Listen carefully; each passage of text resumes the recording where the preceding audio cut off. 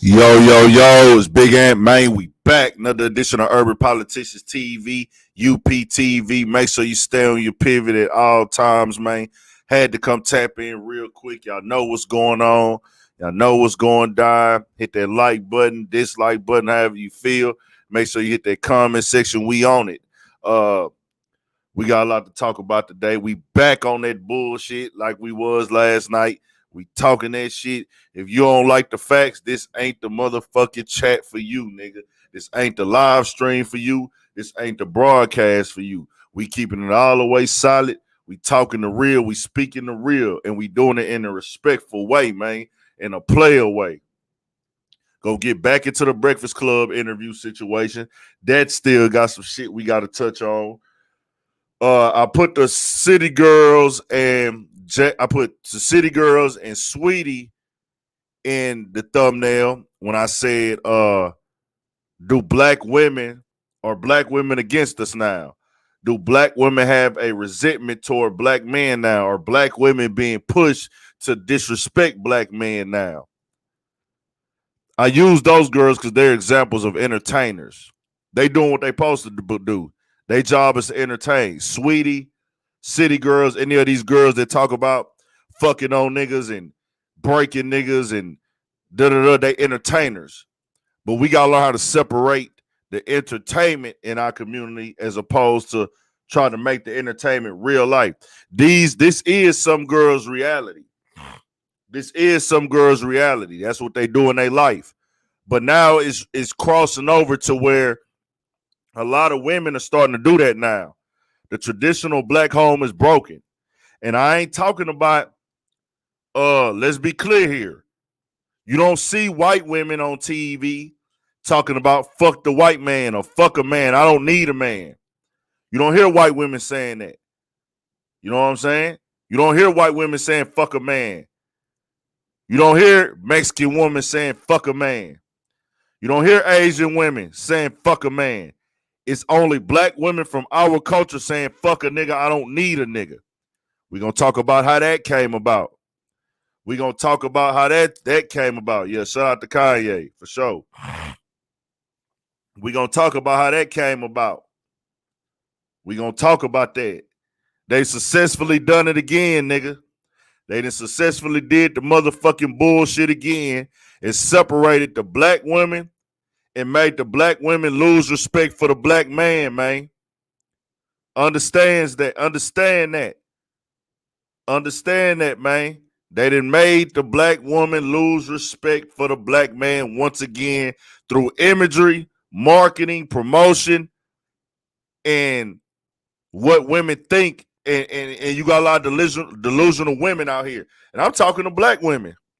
I'm talking to women that the same color as me. I'm talking about the women that's the same color as me, nigga. I ain't talking to no Mexican women. I ain't talking to no Asian women. I ain't talking to no white women. I'm talking about these women that they got caught up in this motherfucking delusional cycle that these people are selling them. I want to be very clear here. This is not, my platform is not here to try to tear down the Breakfast Club or any of these entertainers. I'm using them as examples. It's bigger than Breakfast Club, man. It's bigger than Breakfast Club. They just work there. They work there. They doing their job over there. But understand what it is. It is what it is. We can't deny the motherfucking facts, man. I'm not here to tear down Angela Yee, DJ Envy, or Charlamagne the God. I'm just calling out the motherfucking facts and obvious, bro. If I'm lying, tell me I'm lying. If I'm lying, tell me I'm motherfucking lying, man. We ain't here. I'm not here to say they don't need to get their money and do their job. They doing their job. We just calling it like it is, man. That's all I'm saying. It is what it is, bro. Kodak Black and Jackboy got issues going on. We'll get into that. We'll get into the Fat Joe shit with Cuban Link. Y'all know they was all one crew at one point. And I want to shout out Benny the Butcher. We'll touch in on Benny the Butcher also. But let's start off with the Breakfast Club, man. First, let me play this music real quick. Y'all turn up, hit the like button, get y'all smoke ready, get y'all drinks ready, get y'all Whatever y'all do, get y'all shit ready, and we gonna get into it after this song right here, man. Money Man Proud, man. Chop the screw. Y'all know how we got to do on the live. Money Man Proud. Chop the screw. Let's go. After this, we getting right into all the motherfucking bullshit, nigga.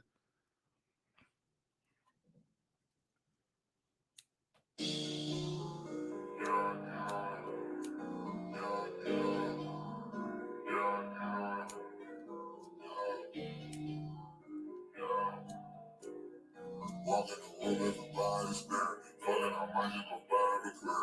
Rolling that song, give it a charity. Burning on my shot, you got me a cavity. I took the chick as a sign of the cabinet. Went to an interview, ringing it loud. Nigga be hating, they should be proud. I need a female holding me down. So to myself, I can talk to a clown. This shit is contagious.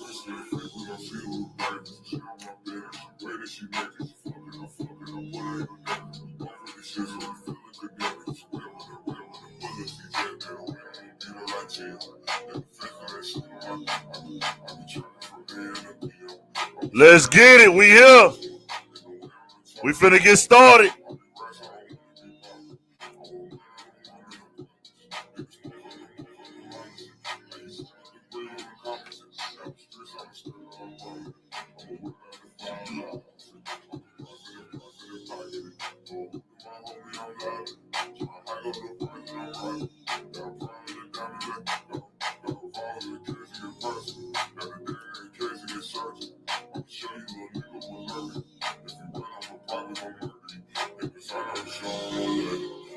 When I walk in the place, they were dashing me right out of space. I'm not part of the human. They talk every time I'm away.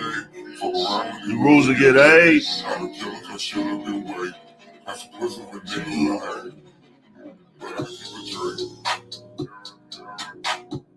Walk in the room, everybody staring. Fuck it, I might just go buy a McLaren. So I'm giving the charity. Went to an interview, Ricky the Law. No holding me down. This shit is contagious. My man, she waiting, she naked. I put it in naked. We both with this shit, so we feeling connected.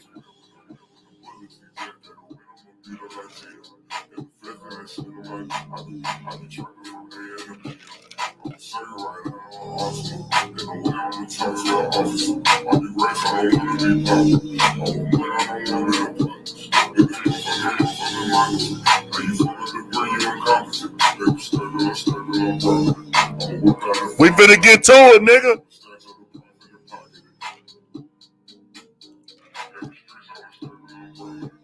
Let's get it. Fuck it. Let's get it. Fuck the bullshit, nigga. We here. Hold on real quick. Hold on. We finna get to it. Y'all turn up one time, man. Hit the motherfucking like button. We finna get to it. LLC.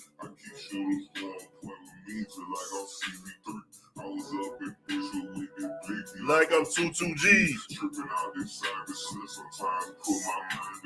Pull up with it rifle like I'm Devin Booker, number net. Told him all I ain't trying to smash my number net. Told these folks that I ain't flying commercial, I do number checks if any heart survive. When he died, we consider blessed. He consider blessed, nigga.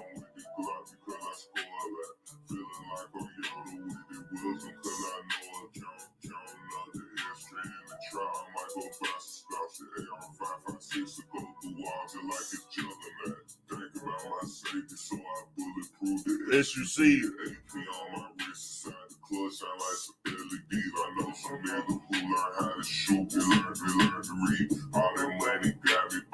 They got me by the time. Damn.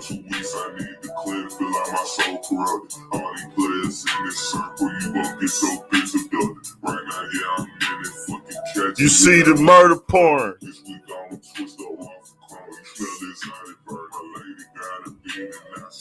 She be purses.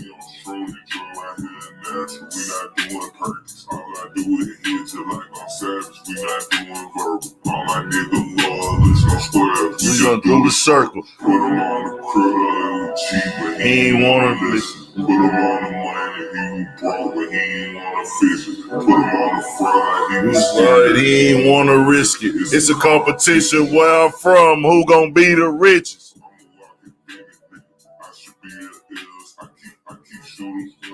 Me just like I'm 63. I was up in Bullsh with wicked blicky like I'm tripping out this cyber shit. Sometimes put my mind at ease. Pull up wicked rifle like I'm Devin Boy. Look at nothing but net. Told them mama I ain't even trying to smash it. I want it on the net. Told these folks that I ain't fly for merch like me on my chest. If any odds survive when we slide, that he consider blessed. Let's get it, man. Let's get it. We on the bullshit. Let's go, goddamn. We not finna play no more, dog.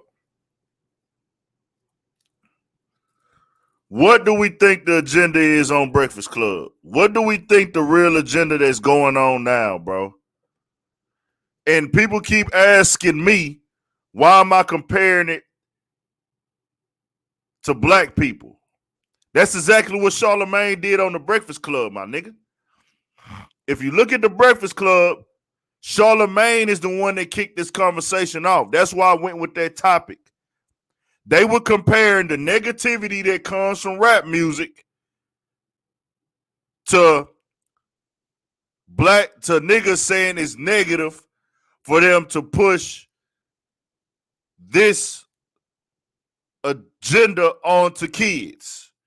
Well, Boosie, you rap about drugs, violence, sex, and murder in your music. That's not a positive influence. So why would you say this is a negative one? What are you doing when you do that? You're comparing hip-hop, living black man culture, street culture black man, which is a big part of the hip-hop culture, the streets, the trenches, gangster rap, trap music, street rap is a big part of the hip-hop community, right or wrong. So I say that to say this.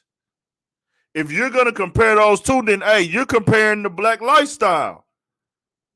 So that's why I keep saying blacks when they talking to him and they comparing what he's putting out to what somebody who is GAY is putting out, right or wrong. If I'm lying, man, tell me I'm lying, goddammit. So that's why I took it to the black route. Since y'all want to compare the motherfucking two, we could go watch the interview again. It's still up there. You seen this as an opportunity to get views. I want to ask DJ Envy this, bro. Let's be honest. Would you not be a little upset as a man? And anybody can take this how they want to take this. I've spoke my true piece multiple times. Hold on.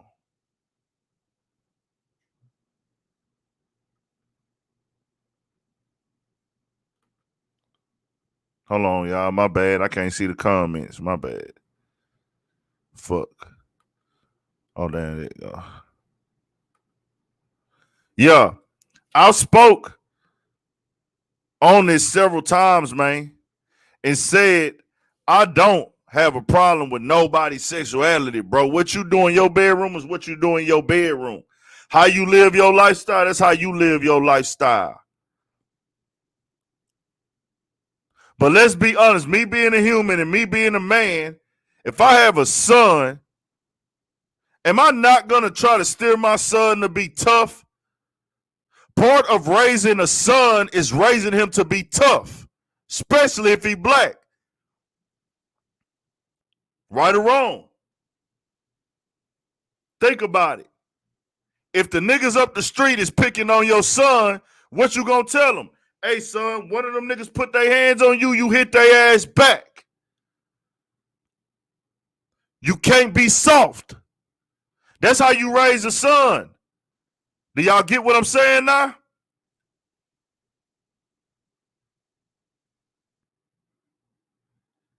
Understand what I'm saying? If you got a motherfucking son, man, You got a son.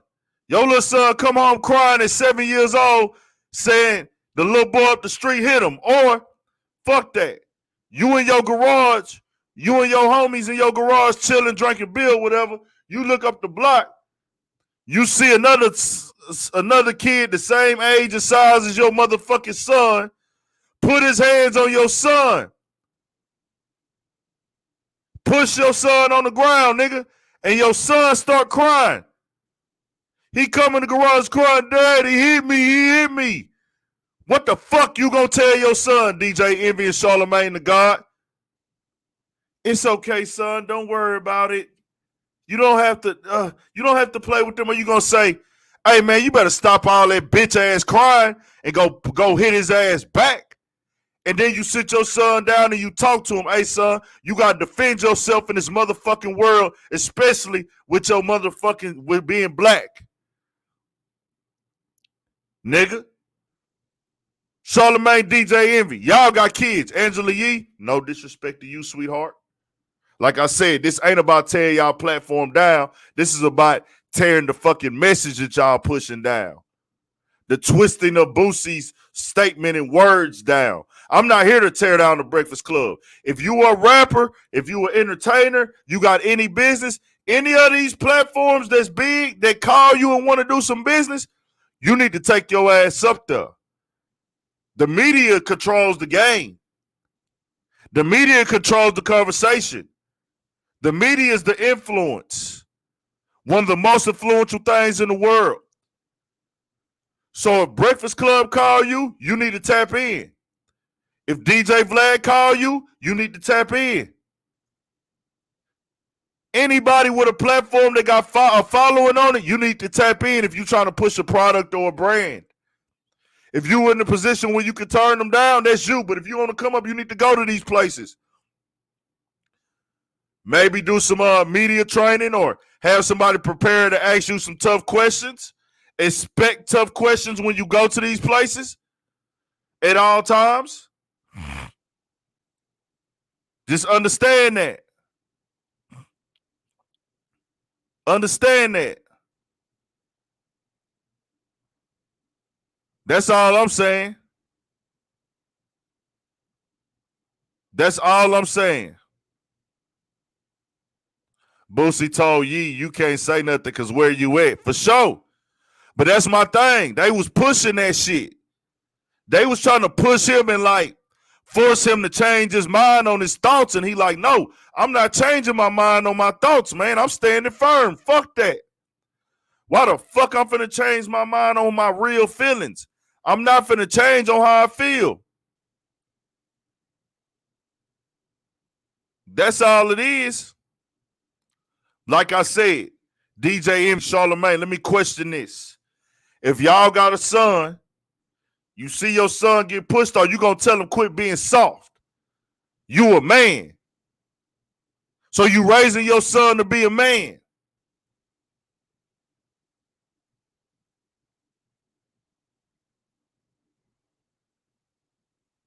That's all I'm pointing out, bro. You pointing your son to be a motherfucking man. You pointing your son to be stiff. You pointing your son to be solid. And then guess what else you teach your son?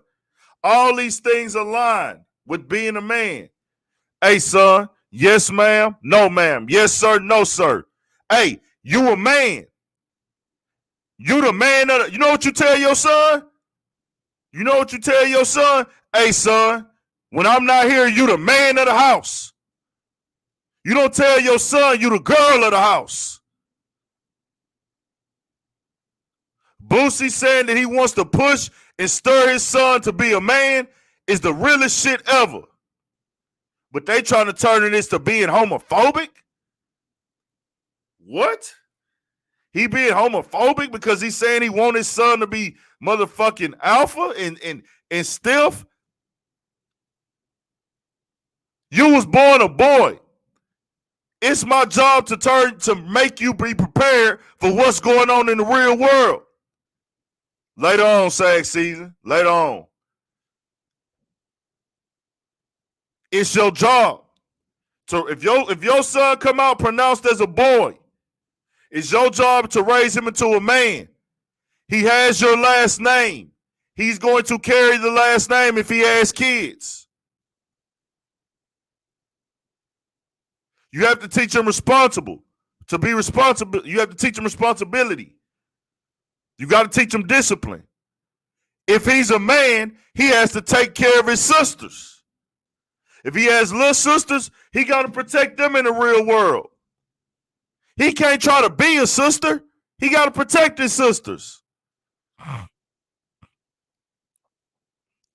You can't cancel a nigga that's not signed or nothing. He don't got a boss.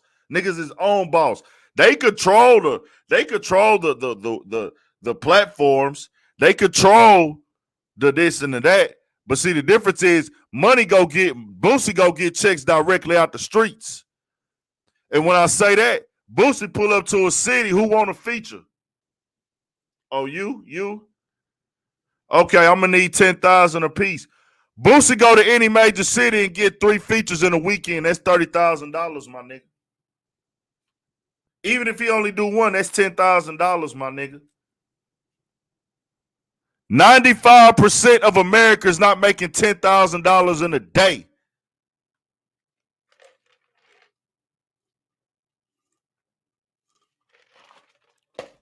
$95% of America is not making $10,000 in a day, nigga.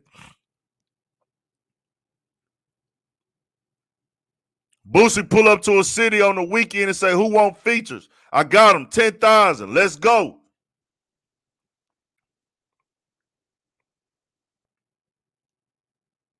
You and everybody else, Valley Alley. Pull up to your city. Hey, nigga, I need a feature. Boosie, I'm doing features, nigga. What do you always say? Hey, I need a cameraman, nigga. I need a whatchamacallit, nigga. I need this. I need that.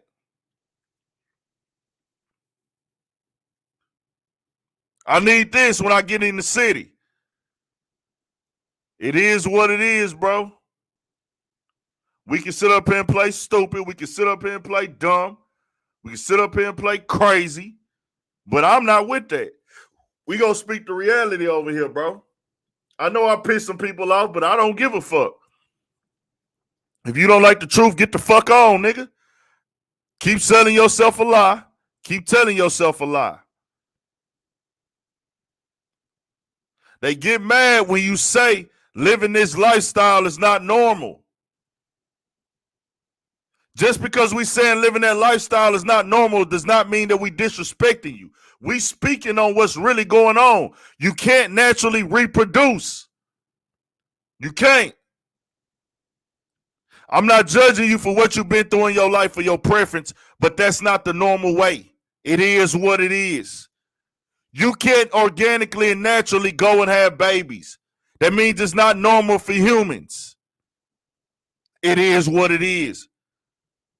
Whether you believe in God, the Bible, or whatever you believe in, y'all cannot naturally go and reproduce. It's a 2 matches. To reproduce, you need a opposite. You need a dick, you need a pussy. You need ovaries, you need nuts. This is science. This isn't opinions. This isn't opinions. This is science. This is what we are as a species. That's just what it is, man. Whatever y'all want to think about, however y'all want to feel about this statement, natural. Okay, natural. Natural. Whatever you want to call it. It's called science. It's called biology.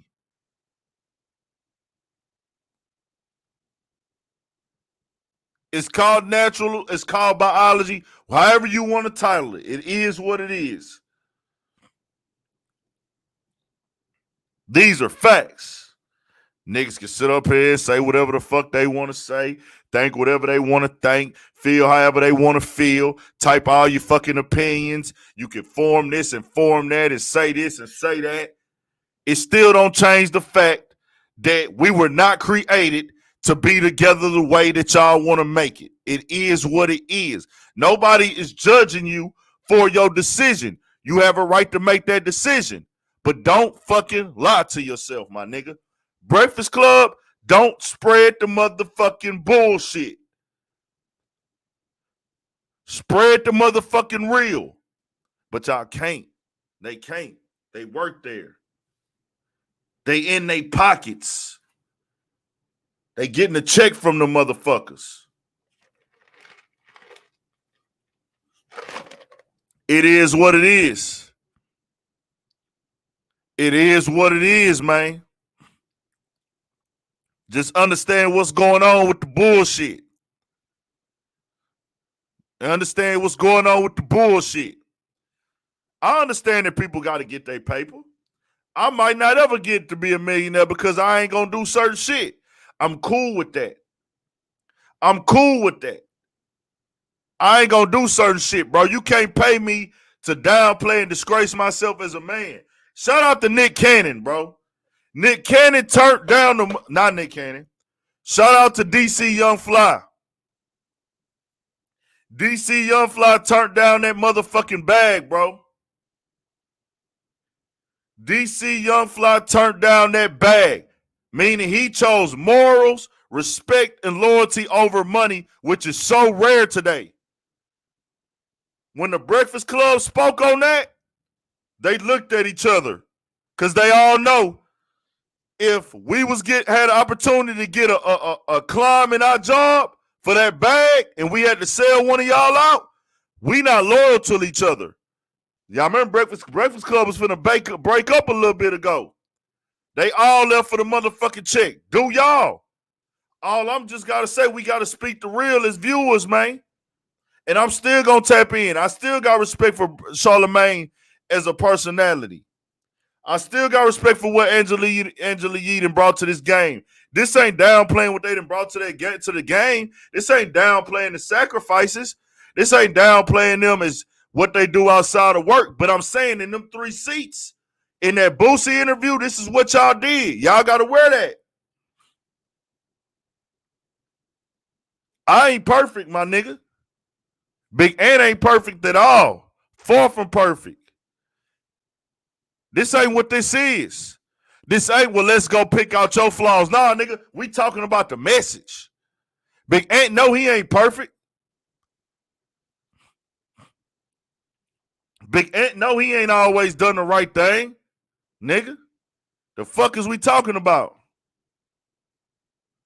It is what it is, bro.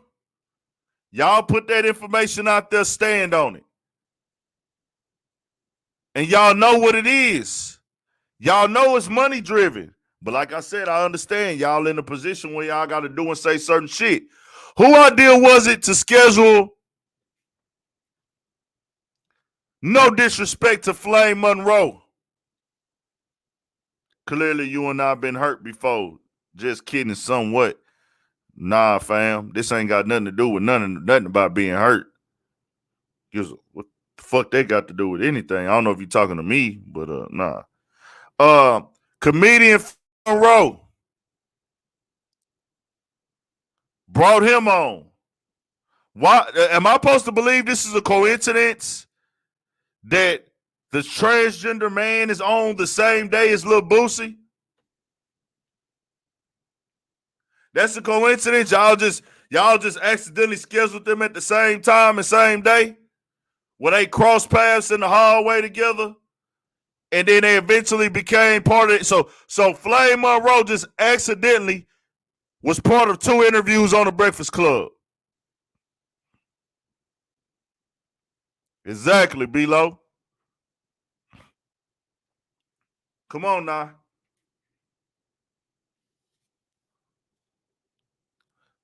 Nah, he don't work in a building. That nigga's a comedian.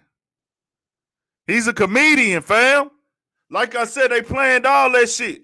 They went back. They was on there a whole hour trying to get this man to change his stance, which he did not do. You can't cancel a man who gonna stand firm. And I respect him for it. I respect him for it. We on what we on now. It is what it is. You don't like it, you don't like it. And don't try to twist up my message. If a motherfucker see this If Charlamagne see this, DJ Envy, Angela Yee, any of y'all see this Breakfast Club, I'm not questioning gay people choices. I'm not questioning is it right or wrong to be gay. I'm not bashing them for their sexual decisions. I'm not asking about their sexual decision. I'm not questioning their sexual. They can have the right to do what the fuck they want to do, nigga. They human too. All I'm saying is don't try to make it seem like it's something it's not. Don't compare violence being pushed in rap as a negative image and the negative image of homosexuality being promoted to kids. Completely two different conversations. And I want to make something else very clear, nigga. Niggas did not start committing crimes because they heard it in rap music. They easily, and then we got other niggas that fall for the bullshit and push that same message. Oh, the rap is the reason all this violence is going on. The rap is. Do you know how many niggas that kill people that are not rappers? Do you know how many niggas was killing niggas before they heard a rap song? Go back to the 1920s. These gangsters had Tommy guns, robbing banks, and killing over illegal alcohol. Prohibition, my nigga. Look it up. Did they have rap music to listen to? Huh? When they was stabbing motherfuckers up back in the day, did they have rap music to listen to? Are Palestinians and all these people in these other countries that's in war shooting it out with each other, killing each other? Are they doing it because they listen to rap music?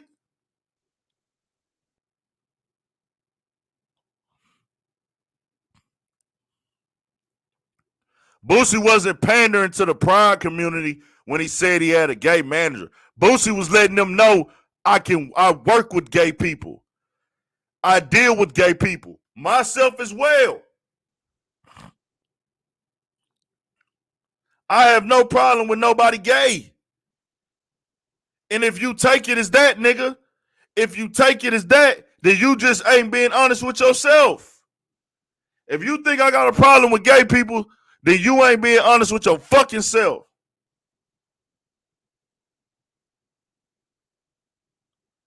All I'm saying is niggas ain't waking up and thinking about what we gonna go do wrong to gay people today. But you know what niggas wake up and say? We finna go slide on them ops. Niggas wake up, hey man, them bitch ass niggas over there. Niggas wake up. Let me go. You know what niggas wake up? Let me go sell these drugs to my own people because I don't got this how I get my money.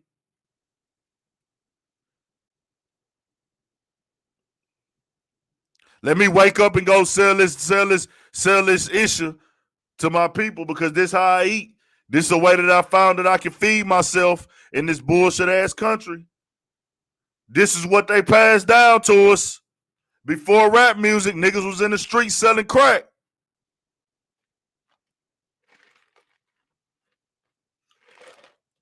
It's all about money.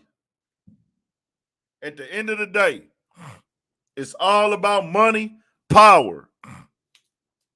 Money and motherfucking power.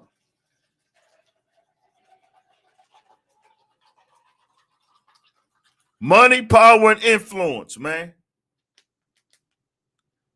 It is what it is, whether you like it or not.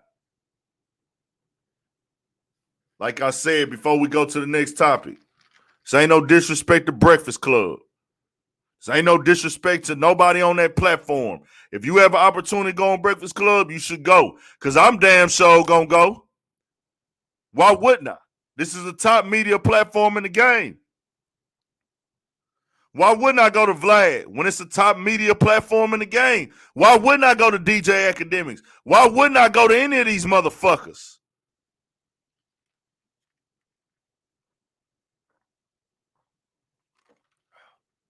We keeping it solid though. It is what it is.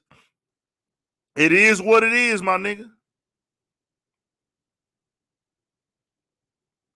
But we just keeping it solid with Breakfast Club, what y'all did, what y'all pushing, the message and the narrative that was being created, the way y'all was trying to debate and win the argument that shouldn't even been an argument. There shouldn't have been a debate at all on this shit. That nigga was not pandering. That's not pandering. He was showing you facts. I'm going on no jumper. I'm going on any platform, the entire world. I'm not saying any of these people are racist at any of these platforms. I want to be very clear. They don't run the motherfucking rap game. They don't run our culture. There's motherfuckers that run our culture that wouldn't even sit in a room with us. The motherfuckers that own rap and hip hop, they not sitting down shaking hands with nobody. They sitting back collecting their motherfucking check. Them niggas that own the labels,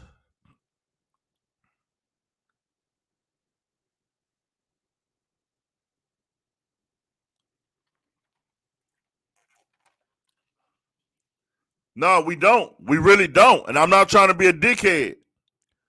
I remain unimpressed. You say you separate from your enemies.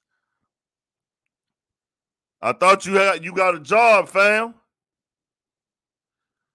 Somebody at that motherfucker don't like you. Cause you black. Facts. And you a smart nigga. It's a motherfucker looking at you crazy that you gotta do business with that don't like you because you black and you smart. And you a young nigga that's black and smart. That means you dealing with motherfuckers that's the enemies every day. You dealing with enemies every day. They just not gonna tell you they your enemy. They not gonna tell you they your enemy. They not gonna show you they your enemy. I done had jobs before. Nigga walking them bitches and know half these motherfuckers in here racist. They ain't giving niggas raises. They ain't giving niggas promotions. They working the shit out of niggas, showing favoritism. All that shit. Nigga, I done had jobs where I done worked there for a minute. Been there for a little bit. That showed my loyalty, showed my grind, showed I'm with all the shit. Then a motherfucker come in there. He ain't been there but a month, but he kiss ass. And he the right color.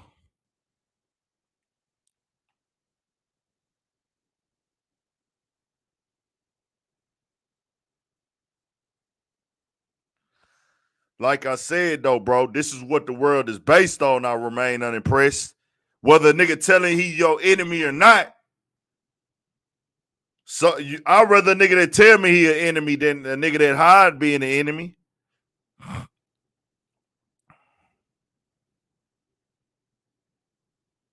I'd rather a nigga tell me directly he an enemy. As opposed to niggas that hide that they're an enemy. We ain't never kissing no ass. That's Big Ant. Anybody that worked with me know I ain't never kissed no ass at no job, nigga. Ever. Any job that I didn't work, I ain't never kissed no ass. I ain't never kissed no ass in the streets, man. Niggas know that. Ask about me wherever I done worked that nigga. They gonna tell you that nigga get on my fucking nerves. You fucking right, cause nigga talk to me wrong, I'm standing on something, nigga.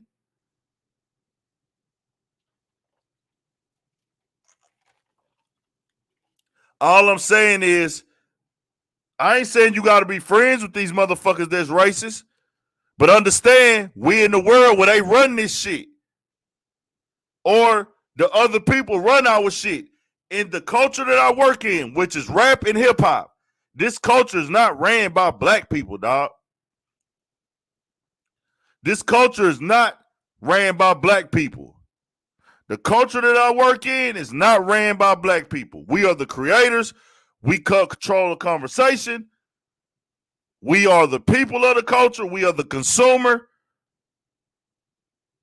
This is our lifestyle, not our hobby, but we don't own it.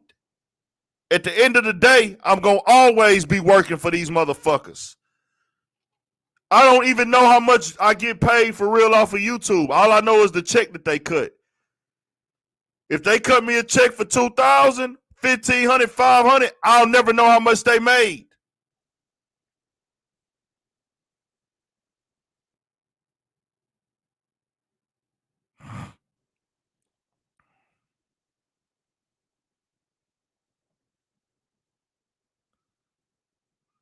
But like that's what I'm telling you. I just want you to understand that I remain unimpressed. What you saying is correct. What you saying is correct, brother. Cause you a smart young nigga. And I know you know your shit. That's why I'm talking to you, because you a smart young nigga. And you got your head on straight. Matter of fact, oh, you probably at the J right now. If you ain't, is you at the J, bro? I remain unimpressed. Is you at the J? See, hip hop was our opportunity to control the narrative. To be honest with you, Joe Budden was on the right track. But Joe Budden wasn't practicing what he was preaching. And it came back to bite him in the ass. It is what it is. I'm finna drop the link for you. This file remain unimpressed right now.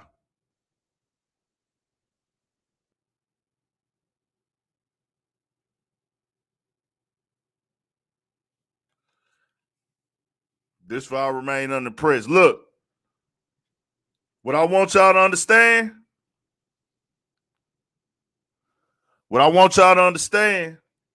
hold on. What's good, Liz Chi? What's good, Denise? Deep Impressions, Rick Rude, everybody that's in here. Playmaker AC, make sure y'all go follow 720 Woodworks LLC on Instagram. 720 Woodworks LLC on Instagram. Kobe Finney in this motherfucker. All my political partners in the building. Political partner gang. Like I said, man, go understand what it is, bro. The facts is the facts, dog.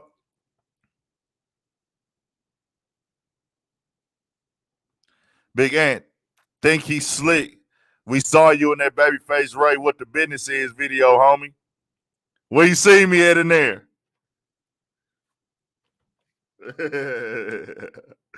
Yeah. I ain't gonna lie, bro. I'm finna take a risk and play Babyface Ray new song, man. I remain unimpressed. Is that you?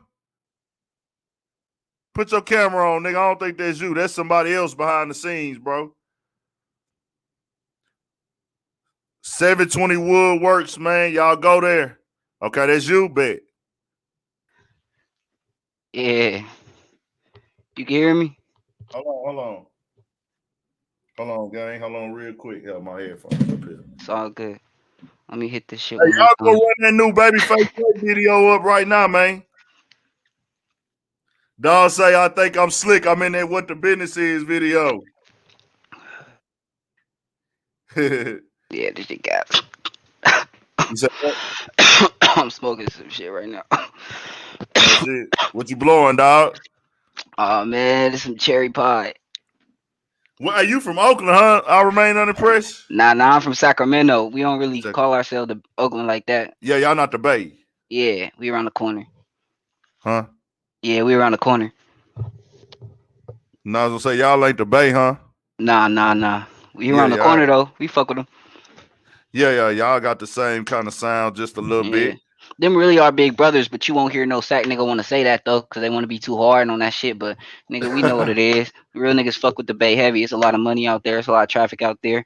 You really ain't on no pimping shit unless you hit the Bay one time and get to some money, cause that's where it's at. For shit show. They in the Bay, huh? Oh, for sure. Putting a bitch on the blaze. Quick. And oh boy, look, I'm done with that though. But man,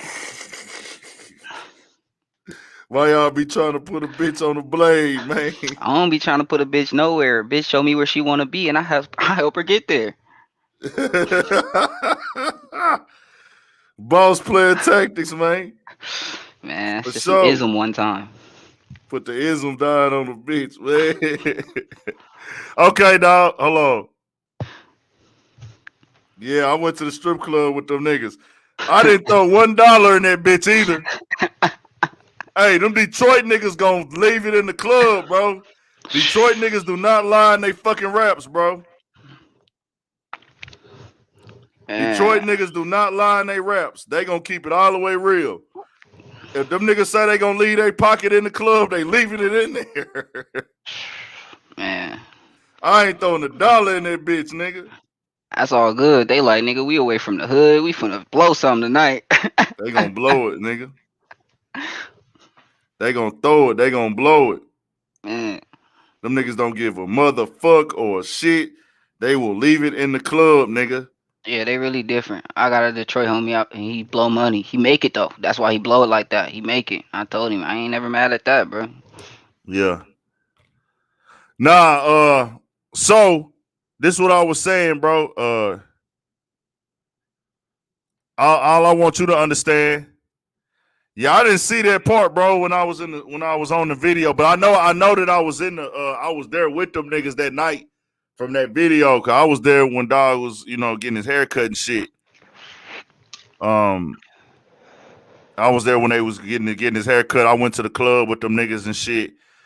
Hey, Babyface Ray a real nigga, bro. Like, I meet a lot of rappers, bro, and that nigga really a cool ass, player ass, humble nigga in person, bro. Like, if you was to meet this nigga, cause like sometimes you'll meet your rappers, bro.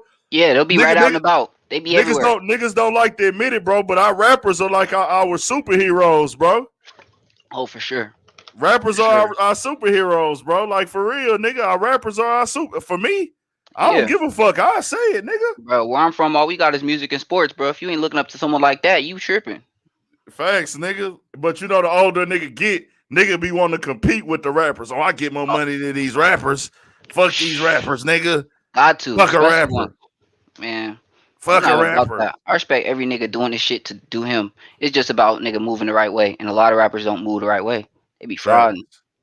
Facts. Nah, Face a real one, bro. That nigga solid, bro. Like he a cool cause I meet some rappers, bro. They be so fucking weird, bro.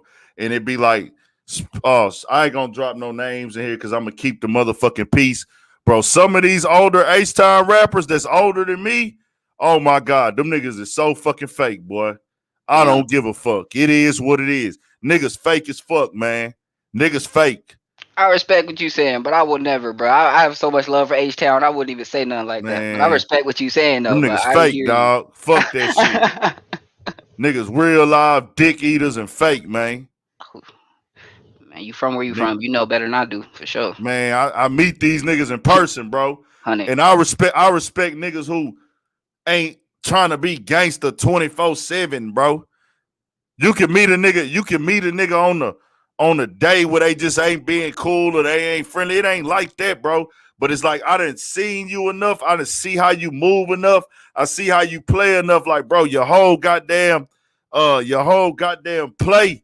Your whole get down be weird, man. Yeah. Shout out to Sauce Walker, man. Shout out to Sauce, nigga. Shout out to the Drip God, nigga.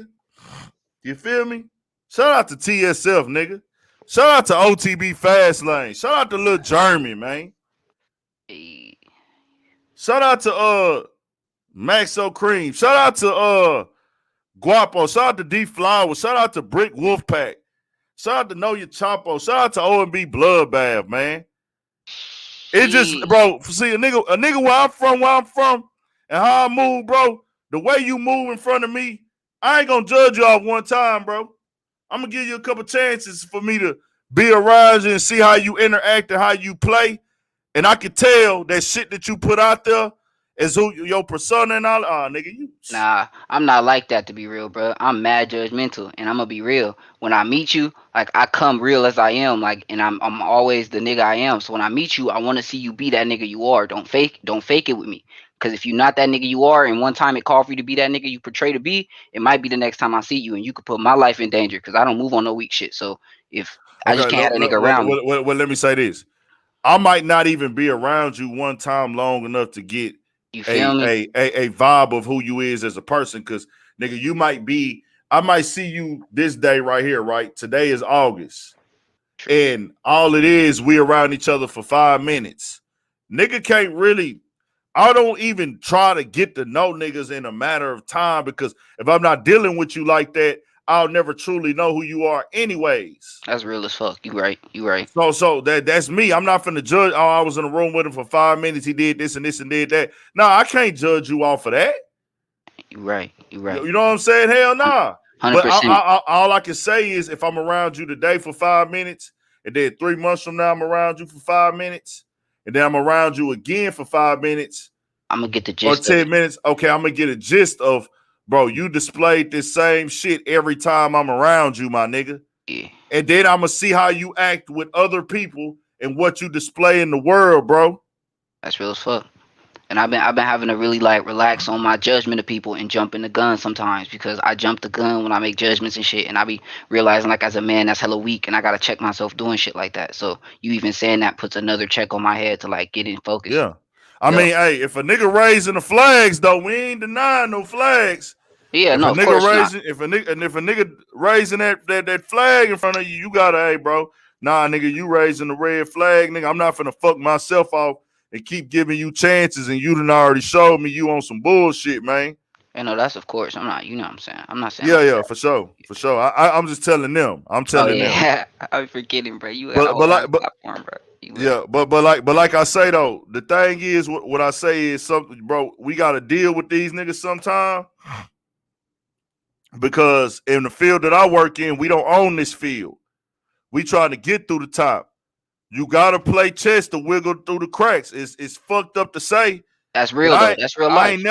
I ain't never telling no nigga to kiss no ass or do some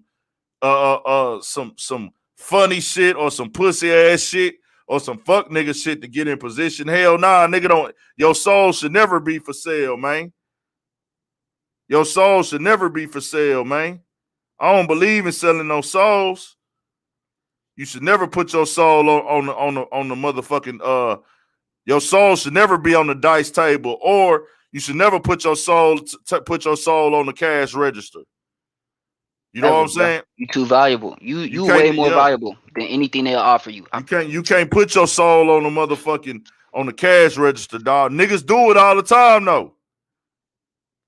I seen this one porn star chick. I forgot who she was, bro, but they posted her. It was like a meme, bro. Her fans had got mad at her. Some of her fans felt the way because the bitch put up a post and was like, "Yeah, I'm running up these bags, fucking and sucking, and I'm getting money. And you could be doing the same thing, but you got morals and shit. Like trying to make motherfuckers feel ashamed or feel like they broke because they being broke, sticking to their morals. Man, I don't, But it's people falling, it's women that's falling for that shit, bro. can I just say something honestly and true right here? And I don't want to Yeah, just be too much, but I fuck with you because you a real nigga, and it means something to me that you lead conversations in directions where they can go places. You don't talk mad PC and you don't waste time talking. And I just want to say that first. So what I'm yeah, gonna say is gonna be real cut to what I'm trying to say right now. There's yeah, bitches getting shat on, pissed on, and doing whatever for $1 that won't do this shit for a man, for a black man who really owns some shit, who really nigga. But all nigga asks you to do is be about something. You would rather get fucked, shat on, and disrespected by every race and watch them disrespect us because y'all let them disrespect y'all before you'll sit the fuck down and put some respect on who the fuck we are and what you are and supposed to be. So I really don't respect nor fuck with damn near any bitch I'll ever meet because I don't see none in them. yeah. Same with niggas. But I don't be surprised no more because this shit is all sad. We got bitches out here fucking old flabby 60-year-old white man. That's what's going on now. And these bitches that's doing this is disrespectful to niggas who don't have money. But you just wouldn't let this old, flabby, old white man looking like Larry Holmes lay down on you. Come on, man. Come on, man. I'm I don't consider myself no better than look, man. I'm a man. That's the best man I know how to be, and I go through shit as a man that sometimes I think is wrong. But one thing I ain't never been mad at was fucking the next nigga race bitch and knowing that I'm fucking this bitch and they can't fuck this bitch like I'm fucking this bitch as a nigga. You know what I'm saying? That's just something I thought as a nigga. So I know them weak ass white boys be really feeling themselves fucking one of our bitches and one of our queens at that. Let me put some respect on it because I do got that love for it. They Yeah. fucking our shit Yep. because they got more money than us, and our bitches think it's okay, and we let it be okay. Niggas don't. I don't want to talk to nobody. I don't even want to talk about that shit. They suck. They all Bro, suck. they push, but look though, they pushing the narrative, man. That's the other topic of the night. They didn't push the black women to lose respect for us again. Yeah. They making they cheering the net, they cheering the bullshit on. They cheering on the behavior of Sweetie. They cheering that shit on. She broke again. She back with Quavo, right? Nah, she's not back with Quavo. She said she wasn't. Okay. But the way that she got down on Quavo, the way it looked it was like, oh, I'ma shit on you, my nigga. Oh, Like, they fuck did you, something nigga. online, like on Instagram or Nah, something. nah, I'm just saying all the way that okay, the I don't way know that what happened. the way that situation ended, she came off as like, hey, I'm shitting on this nigga. She went on the show. She went onto the show with Justin LeBoy and her ex-boyfriend and spoke on dog talking about she want two niggas to run a train on her and all this other shit, and it was a bunch of shit going on in the media. You know what I'm saying? Mhm.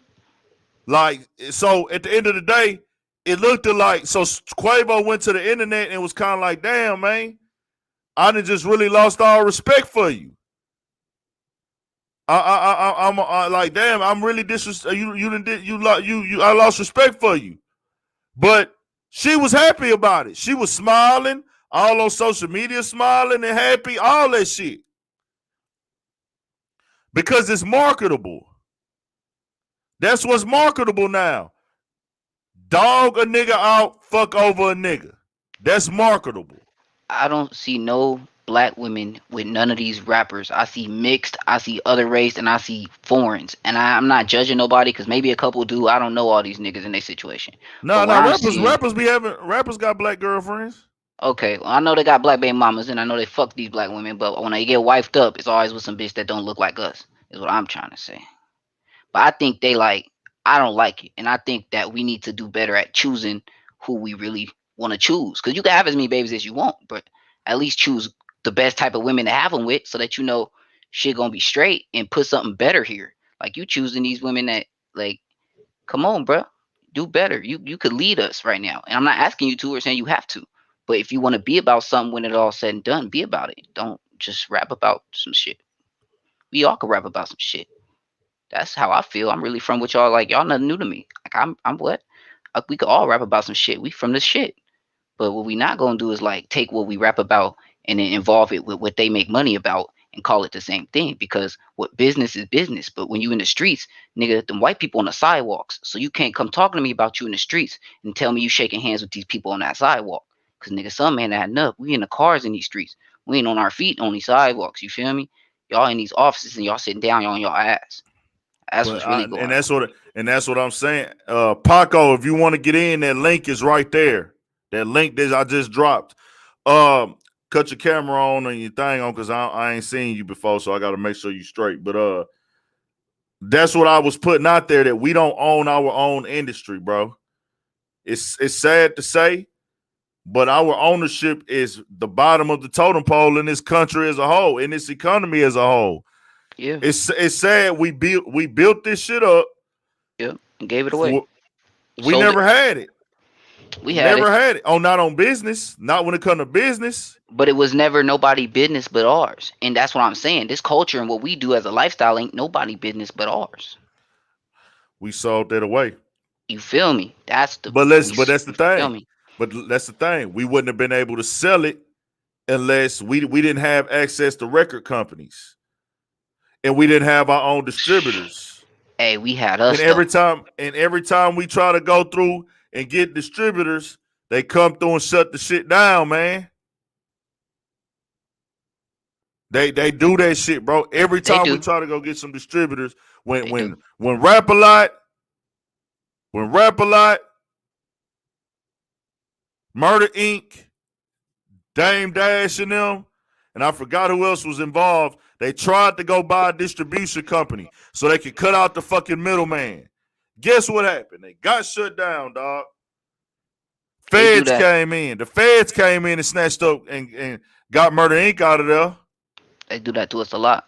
It's true too. You right. That's They what's really so and cold. like I say though, bro, this the thing that's about hip hop. We the only music genre that's 1000% telling our story in our music, bro. We Man, telling our pain, we telling our struggle, we telling our trauma, and it's being sold and marketed. These other music genres are not doing that. They not doing that. they can't do that. They can't do that. They don't got the skill. They don't live Like, like that. yeah, you feel me? We gotta say things as they are. It's not that they're not. It's that they can't. We not even giving the respect to what we do. They can't do Thanks. what we do. So when they try and do what we do, it's weak, it's wacky, it's tacky, it's set off, it's on some other shit. We got people of our own kind that ain't really a part of it either, making our Yeah. music now, and we feel the difference, and we see that. I'm not, man. I don't want to talk about And nobody. I want to be clear, Nicole Petty. When I say that the women lost respect for the black man, um, I'm not saying that black men don't disrespect black women. That is a flaw that we have as men. We do. We are disrespectful to our black women. This is a fact. But like I said, there is not every nigga is disrespectful to black women, and not every woman is disrespectful to black man. But That's I what she see, around. but I see that it's getting championed and celebrated and getting claps from the stands for a woman to have one up on a man, to dog a man out. Like, hey, let's cheer for her. She dogged that nigga out. And Yeah. that's always wrong. That's disrespect. You see what I'm Yeah. saying? She dogged that nigga out. Let's clap for that nigga. All the females on the shade room and baller alert. Hell yeah, Uh, girl, you get him, girl. Oh, I'm that's gonna what put his it ass bit. Break like that nigga. Make that nigga buy that Birkin. Yeah. I don't even want to attack her like that because it's a black woman, and I don't want to feel like I'm attacking black women because I love them. So what I'm gonna say instead is I'm gonna say when I see Asian women, they standing there quiet.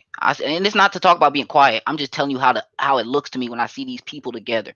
You feel me? I see I Yep. see I see white men and women together. The white woman quiet right behind that nigga walking as he's walking, barely paying her attention, but he knows she there. The Mexican, you don't even see them out. They in the house getting pregnant. The Asians, they quiet making money with their man. I don't gotta talk about it. Our women make money with our men too, but see, we don't do it the right way. We do it with the streets because we still haven't developed the right way to do it that way. So we work into it. All I'm saying is we have to stop trying to blame each other and each of us step apart and say I'm wrong as a man for how I've treated women, and she's wrong as a woman for how she's treated men. And then you say I don't want to be wrong no more. But they don't want to say they wrong. They just gonna keep jumping on us. We understand we wrong. We working at it, but you gotta work with us. You gotta sit down with us. You gotta shut up with us, cause we shutting up about a lot. Is all I'm saying. They didn't fuck. They didn't fuck the game up though. Now, bro, all the women is bragging about and being independent. They felt for the trick. Our black women, they. I don't need a man. I don't need a nigga. Fuck a nigga. We don't need a nigga. You don't hear it like you said, bro. Like I've been saying, you don't hear no Mexican women say I don't need a nigga. You You don't don't hear hear them say Asian women say nothing. I don't need a nigga. What do they say? I don't hear them say nothing. I just see the white bitches call the police. What do them bitches say? They don't say nothing.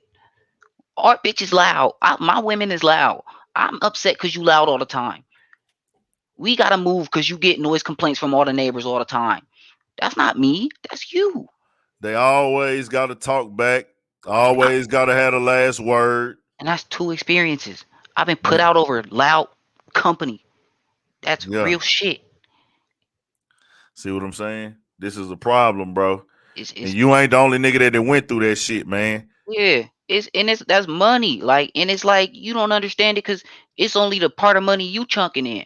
But I have to do a lot to make the money that you think you helping with. and you ain't even helping. That's not Yeah. even should be like that. And I don't think women understand that sometimes. Is we always love you and appreciate you, but when you do us wrong, it hurt more because you should already understand what it costs and what it take because you here with me. You don't got no Cinderella view. You not none of them other fucking race bitches out there. You with us. You here with us. Pick it up and catch up. Fuck's you taking so long for? I'm not gonna wait for you. Catch up. Fuck going on around here. Yeah. My bad. Look, my bad. I was just saying. The Asian. American, but see, you said the Americanized, but they ain't nowhere near the Americanized Asian and Latin women be beefing with the dudes too. They do, but they ain't nowhere as near as fucked up as the black women as a whole. All these women right now is on some fucking. They respect niggas off of their pockets, not the character. All these women, they all got these super high standards for niggas, man. They got all these super high standards for niggas. These bitches trying to get niggas that make 300,000 plus a year now. Do y'all know? Do y'all know exactly how much? Like, what's the chances of a black woman finding a black nigga that make over 300,000 and settling down with him?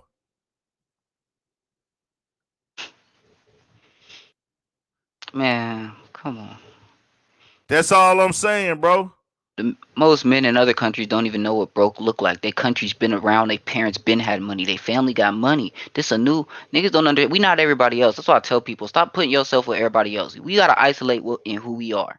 We have not come from nothing here. We are getting it from the dirt. That's why we say that. It's not because I pulled it out the nigga. I got this from the dirt and the turf of nigga what I've walked and did on this earth. Nigga, I got this from the dirt. We Facts. we getting it from the dirt and we building up. Y'all trying to play the game like these niggas that have it. Nigga, wake the fuck up. You don't have it. Get it and move with it. Stop doing what they doing. Enough for them have money that niggas can just go fuck everybody else. We don't even have a base amount of money made. You niggas fucking everybody. Ain't nobody got nothing. Cause all the black niggas with it is under control. They don't got it. They just look like they got it. Wake up. I'm not the smartest nigga in the world. I ain't seeing everything. I ain't that man. Come on, man. I just tell niggas act like they know better. You talk this shit to me, know better. Y'all be about this shit, nigga, know better. This is real life. What the nigga still living in? We just like niggas gotta really understand the game, and that's all I'm saying, bro. They didn't once again, just like they did back in the day. They didn't turn the black. They made the black women feel like they didn't need us when they was building them the government housing, putting them in projects. Oh, we gonna take care of y'all. Y'all don't need them niggas. If them niggas is not in the house, y'all get free living and y'all get free groceries. Keep that nigga out the house though. Imagine just how weak your one must be to bend on you. To bend on you like that. Meaning y'all watched us go through what we went through and y'all still folded on us. Y'all still ain't held it down. What you mean you want me to respect you? Ain't an ounce dripping out. You better show who is you. Look, I've been through my life, so I'm a type of nigga that feel away. But I'ma just keep it real. I need a bitch to really show me. And I got somebody that you feel me? She be trying to show a nigga, but she Haitian Jamaican. Her race different. So I can't even you know what I'm saying? I can't call you part of this because you part of that, but you still a part of this culture because you've been over here. Regardless of all that though, like show up with something. You showing up talking what you feel you owed, but you It's ain't sold on. nothing in this. You ain't sold nothing in this earth. Know what the fuck is going on now. We bringing awareness to the situation, whether y'all like it or not, bro. Whether Yeah, y'all man. like it or not, Man, dog. It's just you gotta what it is in this world today, dog. Run y'all motherfucking shit up. Live y'all shit up. Stack y'all paper. But please just understand. Understand that the move is the move. The play is the play. We not speaking opinions. We speaking facts. They motherfucking turned. Hey, bro. They did that. They did that. They had it to where, yeah, some man is full of shit. This is a that's fact. real. That's real. That Yeah. is a fact. We not saying that But ain't true, but but we if you just going saying that we just saying our women, pay attention to it. she Our broken. women, out of all women, our women are the only group of women bragging and promoting how they don't need a nigga. and fuck a nigga. They don't need they man. They don't need they niggas. They need these white boys. They need these Asian Arabs and shit. Man, they lame. You sitting here attacking us for saying real shit like we got a problem with you. I don't know you, lady. Respect yourself. I'm speaking real shit. Just because you don't recognize it don't mean attack everybody. Ain't nobody trying to hurt you. You one of ours. We just trying to put something in the air. Catch it or leave it. That's up to you. So I say that to say this, bro.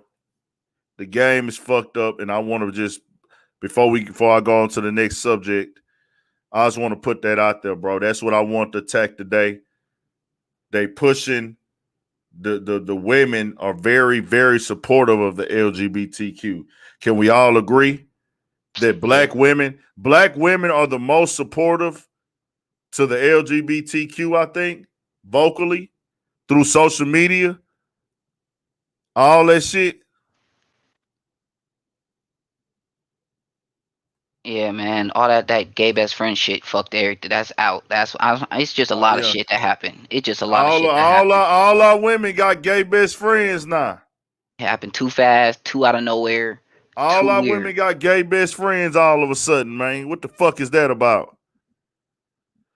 No disrespect to nobody, but I'm seeing goddamn the girls twerking on the gay niggas in the club. Man. What the fuck is that? I'm like, you scared of a man like that? You want to twerk on that bitch thing? You out. Come on, man. I don't know. I don't mean insult nobody. I respect you for who you are, but real bitches, what you playing for? Grow up. That shit lame. That shit lame. We just putting it all in perspective, man. Yeah. We putting it all in perspective. I respect everybody. I take that. I'm taking that into just remember what I'm saying, bro. The shit is happening by design. Y'all heard it right here. It's gonna get better before it get worse, if you ask me. We already, as black men, niggas is scared to say a derogatory. I know I am. I ain't finna get on no platform and say no derogatory term towards nobody's sexuality. Nigga know they gonna get you the fuck up out of here. You do some shit like that. Man, that's just what it is. So I say that to say this. Y'all have our respect. Y'all have our attention. So why is the message still being pushed that y'all ain't getting treated fairly? Why is the message still getting pushed?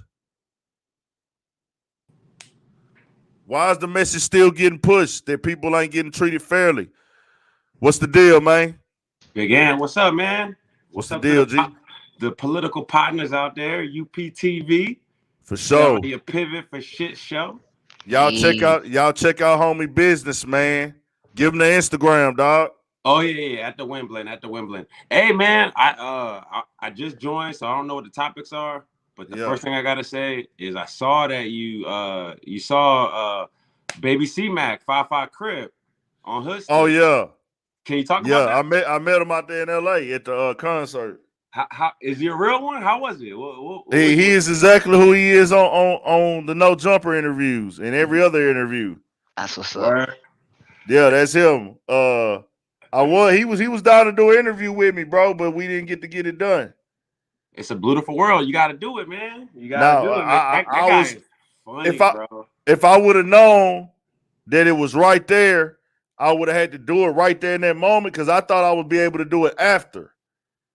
I mean, if you hit him on Instagram or something, or I'm sure But you know, he out there in LA. I mean, if it's meant to happen, we gonna run across each other again. Cause if I do an interview with him, I want that bitch in person. Yeah. But if he go to if him and my dog do another show together, man, I'm gonna pull up to the show and we'll get something in like that, a quick little whatever. It was so loud at the concert, I could have tried to get it right there, but I was like, man, I'm gonna wait because I could possibly get it in a better location or somewhere to be quiet. But it was like I should have jumped on it right there. Yeah, because I think he grew up he didn't grow up in Houston, but he went to high school out here in Houston. Yeah, he went to high school out here for a little bit. Yeah. But now he cool as fuck, man. You know, he ain't got no reason to be mad at other people. You know, you know what I'm saying? But if he was fucking with the fans was cheering him on stage. They wanted to see him perform and shit. It was fucking hilarious, man.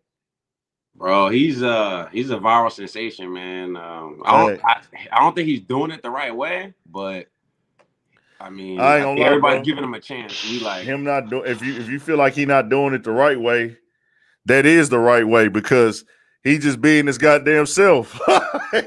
Well, no. His authenticity is like that's what keeps people going.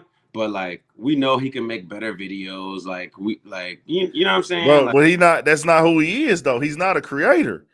I He just getting know, but online being himself. somebody needs to put some money behind them besides Adam pumping him up all the time. Like, but Yeah, Adam's yeah, probably not a hot look right now. I'm not trying to hate. Yeah. I fuck with him, bro. My See, wife, you thinking about him branding himself, like you because he thinking like does brand himself, and like I mean, I was at work talking about Popeye's chicken, the broke nigga special, on 5 Crib, on Hustlers, everything gonna see all right. Like he makes you want to say what he says. Like he has some quotables, but I'm watching his progress, and it's like, bro, like you create a new Instagram every other week. Like, don't this shit get deleted or something every week? I don't know. I seen him eating girls' booty on Patreon for no jumper. It's like, oh, bro, it's like, as a creator, it's like, bro, no, bro. Like, but see, bro, you gotta understand, he's not really a creator, bro.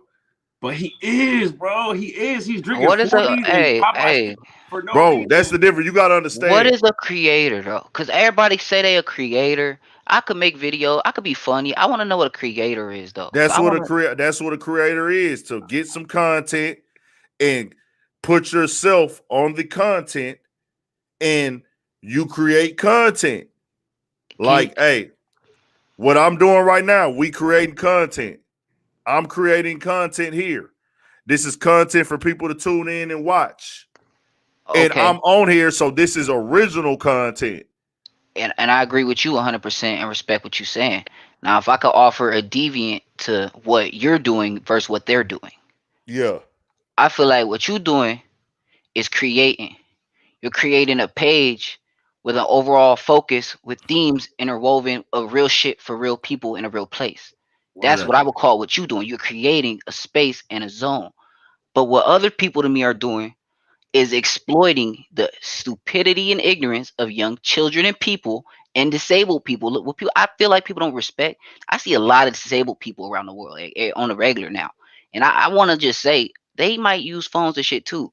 All these clicks and numbers and shit, they're not just coming from normal people all the time. They coming from everybody and shit. So I don't even like account half that shit to mean anything. Like I don't even give that like you know what I'm saying. So when I say niggas are creating, I mean something that's really about something being created, not people taking advantage that they can make stupid shit happen and they could waste money to like that's not creating. That's abusing mindsets and young people. So I want to like make sure we distinguish that because I wanted him to be in a creator space that's built towards something, not just doing things.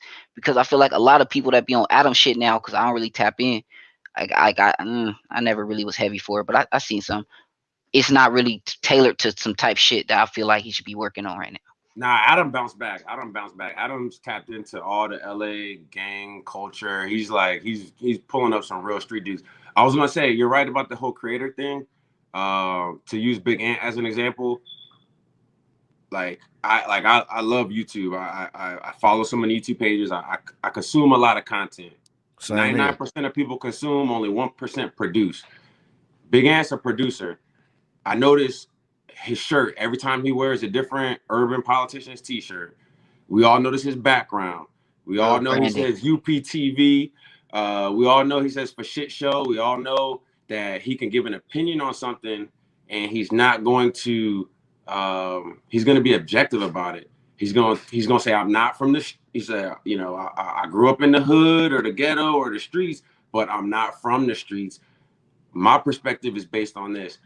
Those are the things, I promise you, those are the things that get people like me tapped in. And that's another lingo that he uses. Go ahead and tap in like that.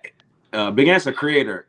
C-Mac is a creator. He repeats himself. This guy says, you five me, like everything he says is on purpose. He's branded himself. Yeah, he's creating a wave. When I give a criticism of him, it's like, bro, if you're so so smart to be able to brand yourself with your lingo, your gang culture, your whole attitude, then take it to the next level, bro. And See, I think that we're missing something here, and I don't really want to say this because it can come off as disingenuous, and I got respect for C-Mac, dog. Dude is humble. Dude is cool as. He said he had a mental health issue. Yeah. So I'm saying what you seeing with him, that's just him. Who he is. I feel you. He's not turning nothing on. Like, this is who he is. So it's gonna come together. They working on it. You know what I'm saying? He doing business. He working on it. But see, you thinking, hey, bro, you could come with this. You could come with better videos. You can edit your shit better and turn it into like a real thing. But somebody who from that lane of, because he's creating content because he's naturally a person that you gonna get drawn into. That's just who he is as a person. Mm-hmm. So the content is getting created off of him being himself, and that's a gift that he has. That's a gift that C-Mac has. C-Mac has that gift where I can wake up and be myself, and it seems as I'm trying to create content, when really he's just on the internet being himself. Yeah. And he's not thinking, let me set up the camera. Let me get an angle. Let me get the right light. Let me hit record and let me hit stop. At this time, I got some free time right now. Let me get on my phone and talk to my people. Hey, fans. What's up, fans? Yeah. Hey, y'all. You fired me? I'm at such and such today. What you call it? You fired me? You fired me? Bro, that nigga was on stage throwing up the five. Throwing on five, bro. But he got fans, bro. I'm in the crowd. And it's like, damn, I'm hearing this shit, bro. I'm hearing these kids saying, C-Mac, C-Mac, C-Mac. They was cheering C-Mac on the whole time, bro. Bro, when I went to your Instagram page, I was like, yo, let me see what's going on in Cali. Yeah. And I saw C-Mac on stage. I was like, bro, I was looking at you like, yo, why are you not talking about C-Mac? Like, you gotta let the people know on YouTube, bro. Like, we fuck with C-Mac, bro. At least random YouTube, people that join lives and stuff.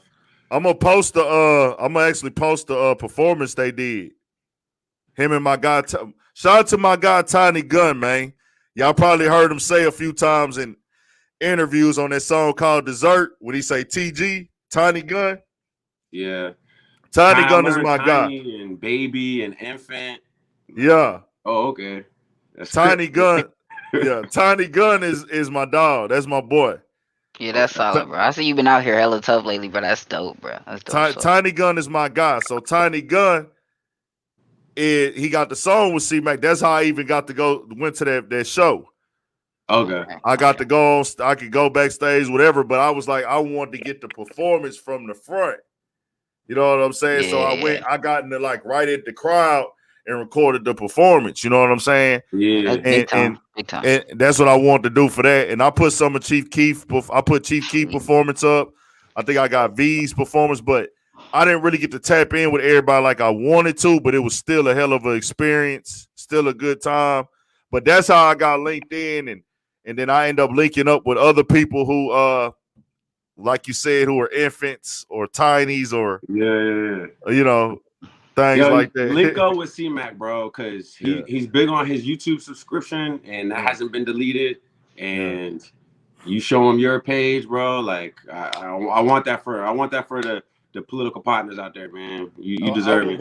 And if they have another show, man, I'm on it. You know what I'm saying? I'm with it. Like it go down, I'll be on there, man. Like I'll link up with dog, man. Like it ain't nothing. It's just, man, it's harder to link up with artists than people think. You feel me?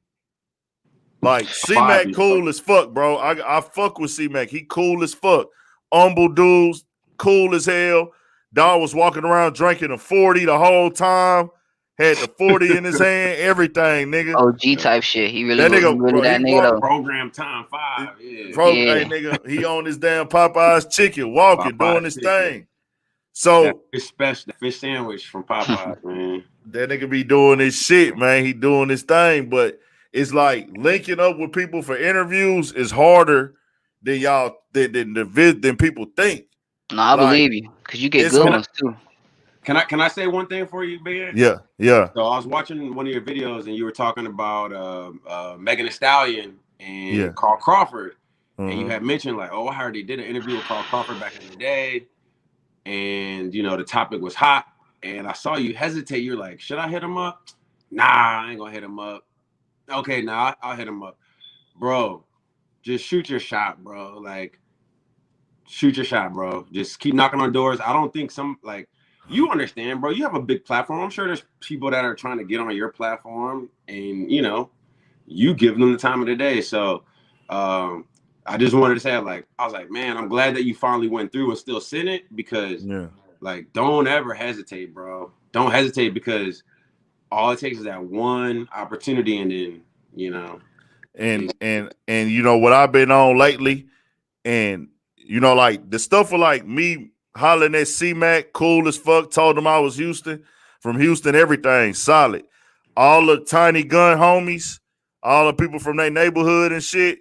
And it's a lot of them niggas, and it's like way more. Like, but the ones that I met, you know what I'm saying? It was a lot of them niggas there. They had a lot of support from their neighborhood at this show. You know what I'm saying? Like a lot. Neighborhoods are serious in LA. It was really different from where I'm from. Yeah. Neighborhoods are Neighborhood big and the out here. They keys. mean something. They mean neighborhoods out here. That's what they mean. Yeah. Yeah. So out there in LA, like they had a lot of support there. Like I was like, damn, nigga, these niggas was all on stage. Y'all gonna see when I post up the TG and C-Mac performance how they came in that bitch. But like I say, that right there, I had got to a point, dog, because I couldn't make it. Like I never gave up on reaching out to niggas. I still do it. I still DM niggas. I've realized that I had to make my shit more. I got to make my shit more like you got. It's a mind thing, and whether you believe this or not, and some niggas they if they fuck with you, you hit them up on the right day when they feeling it. They'll be like, yeah, come on, let's get it. Shout out to Bugatti Casino. Bugatti Casino hadn't done an interview in a long time, and I seen him and I said, man, I'm gonna ask Bugatti for an interview, bro. He follow me, I follow him.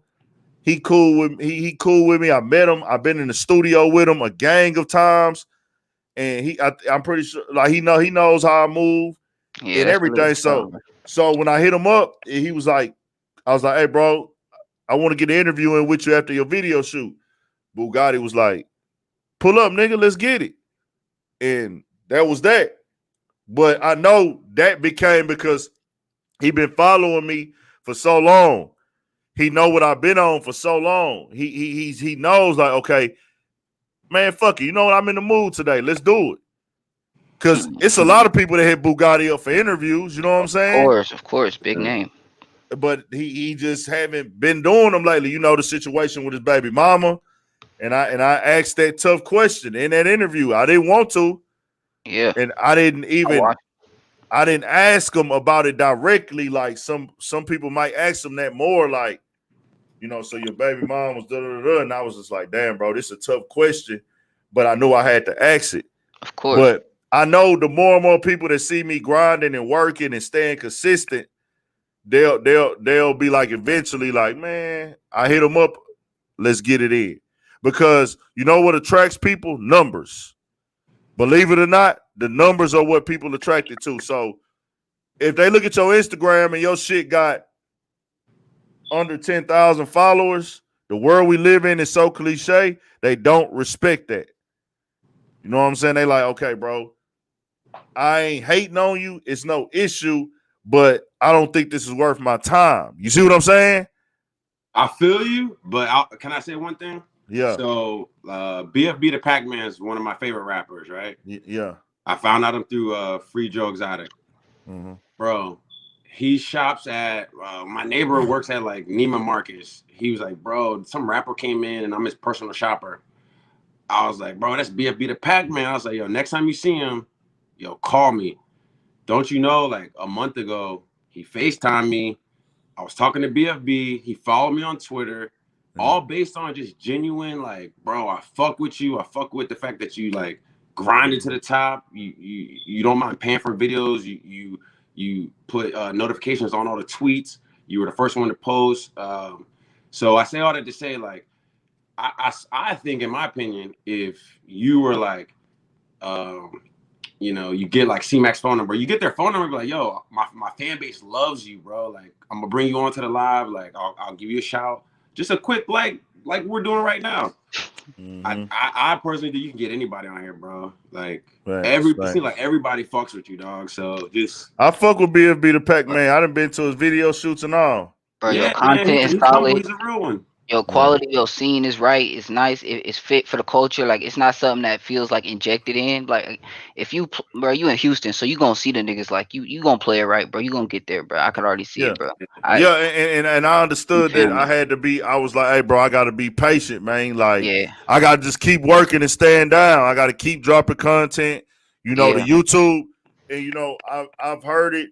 I realized it doing it, but I've heard it out of other even way bigger creators. Adam, dudes that Adam's interviewing, how YouTube can be up and down for you. Like, YouTube can be booming for a month or 2 months, and then it just starts declining where, because at one point I was dropping every video, I was getting 50,000, 20,000, 15,000. See, the next day, you know, my shit go back down to 10. Then it's like 5, and it's 2, 1,500. You know what I'm saying? Yeah. So that's just a part of the process until you get there.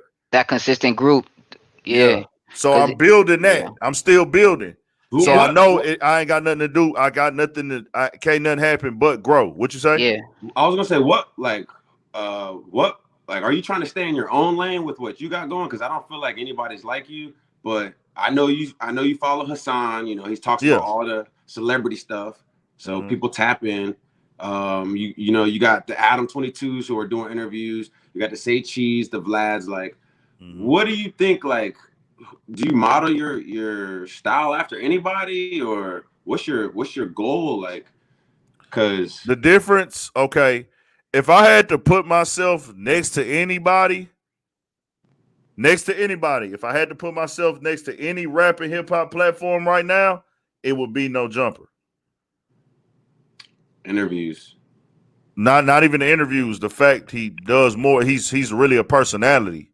Yeah, he's a person. Academics is a personality, but Academics don't interact with the rappers. He relaxing lately. Yeah. He don't. You said what?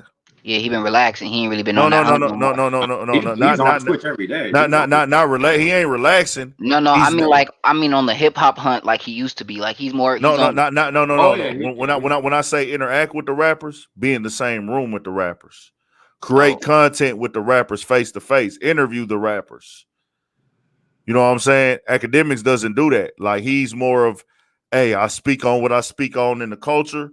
If I fuck with an artist, I fuck with an artist. If I fuck with a creator, I fuck with a creator. I'm on Twitch grinding. Academics ain't never slowed down on his grind. Academics got this shit figured out, and he in position. So I say that to say, but me and him don't do the same thing. Nope, he found his lane and he's staying. He got a lane. Me, I'm more of I can't create the type of content that Academics creates. I can't get on my platform and say certain things that Academics would say because I have to be in the same room with these guys.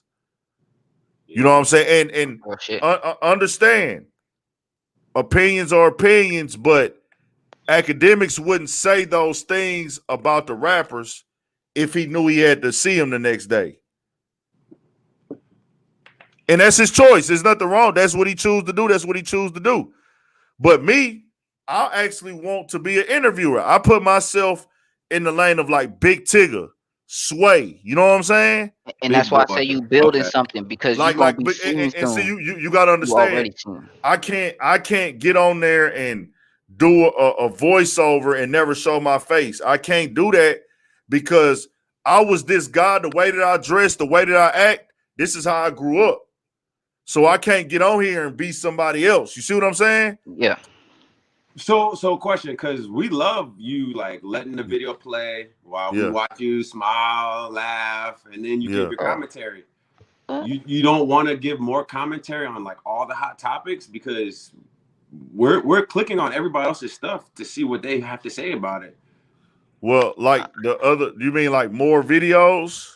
Just like I feel like there's a lot of hot trending topics, and you probably avoid them for a reason. Man, But nah, bro, you good. Trust me, bro. Like, sorry to interrupt and even cut off no, like go for that, it, but bro. like, I just look, man. I ain't finna flex and I ain't gonna cap or nothing, bro. Like, I be fucking with your shit because it's real, it's authentic. Like when you post about bro passing and what's going on with bro getting out of the, you feel me, with the killer, and you feel me, he talked about. He talked to the family and they forgave him. Master P family, like person, you feel me? Like, I think the shit you cover is really different, and niggas aren't touching that scope and that broadness, bro. And I feel like as long as you can keep your hands extended like that, you gonna reach into the right pot, bro, and it's gonna pull out a nugget, bro, and it's gonna feed you, and it's gonna really put you in a different position in the game. Because there's not a lot of real good sources right now that's not putting out bullshit, and I promise you it is. Because I don't look at nothing because it's a lot of bullshit. So when I say I be tapping in to fuck with you, bro, whether it be sometimes seeing your shit in the day or being late night trying to get off work, seeing your shit come on and be trying to tap in, like I make sure I try and keep up, bro. So you get So niggas coming in for sure. So Michael, what do you mean like the hot topics? You talking about the like? Okay, so for example, right? So I follow. I tell you every time I come on here, right? Mm-hmm. I follow. I watch a guy. There's a guy named Chigs. All he does is like whatever academics talks about, he reposts, talks about it. I follow Key Talk. Key Talk pretty much just talks about everything in Houston, Dallas. If Sauce Walker did something, he's commenting on it. Yeah. So like, let's see, what's the hottest topics right now? Frosty the Snowman, right? He's an LA rapper, got shot, walking around. Like, you're not gonna talk. I don't look for your page to find that content. But if you did comment on it, I would love to hear your perspective of Inglewood Blood family member getting shot up, almost his boy dying, and then him still on Instagram Live. Like, that's a lot to ask. Talk about Draco the Ruler. Like, there's so much content out there, so many rappers. Like Witty Apparatus. Every day, this dude, all he does is just post about deaths of rappers. And like, I watch his page and I'm like, I don't like his voice. I don't like the way he talks. Like, but I'm like, man, I wish Ant would give me his perspective on this, because I ain't gonna lie, bro. Yeah, go ahead. I was just gonna say. No, what you was gonna say? You ain't gonna lie. What? I was gonna say, bro. Like, I told you, I'm a big Ack. I was defending Ack 6ix9ine. Like, yeah. But when you said, bro, it's not about no street stuff. It's about being a man at the end of the day. That's about being a man. So if you're gonna do something, stand 10 toes down, bro. Like, yeah. And that was the first time I heard that perspective, and that's why people rock with you. So I'm just trying to figure out, like, I'll be clear. I'll be clear. I'll be clear. When I came in, I did touch more into those beef topics, right? I covered a lot of beef. I spoke on a lot of beef. But in my video, at the end of it, like, I used to cover a lot of Mo3 and Yellow Beezy shit. Yeah. I have that on there. I have that on the channel still to this day. They did good numbers. But at the end of the day, a lot of the time, like the LA politics, bro, I don't want to get involved with the LA politics because I know what that is. I know what that is. Yeah, true. I'm a media personality. I'm not a member, but I still know I want to walk around LA. You feel me? Yeah. I want to go to LA to do interviews. You feel me? Yeah, man. So I'm gonna put but you give unbiased opinions, man. I do, but you gotta understand. It's just I like to speak on topics where I can actually put out a situation of growth. Like, I'll probably do the Jackboy depending on the Jackboy and Kodak Black shit tomorrow. That's why I got it on here. I just want to. Oh, go ahead. My fault. And with that Jackboy and Kodak Black, I could put something positive out there for that, because nobody's dead.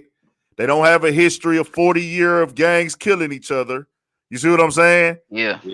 They're not kidding. So I could get on here and say, you know what, bro? And I'm gonna speak the real. Hey, bro, y'all doing too much on this internet, man. Y'all letting the fans and the blogs and shit come between y'all, dog.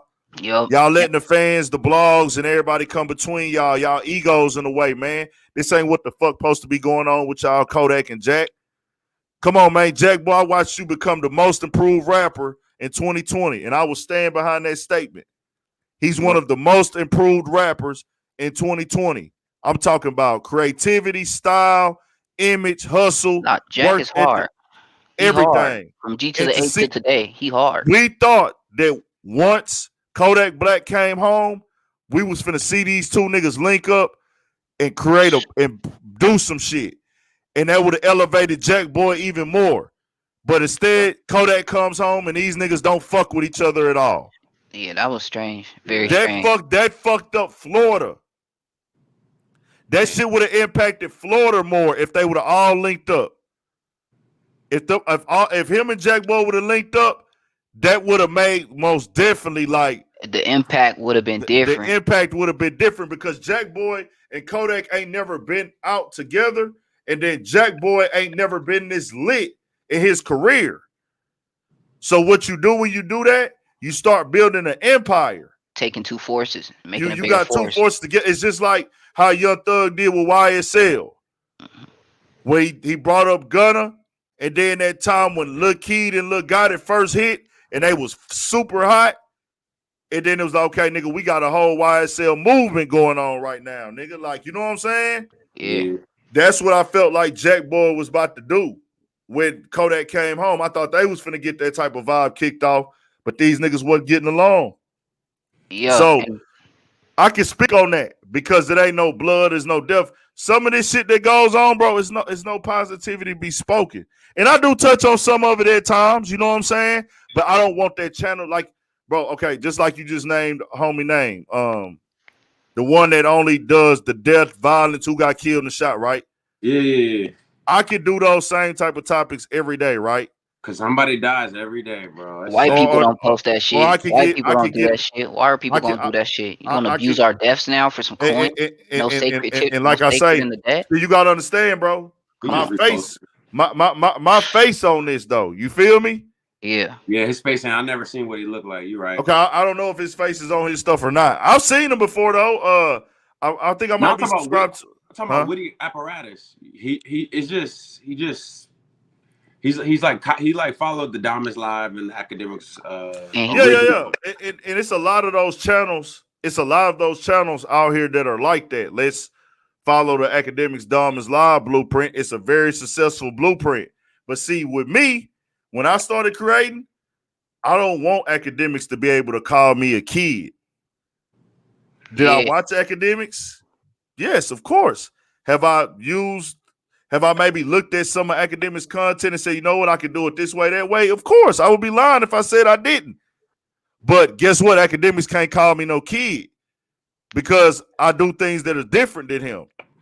See what I'm saying? My platform ain't built off of DJ Academics content or DJ Academics blueprint. Your impact is different from my point of view, and that's what I'm trying to say. Like, what'd you say, Michael? I was gonna say, what you think about DJ Ghost?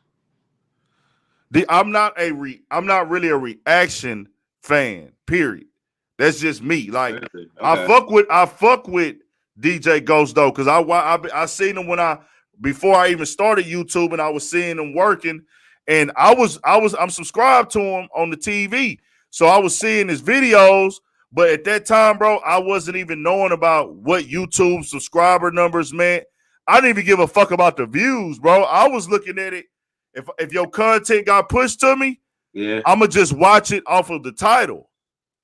If it was interesting or not. When I was watching YouTube over the years, I never started looking at numbers and shit until I started creating. I didn't care about who had the best numbers. I cared about who they pushed into my algorithm and what the title was about. Was it one of an artist I cared about?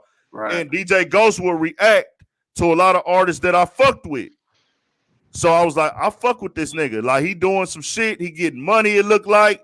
He seemed like a cool dude. He keeps his integrity, because I feel like he keeps his integrity. Yeah. And is still able to, get to the bag. And I know that's the ultimate goal, bro. And that's facts. I was just curious. I'm just curious, like I gotta keep my integrity though, bro. I feel like I could go turn it up right now, bro. You gotta understand, I'm in Houston, right? I know where Sauce Walker and them. I could get to them. And shout out to my other guy. What's the deal? Shout out to my boy. There was some other great reaction channels. I fuck with all these guys. I work with them. Like I said, there's no disrespect on them. I just don't watch a lot of reactions. I have to actually like know the song for me to be into the reaction. You see what I'm saying? But I do look at my guys. I look at Refuse Media, Top Shelf Jacquees. I look at What's the Deal, my boy LB out of Long Beach, and shout out to DJ Ghost. He do his thing. I even like that white guy, the one who talk. He does a different style of reaction. You know what I'm talking about? Anthony Fontano. Oh no! I think it's about Milk 7-4. I'm subscribed to Milk 7-4. He got some funny shit. I fuck with Milk, bro. Milk got some funny shit. Milk funny, dog. Milk funny. What you call it? Anthony Fontano. He was the first reaction video I used to see. He does a more in-depth breakdown of music. Like he breaks down the instruments, the sounds, the delivery. He breaks down the entire album, though. See, I don't watch DJ Ghost for the music videos. I don't even click those. Okay, it's what like, you look at? You look at the vlogs. First, it started with like, oh, he's doing like live PD reactions and bait car. Like that shit was funny because I'm like, oh, like I'm watching a show with somebody while he's smoking weed or whatever. But the reason I like Milk and DJ Ghost, the videos I watch is when they talk about something that's relevant. Like I just want to like we just like to hear other people's opinion, man. Again.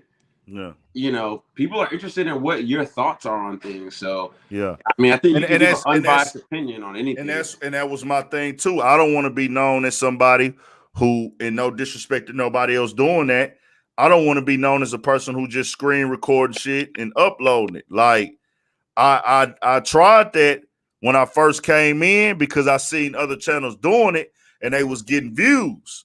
Like I say, I didn't care about views until I started doing YouTube myself. Like views didn't determine if I watch your content, and it doesn't now when it comes to me watching. But when I was creating, I would make a lot of videos that would get 10 views, 15 views. So I'd be like, man, what I got to do to build the channel? I started doing that screen recording shit for like a month. Just screen recording content. YouTube hit me and said you couldn't do that. You have to add your own intro or you have to speak on the video at least. So I quit doing it because they took my monetization away. And I haven't done it since. And then I started thinking like, hold on. And it's going to be longer. It's going to be harder. But you want to have it. You want to be able to talk your shit when you get in position. I don't want another nigga to say, okay, nigga, you only here because you copied my content. I want to talk shit. I want to talk my shit.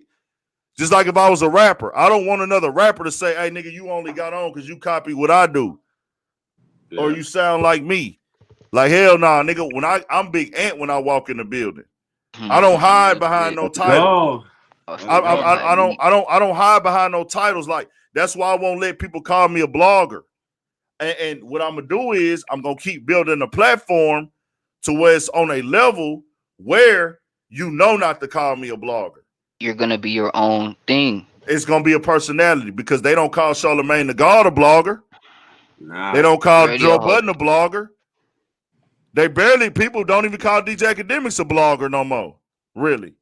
He just known as DJ Academics. And that's because he's given us so much of himself, so much of his personality, so much of his lifestyle. It's like, bro, you bigger than a blogger. I feel like I'm bigger than a blogger already. We doing a live broadcast right now. I do this a few times a week. I do a live broadcast. I do interviews. I do reaction videos. I do vlogs. I be at concerts. I'm in the hood with goddamn, y'all know what type of people. Y'all just seen who I was with at the on the Instagram. More videos coming from that. I got got an interview coming out of there too. So it's not like I'm trying to shit on those other guys. I don't want to take it as that. It ain't that at all. But I don't want to get boxed into something. You see what I'm saying? And true, I know it's bro. I love it, bro. I love it. I know it's money in that shit though. And I know I gotta touch on the bullshit at times. I'm not able to get on here every day and be positive and I touch on negativity. I got to. That's the only reason. That's the only way your channel gonna grow. But I'll tell you this: if it's some negativity of podcasters beefing or some shit that's like Kevin Samuels beefing with somebody, I'd rather cover that over a rapper beefing with another rapper about getting killed and this and the dead. Because guess what? That's better for a nigga's spirit, bro. Yeah. And I mean, I know sometimes that other shit go crazy. And then that rap and hip hop coverage, that shit is so fucking crowded, bro. Like, just covering who got shot, covering the latest Kodak Black and hella shit watered down, bro. That shit is so flooded on. It's like 1,000 channels covering that shit. You know what I'm saying? Getting no views a piece.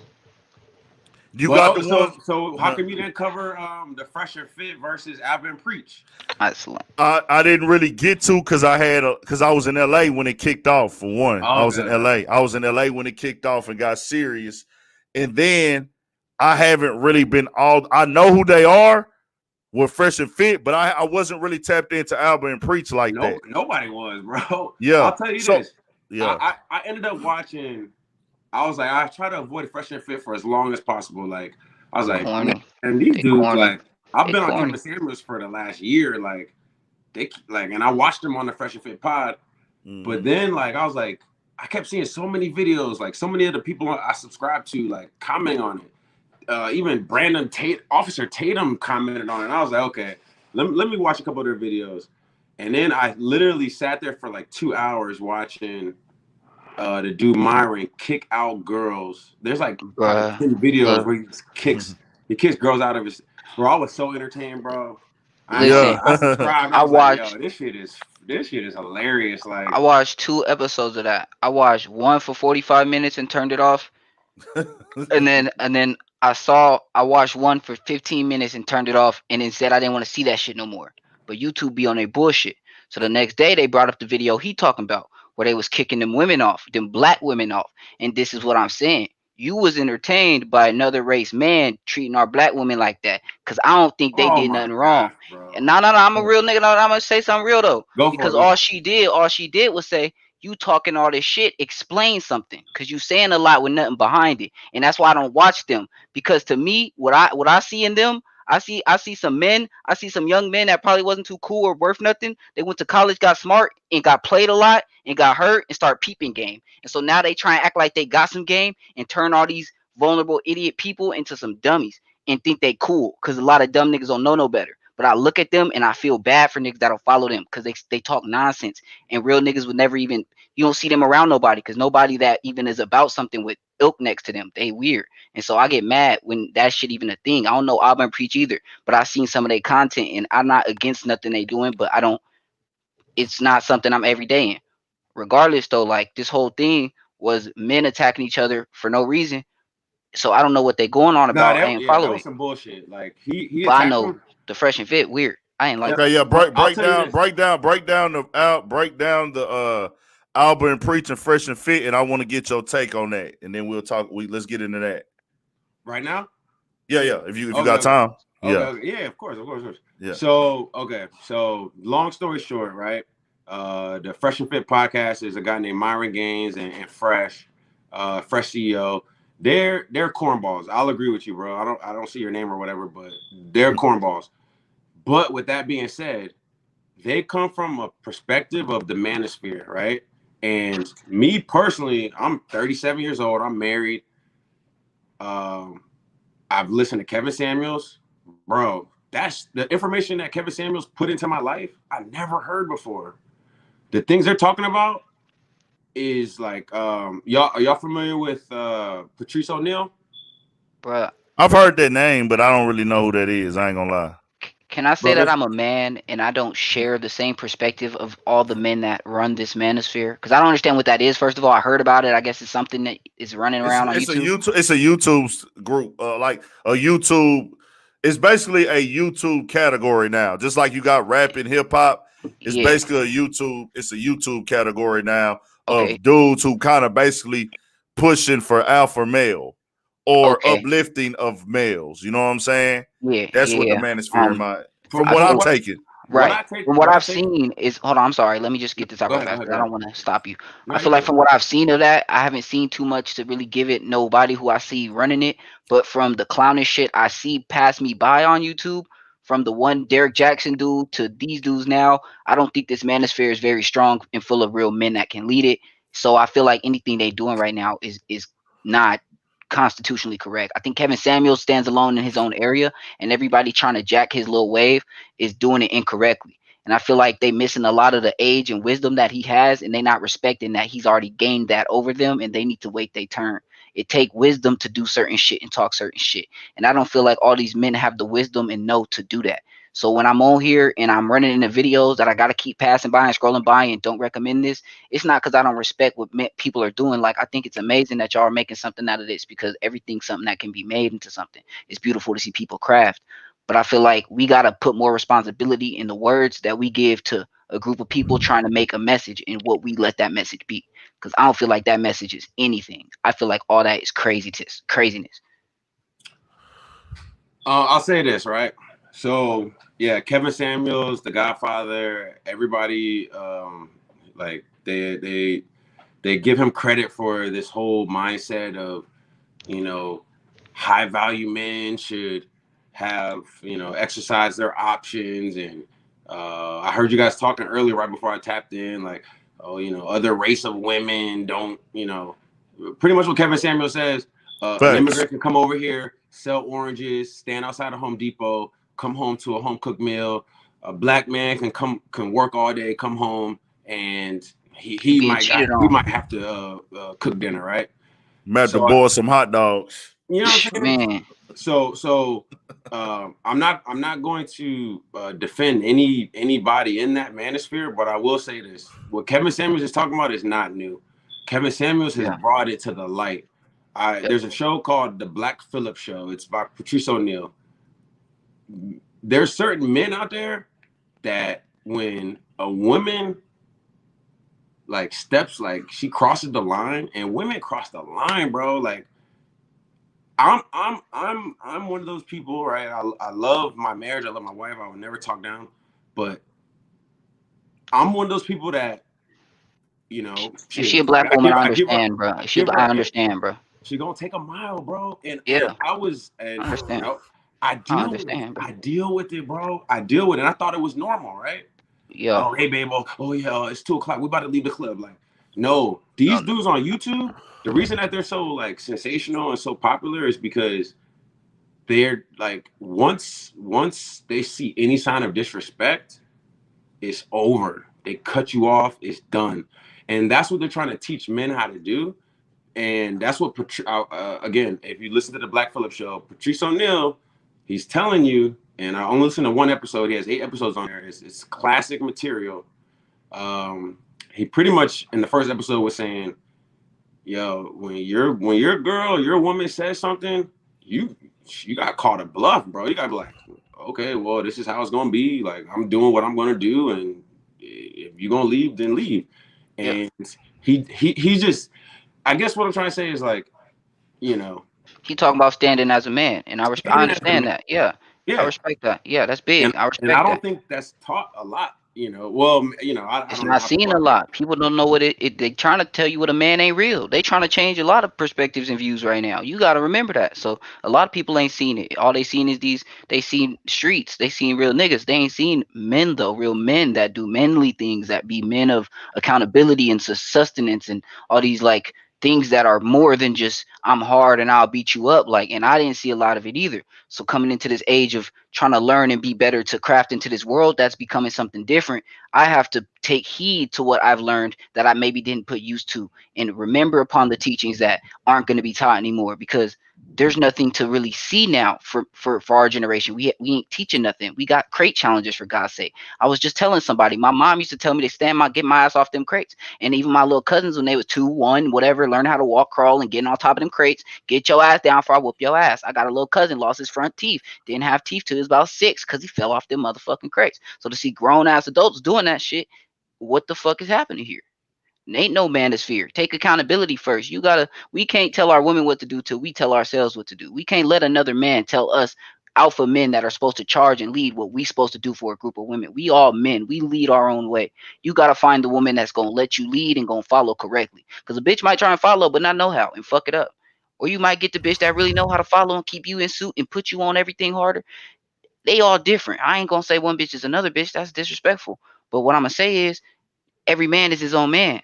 One man's advice about something that is constant and can vary is true, but every woman's not constant, and you're gonna have to deal with your own encounters to your own ability. She might be afraid of her man. She might have a different level of respect for her man. She might admire her physique. She might like a nigga that's more fit. So if she got a nigga that's fit, she gonna respect him more. But if she like just and this is just how women are, they fickle. They not in control of themselves. They think they smarter than they are. We realize this. Got to. They gonna want what they want. And if they got what they want, they get comfortable. But you gotta let them know everything that you want ain't just given to you. Cause I don't get everything I want. I gotta work for it too. That's where it comes in. Don't give her everything. Cause when she got it, she gonna call it hers. Women territorial. You know what bitch let another bitch get around her nigga? That's all these bitches do all day. Fight each other for circling around a nigga. They ain't nothing but territorial. Just what you're saying right now is pretty much what is the type of advice that they're giving. You know what I'm saying? See, now, if you don't I want to intervene real quick. So I remain unimpressed. Like you saying, what you saying is like you don't need to go to another nigga to hear that. You already know that. But there are a lot of guys out here. They never knew that. They never got to experience that. They never ran across that. And some people are better learn. They learn better from somebody speaking on it. It's like a tutorial, almost like if you Google how to change a tire on my car, or you YouTube how to like something, your signal light. Oh, my signal light is on my car, or one of the lights is on. Let me go on YouTube and see what it means. Oh, transmission, how to take out my radiator on my car. You know what I'm saying? yeah, So no, that's a real. lot. So some people, they look at that situation like that with women, like, okay, let me go. There's a manual for everything now. That's where we at in the creative space. Like in the creative space, it's like that now where niggas can get online and look for manuals and look for advice for what they don't know or what they going through at home. You know what I'm Right. saying? And so Kevin Samuels, Fresh and Fit, they all got different ways they display it and present it. They can look in this manosphere, and you know what? We need somebody out here for that. It's a lane for that. Yeah. It's a lane for telling people and giving guys advice. Now, like he was saying, I think with Fresh and Fit, what you was putting out there, you know, they doing it in an entertaining way where the women are on there talking back and getting disrespectful at times and got an attitude. Okay, well, you can get the fuck off the show then. Exactly. So that's the way you have to have some type of shock value to your shit to make it go up, and it takes time. So you talking to black men, but okay, sorry, my fault. And you right, and I agree with you 100%. I'm gonna just say what my grandma used to say when I was a young man. She said, "Life's gonna teach you its own lessons." And as a man, no man can teach you your life's lessons. And I had to learn a lot of that later. And it feels bad that she gone, and I can't tell her I learned that shit. But it's real shit that you had to learn. You know, like but you they don't say a always smart get that man learns from his own mistakes. The wise man right, learns from right, other right. people's mistakes, right? But no, but regardless of what type of man you are, life is gonna teach you what life's gonna teach you. Your man doesn't matter to the world. But So check what I'm this out. saying Check is this like, out. Check this out, hold right? on, So let me you get finish up real girls. quick. Yeah, bro. Listen, I'm in a whole situation relationship right now. I ain't even gonna Well, like I'm just on no saying, other like, shit no more. Like, bro, I got one, and it's very difficult to even maintain, and stay with this one because the nigga that I am, I can get multiple. But what I'm okay, saying so is, okay, real quick, and I'll let you finish, bro.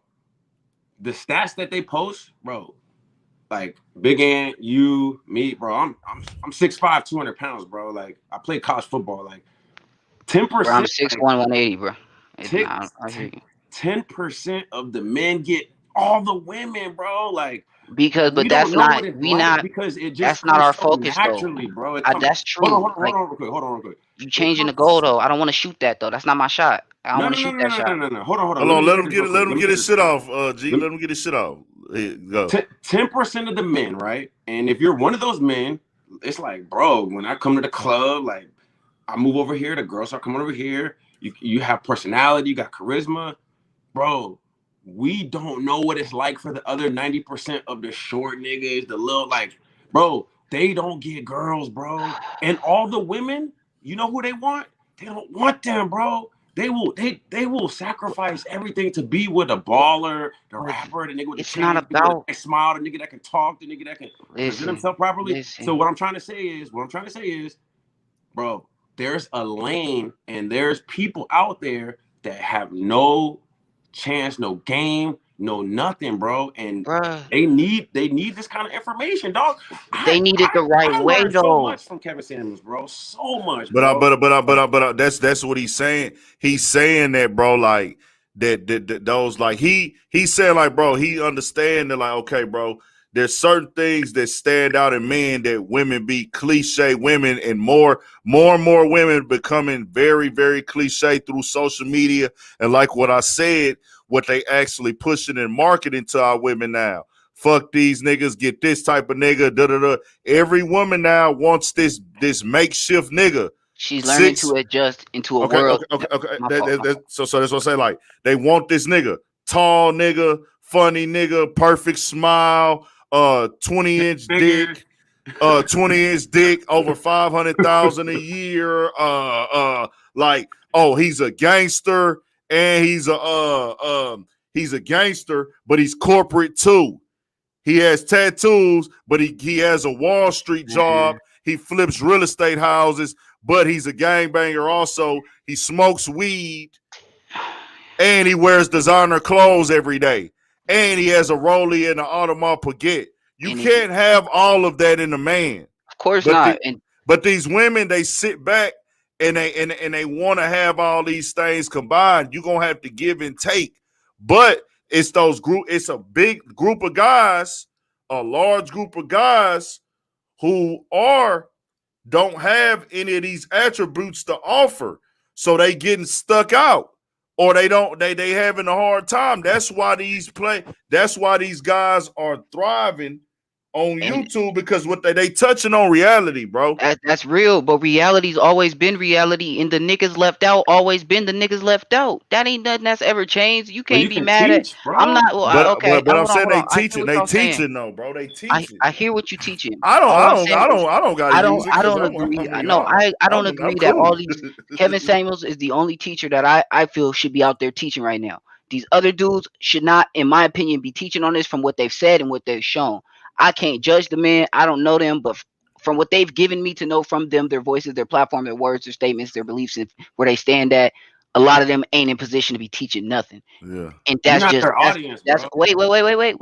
Can I finish though? You keep trying to cut me off like I ain't give you a minute or so, bro. Like, no, you good. I'm just saying, like, they not telling nobody nothing right. I didn't listen. I grew up around a lot of the streets. I didn't get no game from these people in the streets about how to be in the streets.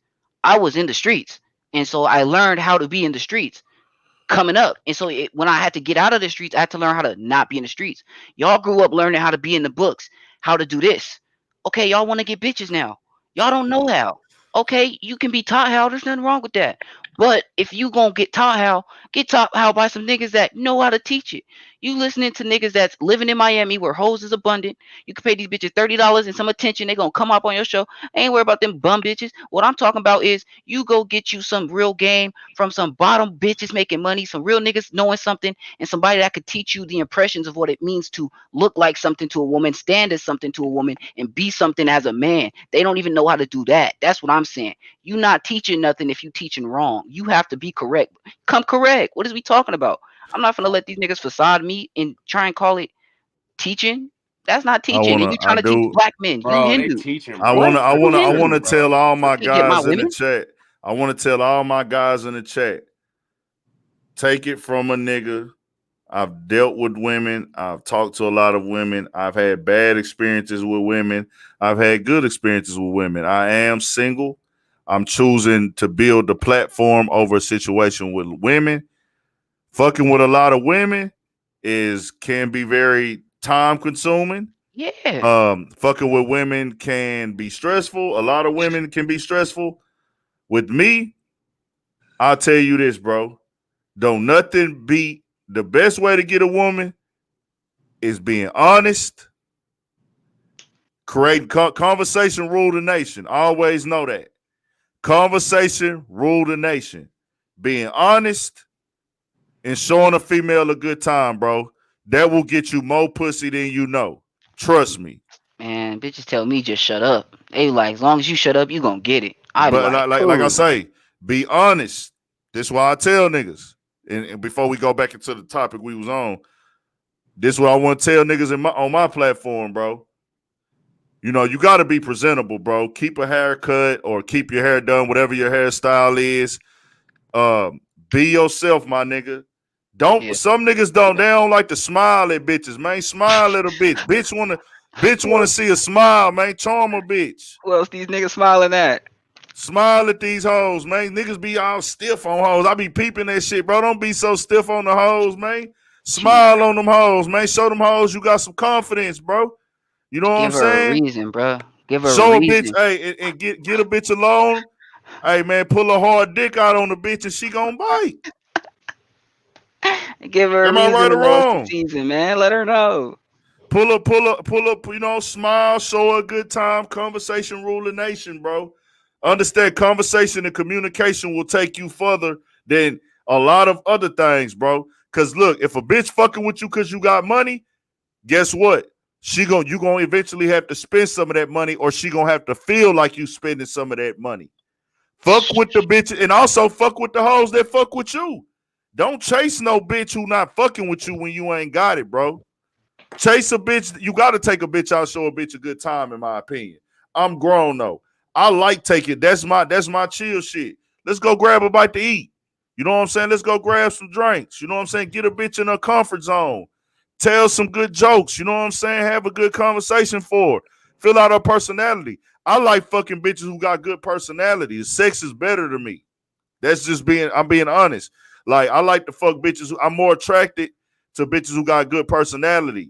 The sex is better when a girl got a good personality to me. You know what I'm saying? Yeah. I guess because I'm older now. You know what I'm saying? Yeah. You know what I'm saying? Hey, that's all you do. Holler at the bitches, you know, show a good time, take her out. The ones you try and rush and she make you slow down. Yeah. What you mean trying to slow? Nah, bro, you Nah, gonna catch her. I be Man, trying to rush and they well, be I like, got this is the time type. I got a 3-day maximum. I'll be honest about that.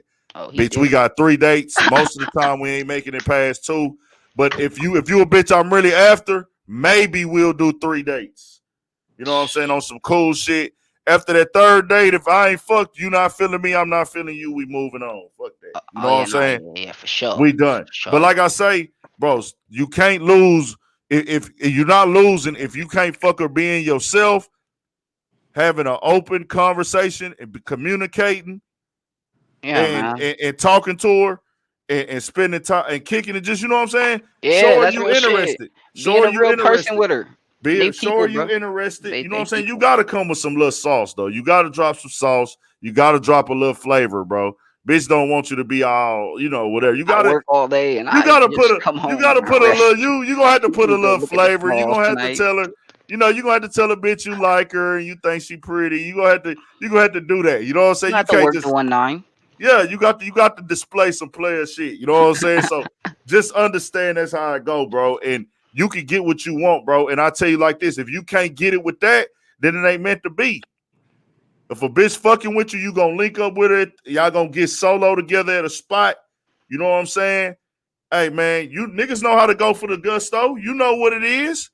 You know what it is with the bitch. Hey man, you start hitting that little neck, hit that bitch on that neck a couple times. She ain't stopping. Oh, you know it's go. You feel me? Hey man, these bitches, hey, do you know what I'm saying? These bitches can't turn, man. You put a hard dick out on a bitch standing up, man. She gonna be mad at herself if she don't do nothing with that, nigga. On me. She don't know when she gonna see that again. And You know what I'm she be saying? giving it up to the weak ones anyway. That's all I'm saying. Show up, man. That's all I'm saying. Women know I'm speaking the real up in here. You know what I'm saying? Women know that I'm speaking the real up in here, bro. So I'm not arguing with nobody, bro. If you believe something different, let's go. you entitled. So now, so let's get on that other shit you were speaking on, bro. Let's get on that other shit you were speaking on. The fresh and fit versus them. So my boy Monty Brown TV in here, man. Pac-Man lost. I've been tied up, bro. I need to get on your shit, Monty Brown. We got to get into that Pac-Man shit. But and I don't really even want to talk about Fresh and Fit, bro. Ask the chat what they want to talk about, or okay. Well, I really want to I talk about just Yak and Jackboy. That shit any serious. topic. Cause that's real hood Yak love, and real brothers and Jackboy, like shit. I say, look, like I say, Jack and Kodak. I feel like we should never be seeing this shit, bro. We should never be seeing this shit. We not supposed to be seeing their personal issues. When you take your personal issues and take them public as family, egos get involved. Clearly, both of their egos is involved. It then got to the point where Jack is calling Kodak a whole ass nigga now. And it wasn't that at first. About that life. He said he gonna pay somebody to do something. Who said that? Kodak?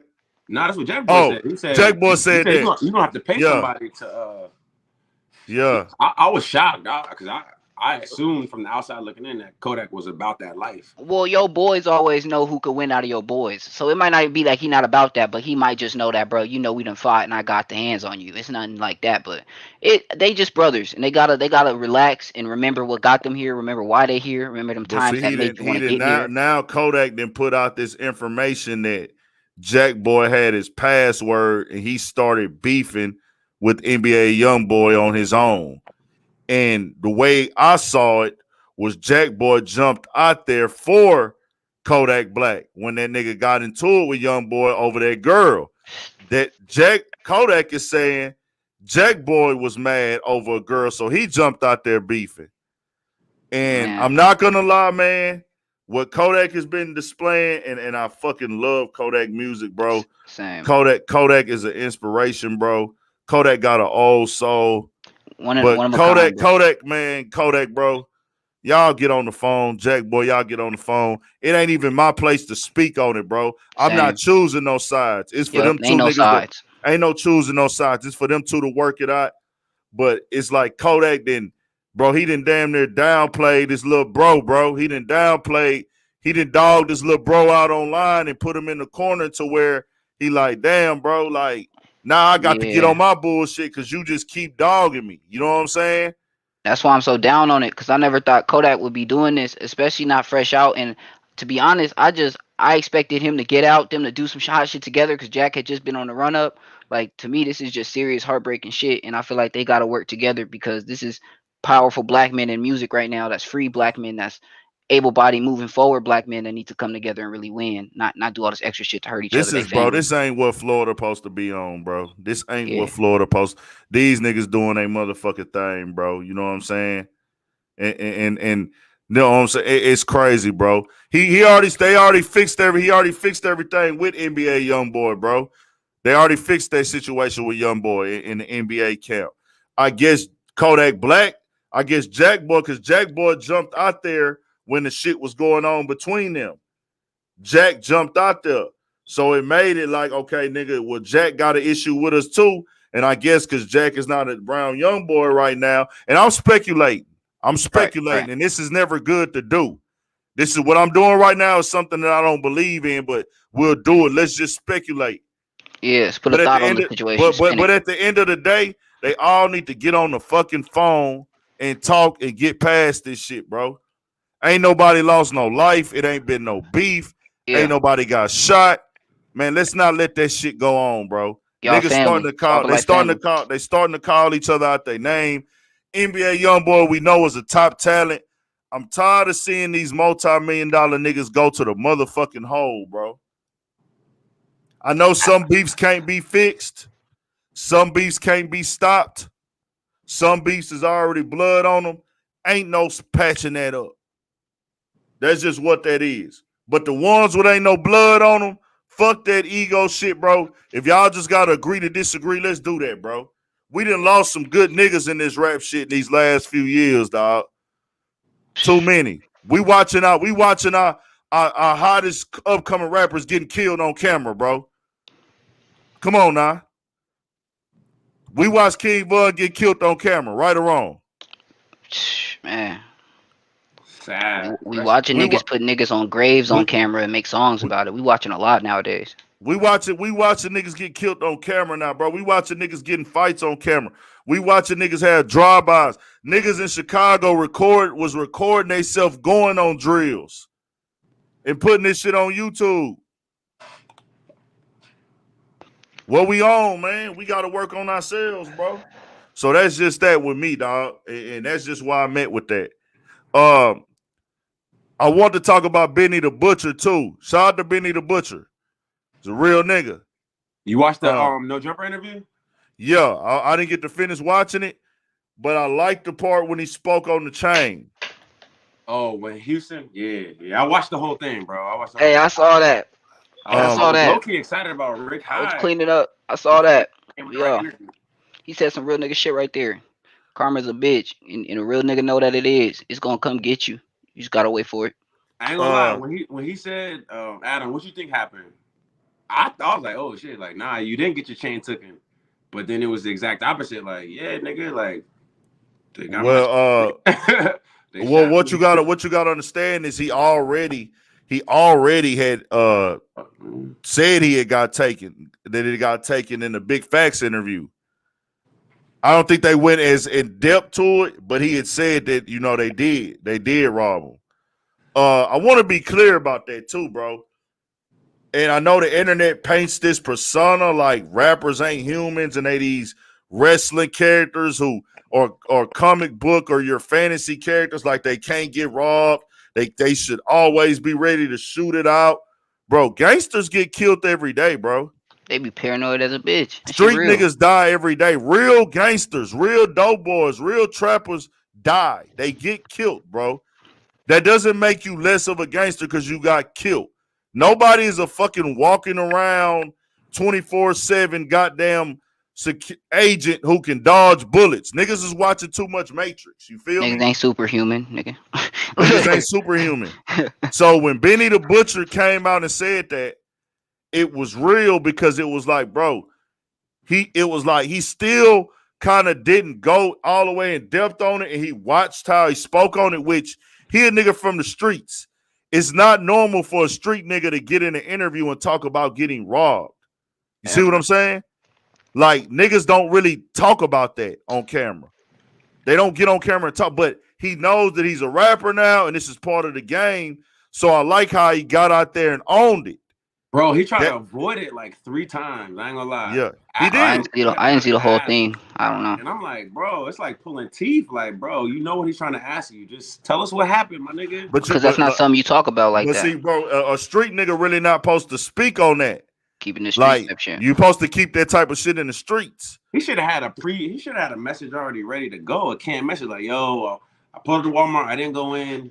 Shit, y'all read the details. But just imagine if he wasn't already big as a rapper. Why would you announce to somebody that you got? You know what I'm saying? Who announces that? Like, if you got jumped next week, you gonna announce that to niggas because you just feel like it. If you're not a rapper, we all know he got shot, bro. We know. King Von died. But that don't mean it's something to talk about. Got shot. Everybody remembers that month. They do. But see, that's what I'm saying. That like the insensitivity of rap and hip hop now. The insensitivity, what do we call, what's that other word I'm looking for? It's another word, bro.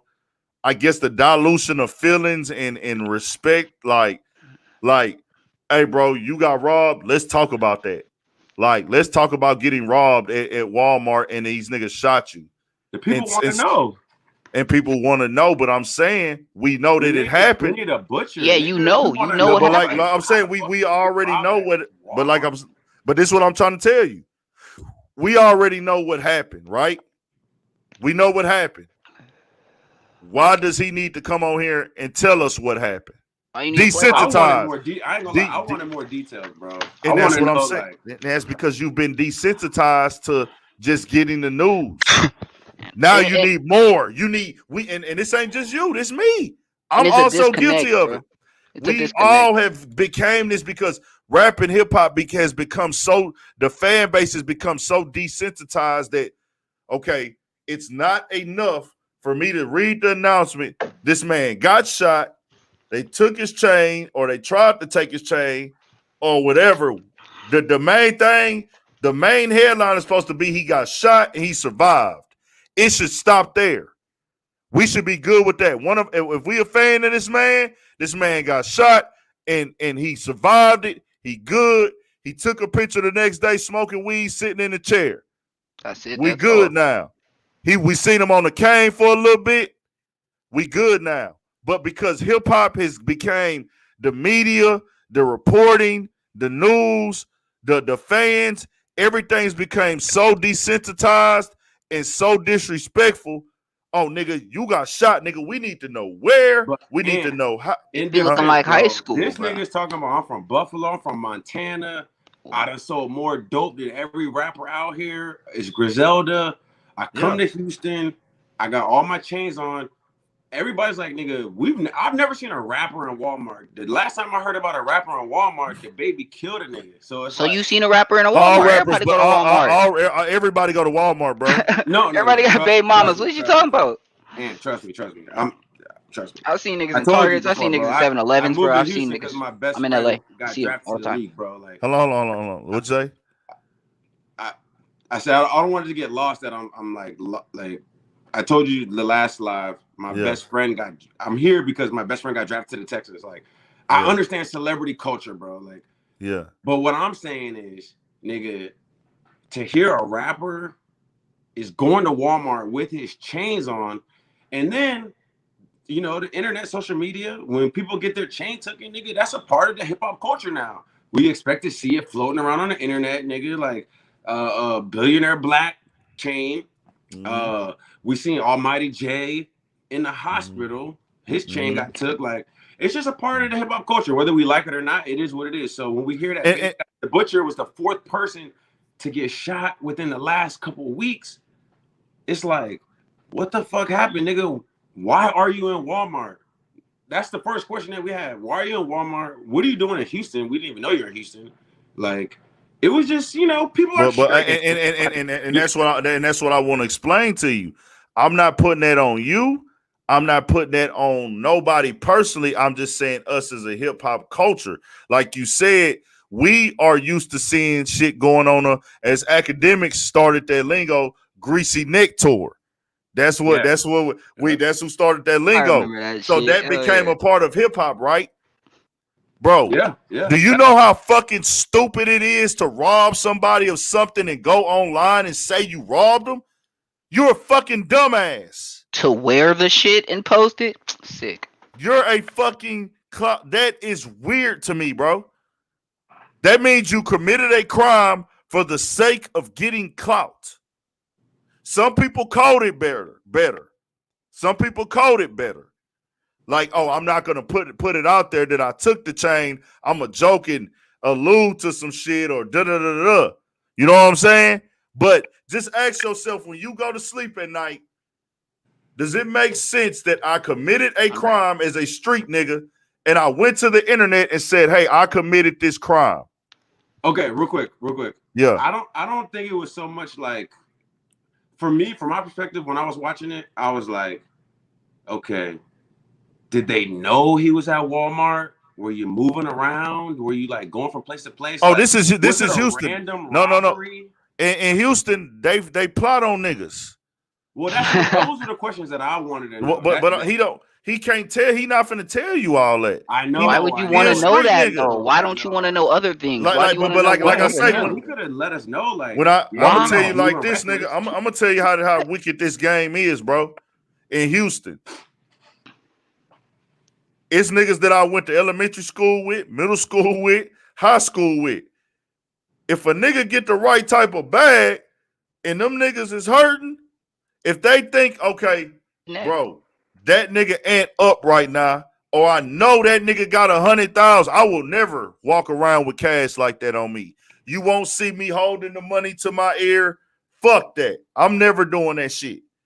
Then my money gonna stay in the bank, nigga. I'm not a rapper.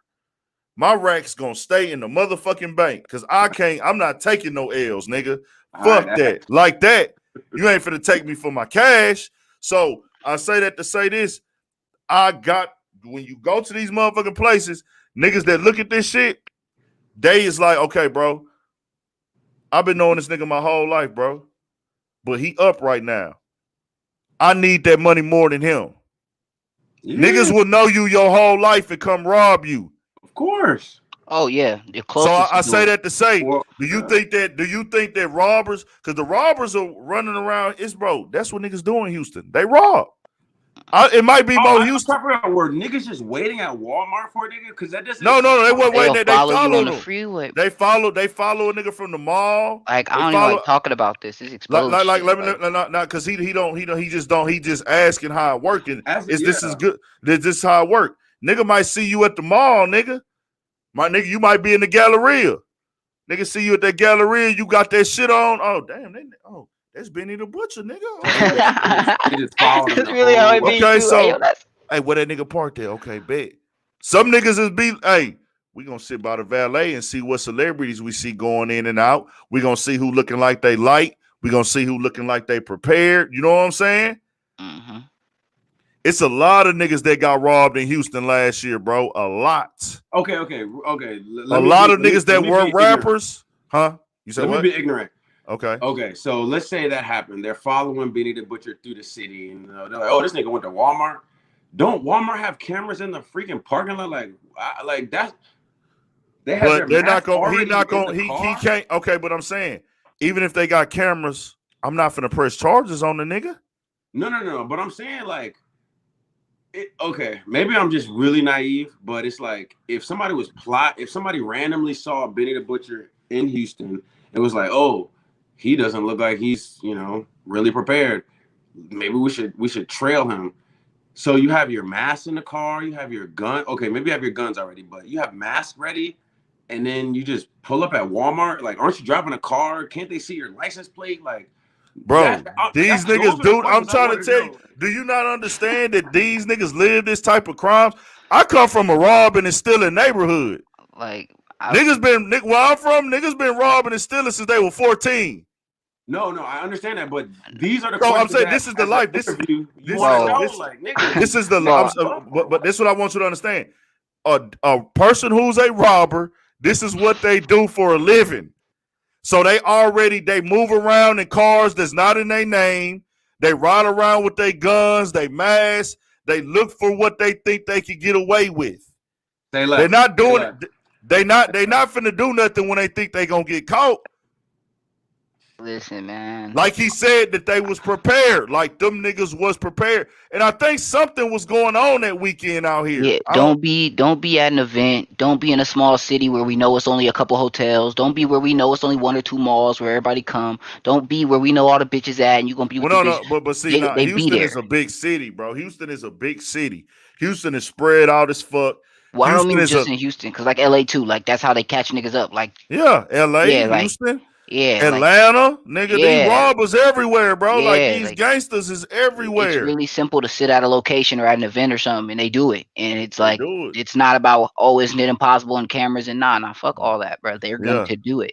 Nigga, throw their hood on and go for the gusto, especially if it's, they love wintertime, nigga. They can, and then you got to think, we in Corona, nigga, everybody got masks on. The younger niggas about it. They throw their setup in the camera too. They don't care. Yeah, facts. They crazy. Like I say, I want people to take that from this conversation. The most I want you to take, everybody can get robbed, bro. Everybody can get robbed. Anybody can get robbed. All I'm speaking is on the desensitivity of like, bro, rappers really will rob you and then get on internet and show that they committed the crime, bro. It's like, why do that to yourself, bro? I feel like that. No teachings. It's like that because niggas be thinking about that rap clout, bro. They be like, I need that clout, nigga. I want that clout. Let me rob this nigga. I want clout off this shit, bro. Yeah, they influenced by the clout. They ain't had no men teach them what influence is supposed to lead them up to, so they got influenced by clout. Bro, don't all the niggas out here, bro. I know niggas got to get their jacking on. I know what it is, bro. I know some niggas is robbers, bro. I get that. Why are you showing niggas and you ain't supposed to be telling nobody? Like, I understand that's a part of the game. I'm not even trying to down talk niggas. I'm just saying, why go rob somebody and put it on the internet and let everybody know? I feel like it's already bad that you robbing, bro. But I feel like you putting another type of energy in the universe and karma on yourself, bro. It's nothing good of you coming on the internet and robbing. And like Adam was so caught up in the internet shit, he brought up, a greasy neck tour. And it's like, bro, you're not going to see that every time, bro. You're not going to see that type of shit every time. the niggas that's real robbers and jackers, they not going to the internet, nigga. Yeah. The niggas that's real robbers and jackers, they not going to the internet. And Them you niggas gonna that still go know to they the got your shit. them niggas that go to the internet is them niggas that's looking for clout. In Houston and every other city, there's niggas who rob and then they want you to either buy your shit back or they just robbing it to go pawn it or sell it on the streets. Yep. They got somebody on hold like, hey, nigga, they know niggas in the streets who got 20,000 on deck. Oh, I know if I get a rollie, oh, the rollie costs 60,000. I know this nigga here cash me out for 30. I could go take a rich nigga rollie. It's a brick nigga in the hood somewhere or a trap nigga in the hood. I know he play with paper. Oh, if I just fucked this nigga off for 60, I just took a $60,000 rollie. Oh, let me go to these niggas in the hood. I might let it go for 15 or 20, depending on how down bad they is. Yeah. Depending on how down bad they is or what type of robber they is. That's how it's a lot of niggas that rob and you will never see it on the internet. That's all I want to put out there. You won't know who they are. There will be niggas you won't even know who I done ran into niggas like, bro, you rob niggas? Like, bro, it's like, what? Because niggas, you just don't have to know who they are. Why you need to know who taking your shit? Just get your shit took. That's what's so cold about robbers, niggas want the clout, bro. Niggas want the clout for the shit. It's robbers out here, bro. Like I say, I grew up with these niggas. I grew up with niggas that steal, bro, for a living. I know. I grew up with niggas that been to prison for robberies. I got partners that didn't rob niggas and fuck niggas over and went to jail for it, nigga. Like got caught. Like I got partners that didn't kick those, and I got partners that didn't got killed kicking those. Facts. But big Ant, the years for taking the chain. The thing is the majority of the people who are watching the interview, I think I can speak for that representative group. Mm-hmm. We don't know what's going on, so we're curious. We want to know, like, we need a butcher. The butcher coming, nigga, like. So we respect you. You stood your ground. They had to shoot you to take your chain. Like, yeah, you got like, I guess street props or like we get like, okay, you know. So okay, let me like I say, I understand your curiosity. I understand your curiosity though. Yeah. But I'm just telling you why he didn't really want to just be gung ho talking about it because it's still street shit. So let me ask you this: how do you feel about what happened? What do you feel he should have done? Well, I can only speak on what my initial thoughts were because I really haven't thought about it since then. But when I first heard about it, my first initial thought was, okay, why are you going to Walmart with all your chains on? But what I learned from the interview is we do put people like celebrities on this high pedestal. Like, nigga, Benny the Butcher can't go to the Walmart. Like we, you know, in America, bro, we give celebrities that star status, man. So he wants to be a normal person. He wants to be able to go to Walmart for whatever. I mean, everybody wants to go to Walmart. What did Fat Joe respond to? So okay, hold on real quick. Hold on. So when you say that, so what else you was gonna say? I'm just saying, like, my first thought was like, bro, why? First of all, two things. One, why are you going to Walmart with? First of all, why are you going inside of Walmart with all your chains on? Right. That's number one.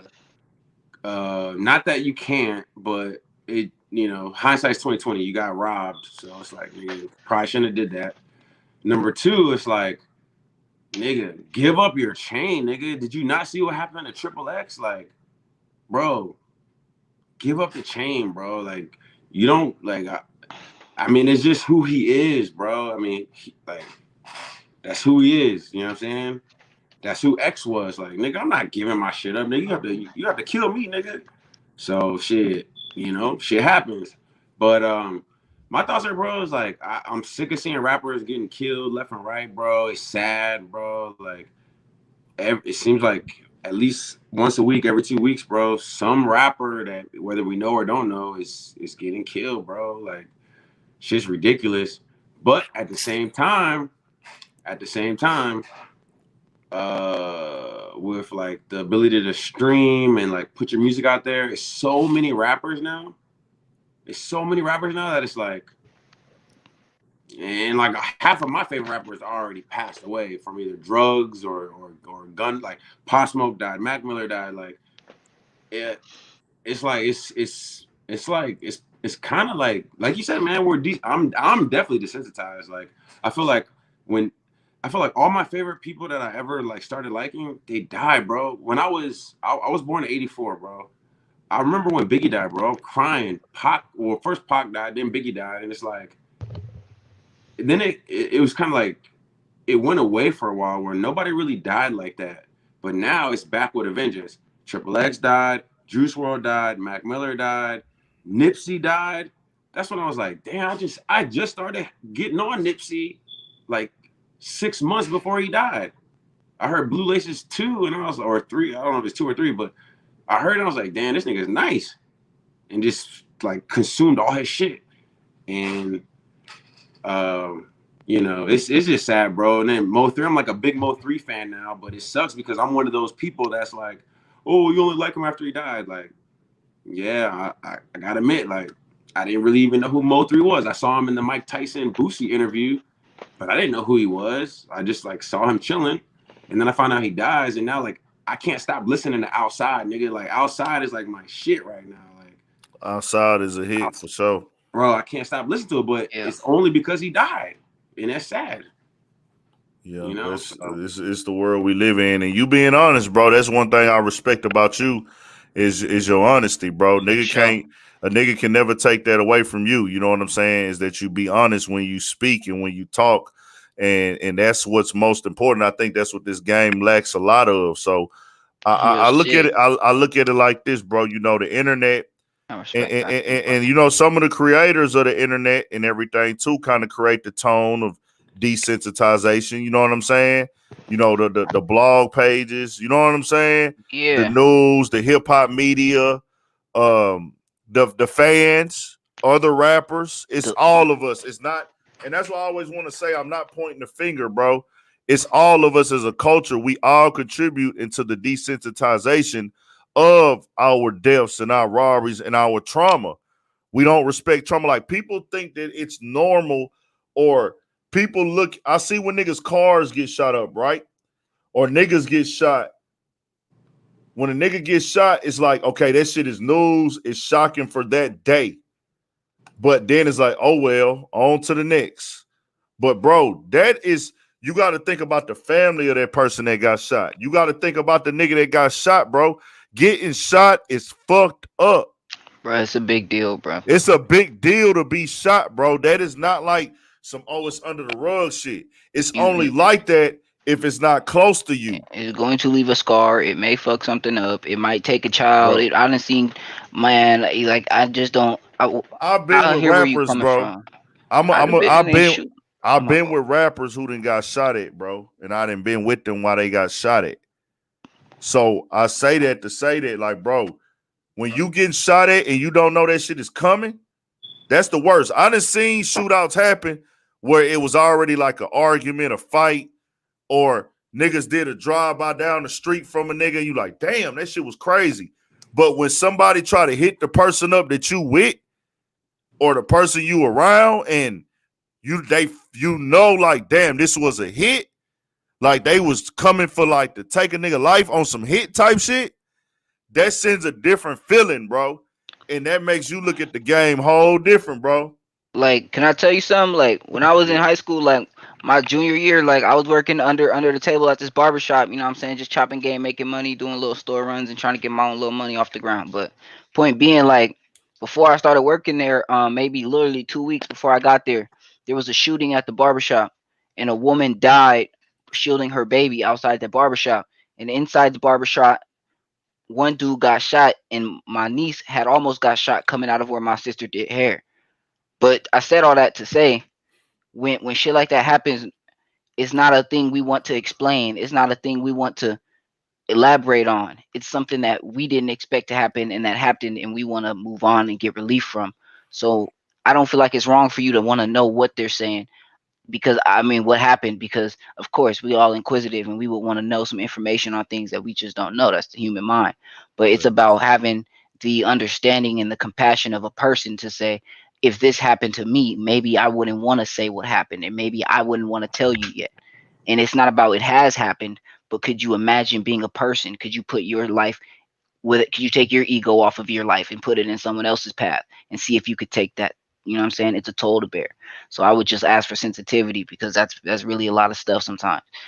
But I do And thank you like for being honest and, though, because it was and real. like and like AC said, bro, you gotta process in your head, bro, that somebody look at it like this, bro. If a nigga is coming after you for the kill, bro, a nigga is like a nigga chasing you down, or a nigga sliding on you in the car. That means, hey, bro, these niggas are, like AC said, these niggas are trying to take my life, nigga. Yeah. Like, these niggas woke up today, or they have on their mind when they see me, nigga, you is dead, nigga. Man, That's a different experience, bro. Nigga, to be it's haunted, cold. It's cold. these niggas are hunting, bro. I'm gonna tell. I want to tell you something about. Have y'all seen Higher Learning? Has anybody here seen Higher Learning? Have you seen the movie? Everybody seen I hard think so. learning. Yeah. But see, What? everybody did. Unlearn. But see, I you know, smoked though. My memory But trash. see, you have. But this generation might not Yeah. see Higher Learning. Yeah, you're right. You're right. You're right. But there's a situation in Higher Learning, bro, where we don't even realize as black people. In Higher Learning, you remember the KKK dudes, the Nazis, Remy. Yeah. Let's go. Yeah. Remy, and then the other one, the leader was Strong. Yeah. more, Strong dude. yeah, strong dude, but then it was a super swole, and then it was a couple more, Slow right? one. I think he punched Busta Rhymes. Yeah,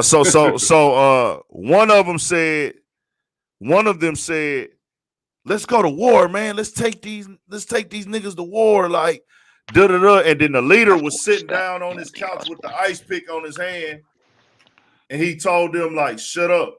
And then they was like, Oh no, yeah. man, fuck that. Fuck that, man. Fuck them. We need to go out there and take their ass to war and da da da da. And he was like, man, y'all sit down, man. Y'all ain't ready for no war. And they kept talking shit. What he did, he threw his shit down and stood up. You ready for war? And he was like, yeah, man, I'm ready for war. He said, no, you not. He said, you ever killed somebody before?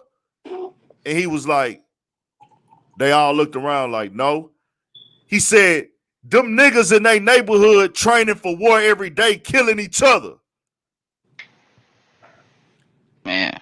Yeah, I remember that. That was a epic scene, bro. He said them niggas is in their neighborhoods every day at war with each other training. We training to kill. We got soldiers in our neighborhoods, bro. You go to LA. Call each other that. You go to LA, these niggas is soldiers, bro. You go to Chicago, these niggas is soldiers. Even out in Houston, you got niggas that's up with. Niggas is drilling. This niggas gonna ride everywhere. They soldiers everywhere. So it's different. They born that way. And see, but what happens is the hip hop community, especially on the internet, they see it as like a video game. Would you understand that part of it? Like Draco said, y'all think this Grand Theft Auto, huh? Who do you think shows up to the concerts? Who's buying all the albums? Like, yeah, facts. I know, like, but I'm saying they see these people on the internet. They see these guys as wrestlers in video games. They don't know that when these niggas get shot, man, these niggas is down in pain, and it's putting a stress on their whole family.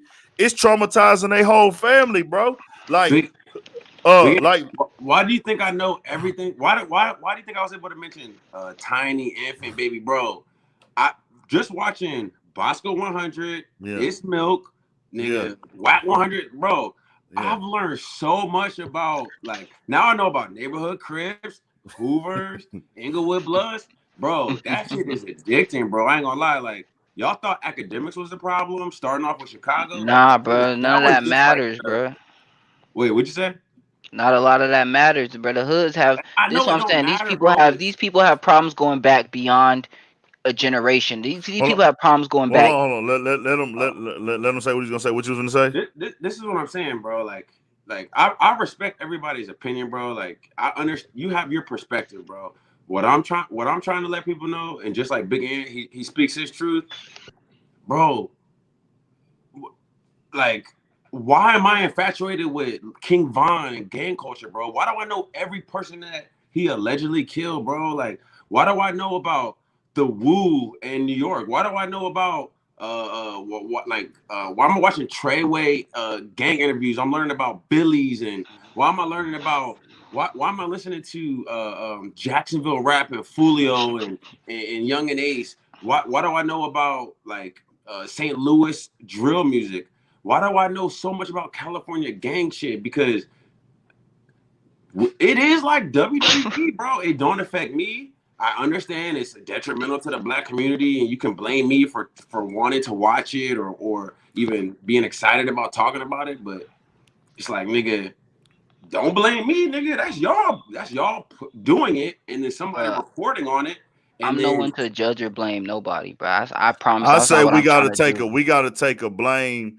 We have to take a blame as a whole. You That's feel what me? I say. As the consumer, Yeah. the fans, And the as the people behaving. the Yeah. niggas who doing it. Yeah. Most importantly, the niggas that are doing it. And then also, you know, it goes deeper than that, all the way into the creators of this problem. You To the do know, teaching. you do understand that this problem was created by the white man, right? Yeah. what problem? The black on black crime, the violence, the drugs, the gang Guns, activity. all this. You do know this was created by the white man, right? Yeah, nigga, I just watched the Black was it something in the Black Messiah? Was it Jesus in the Black Messiah? Not Jesus in the Just Black because Messiah. you watch something, you know about the history of our people. What could you watch to learn? Why didn't No, someone No, tell what, you? I learned about. I watched the movie with Fred Hampton, and I saw how the CIA set the nigga up. It was a white man, got a black man. He snitched. It was like, That was yo, a story in Chicago. huh? That was in Chicago. I know, this but I'm what saying, like, I understand that, yeah. you know. What Trust what me, what bro. Trust me. what I'm one of the biggest conspiracy theorists you'll ever meet, bro. I understand. and this is the thing. This ain't even no conspiracy theory. This is just facts. This No. is what it goes It's a back. conspiracy, not a They theory. It is a started it in conspiracy. L.A. and like I wouldn't even call it a conspiracy. It's not it was it's systematic oppression where we have a plan that we want to keep the black man down and we gonna execute it.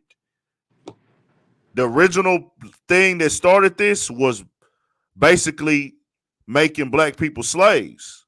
So that's how it started, right?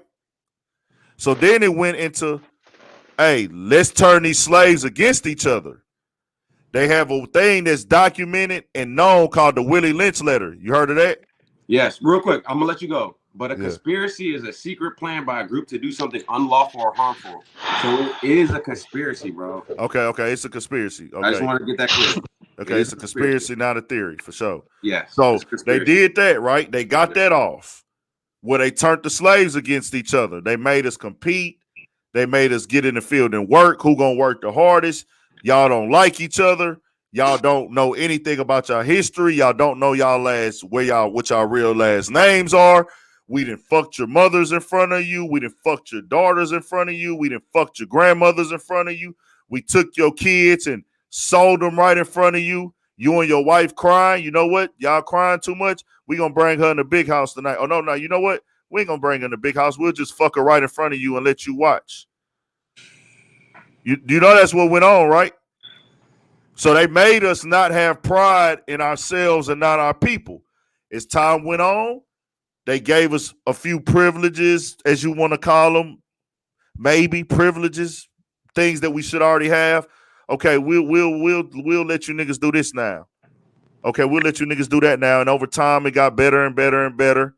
But segregation didn't end till 55 years ago, right? Segregation that ended 55 years ago. 55 years ago. This is only 55 years. You would not be able to go to Chick-fil-A. 55 years ago, you would not be able to go to Walmart. Only 55 years ago, you would not be able to go to school with them. If you got kids, you would send your kids to a school that only holds black kids. Who you think getting a better education? They Not are. us. So I say that they did everything to make us down, keep us down. What else did they do? They flooded our community with crack to fund their war. This is a documented fact. They planted drugs. They sold us drugs. They planted guns. They put guns. They put guns in L.A. They dropped off heavy machine guns in the ghetto. Yeah. Put liquor stores in the ghetto. Gun store, liquor store, gun store, liquor store. Yep. All this shit. So all of these things is how gangs got created. To protect the black community. Right. I understand. So that's what I'm saying. This is everything you seeing today with our community is the after effect of this. It's a curse. You know why these niggas in Chicago are killing? Because it got passed down to them to the older niggas. From the older niggas. So if I'm growing up, if I grow up in the neighborhood and I'm 10 years old and I go outside and everybody outside is buying guns and shooting it out with niggas, my pops is not at home because he's either dead in prison or deadbeat or a drug addict or whatever.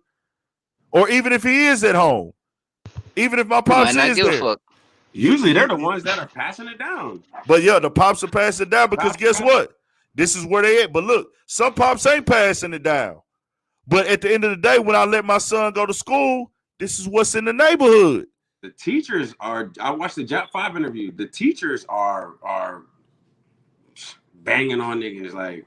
That's and like I say, you go to school, you go wherever it's outside. That's what I'm saying. Why is this even outside? Why do you think that black people, we're just fucked up crazy people, or did the system make us that way? Think about that. Is there something wrong with black people that makes us violent? Something in our body. Do you think that we naturally was born or created as a people to be violent, ignorant, loud, have beef, have issues, want to kill each other, as opposed to white people? Is there something wrong with you? Like, as people?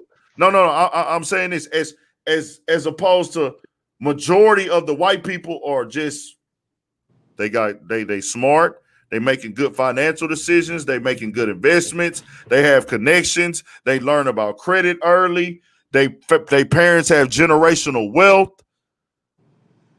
Do you understand what I'm saying? This is designed, bro. Yeah. No. So, so that's what I say. All the gangs, all the murders, all the killings, it's all passed down. It's not like these niggas are waking up one day and say, I want to start this. No, it's already outside. These GDs, these BDs, these Crips, these Bloods, these neighborhood niggas, the power rules, bro. This shit been going on for 50 years, bro. 50 years. Yeah. So when an 11 and 12-year-old gets in this gang, it's not because, I want to do this just because this is the cool thing to do. No, this is what's outside. Product of the environment. Exactly. Now the thing is right? Like, yeah. It's the whole exception to the rule thing, because I struggle with the fact that shit, nigga, the things my parents raised me to believe in, I don't believe none of the stuff that they taught me. Like, all my bios say 99% of my life I was lied to, bro. Like, I had to unlearn. You was talking about what's that movie you was talking about earlier? With Remy and Higher Learning. Higher Learning. Bro, I had to unlearn everything. I don't the things I learned about government, science, go get a job, get a degree, you're gonna be fine. Like, bro, all that shit is straight cap, bro. But with the internet, the information age, I was able to realize, like, I'm watching a documentary on this. Oh, okay, maybe weed's not so bad. Oh, they were actually like, banning niggas from smoking weed and locking people up and taking dads out of people's lives. Like, so I have an understanding of like how that really can affect us. My thing is like, bro, and again, don't kill me because I know it's just the exception, but my family's from Oak Cliff, Texas, bro. My brother, my dad, like my family's hood as fuck, bro. My mom divorced my dad. We moved away. I went to private school, so I'm completely different. But I recognize how smart my family is. But they just do the things that they're a part of their environment. So my thing is like, if you understand like killing is wrong, and I know everybody knows that, like, what they're doing, it doesn't make any sense. Their street rules don't make sense. The game rules don't make any sense. But they do it just to do it, to be protected or for whatever. I don't really understand the LA culture, gang culture. I'm Yo, not from I it. gotta tap out, y'all. So, Okay. bet, But I'm just All trying right, to I'll say, tap like, in next time. bet. why don't we hold each other accountable, bro? That's the only thing. Why? At what We point do we say, you know what? We understand what happened. We're smart enough now to realize why we don't change. but that's easier. That's easier said than done. You know what I'm saying? We are Right. getting better. We getting better. You see, you starting to see more dudes being in their kids' lives. We got more people graduating from school. We got more people starting black businesses. We got more nigga. We got gang members with $1 million companies now. Look at Nipsey. Yeah. Nipsey's was a full-fledged rolling 60, and that nigga entered and put a tech school in his neighborhood. Yeah. He's one of the greatest, bro. He put a tech school. He's a nigga from that cloth. See what I'm saying? We getting better. You know what I'm saying? We getting better. We learning. We work. It's gonna be a slow process because we were blinded for so long. You see what I'm saying? It's so much death, so much bloodshed, so much pain, so much trauma, but we starting to figure it out. We got gang members opening up restaurants. We got gang members who are working with kids now. You know what I'm saying? Gang members and opening up community centers, but that just don't get promoted. People are only gonna promote and push the negative narrative. They're not gonna champion that gang member who is, oh, bro, you really got out here and you done created your own business and became and you come from gang banging. You know what I'm saying? The only niggas that really get that big acknowledgement is the ones that are rappers. But we don't support Revolt TV. The white people, if they're watching the news or whatever, they get nothing but bad news on the news. You know, ain't none on the news but the blues. Like, but the reason we don't support, but that's what I say, because you gotta understand, Revolt TV came in as corporate, bro. They came in as corporate. They didn't come out. They didn't, and no disrespect to Revolt TV at all. You know what I'm saying? Not respecting the platform. I'm just telling you why people don't fuck with it, because people didn't see it organically get built up into like, what's the message here? What are y'all really pushing here? You see what I'm saying? Like, what are y'all on here? Like, what is the platform here? Like, but I think that's the difference. As black people, we just take, like, okay, so for example, Sha'Carri Richardson, right? Yeah. Her mom died. She won the race. She ran up to her grandmother. Everybody was loving her. Find out, oh, she was smoking weed. She can't go to the Olympics, right? Everybody was like, oh, damn. They should change the rules. All the black people supporting her. Man, she came in last place, right? Instead of like, but there was another girl who won I think she won like the 400 or something. Nobody knows about that girl because none of the shade room, nobody's gonna post the positivity, bro. I think it comes to a point where it's like, I don't know how many times we're gonna repeat ourselves because it's the same conversations over and over. Like, we understand there's a game being played. There's an agenda. It has to be controlled. We were talking or last night, I think, or 2 nights ago, you're talking about the whole Bootsy Charlemagne thing. Like, it's an obvious agenda that's being played out. I just still don't understand why people get so upset or act like they're surprised when things happen. Like, as a black person, I know my mom taught me you're gonna have to work twice as hard. I think that every black person was taught this. I don't know. Were you taught that same thing? Like, bro, you're gonna have to work twice as hard. Life's not fair. And Facts. I just don't know why we just like we celebrate the killing because like Boosie, we can celebrate killing, gangsterism, and selling drugs and fucking bitches, but if something positive happens, it doesn't get so much light. We know that because we know what attracts people. Like, it's the same reason why when somebody gets in a car accident, we all rubberneck. Like, well, everybody else looked. Let me look. I'm gonna slow up the people behind me because I already waited 30 minutes in traffic. I think it's just part of being a human, man. It is for sure. Violence is attractive. It very much is. So, and that's my thing too. Like, I had to learn that with this media shit where, you know, I used to be upset with some of the stuff that the media people would do. I still have my opinions about certain things, you know what I'm saying? But I had to understand that that's the business. That's how you make money. You know what I'm saying? And that's why I say it's no knock or no downplay on nobody else shit, but I'm just me. Like if I put something out there in the universe, I'm taking full responsibility for it.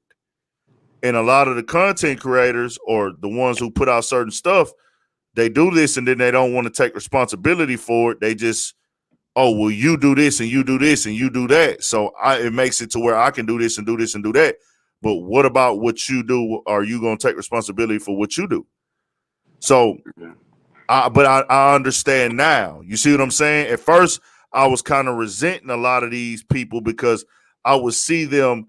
You gonna say, you gotta understand, bro, I'm a real person. So when I see somebody cracking jokes about somebody dying, and even in the comment section, not just YouTubers, people in the comments, like even niggas I know, when I would see them diss a nigga block that they don't even know on an Instagram post, I'm like, bro, what you dissing this block for? You don't even know these niggas.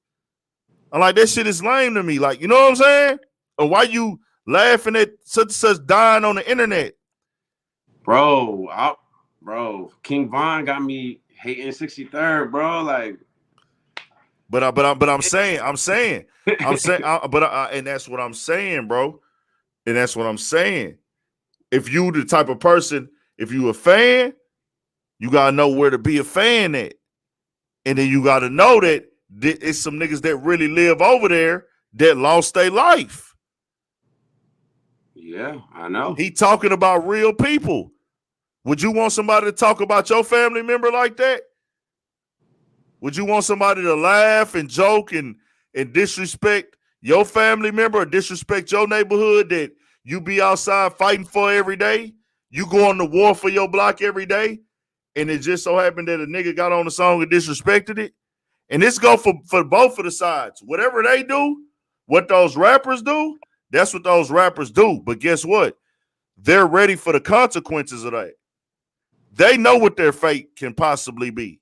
They living in that. I just feel like as a people, that's really my message. It's not like I want to single out this creator, that platform, or that person or that person. I don't want to single them out and downplay them, but I'm just like, hey, bro, when you kind of put this shit out, where's the kind of little bit of sensitivity to the way you putting this out and the fact that these people are humans? Whether they made it. Yeah. So, okay. So, Matt, so you're saying like 55 years ago, you know, there was still segregation, right? Yeah. So if everybody in the group chat, if we all were raised like in the early 50s and we saw that segregation and we're like, damn, the white people feel this way. And, you know, they feel that way because that's what they're taught and there's no internet and they got to go with whatever is being passed down. Same way that we all believed when whatever our parents taught us at that time, right? So do you think they could foresee like, okay, there's going to be like, we're going to try to do marches, we're going to try to make a change for the world so that it can be a better place, right? Do you think what we have today is what they envision? And also, like, what do you like? Because I honestly don't think it's gonna change much more than what we have right now. Like, do you see anything changing in like 50 years? Like, what? Slowly, it's baby steps every year. And what you got to understand is, racism is taught. But you know what the deeper issue is of racism with blacks and whites or any race against blacks? Socialism. Nobody wants to be in last place. If you give black people power, guess what? We're on the same level as them. If we get the same opportunities they have, think about it. Think about it. You just as smart as a lot of white people. You probably didn't, maybe you did or didn't have all the resources, didn't have all the information. Maybe your parents didn't have generational wealth, things like that. You never probably got, you know what I'm saying?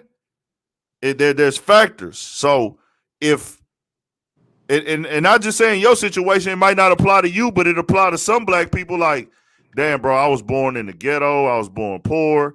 There wasn't nobody really there to teach me nothing. You know what I'm saying? My parents couldn't afford to send me to college. It's more black parents that can't afford to send their send their kids to college than white parents, right? You said it's what now? It's more black parents that can't send their kids to college than white parents.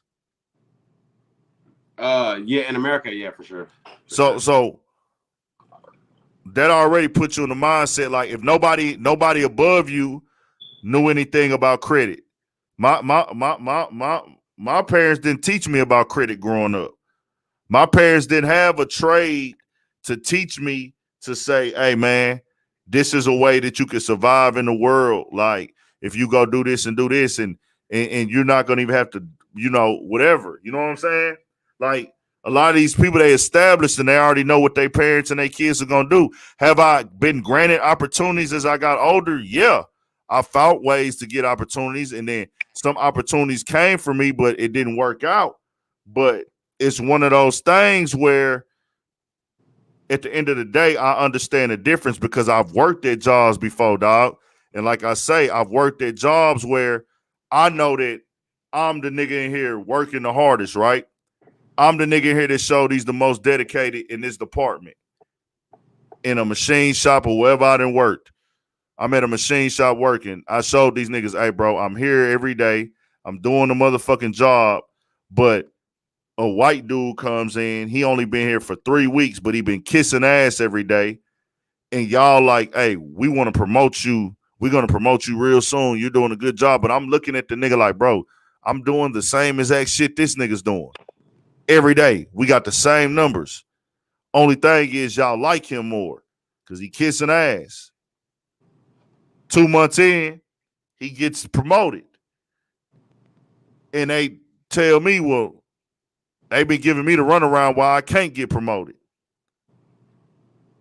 I worked at a motherfucking job before, dog, and I went to school for this shit called CNC machining, bro.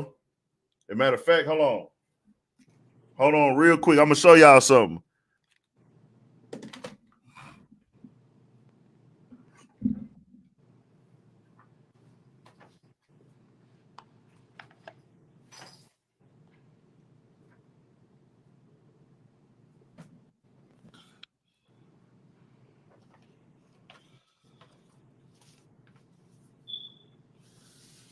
This paper right here. Trying to cover. See that? That say certificate, completion.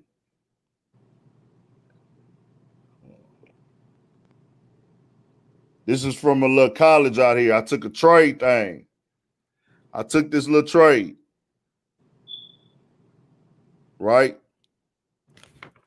So, this was for a machine that they had at my job. I paid my own money.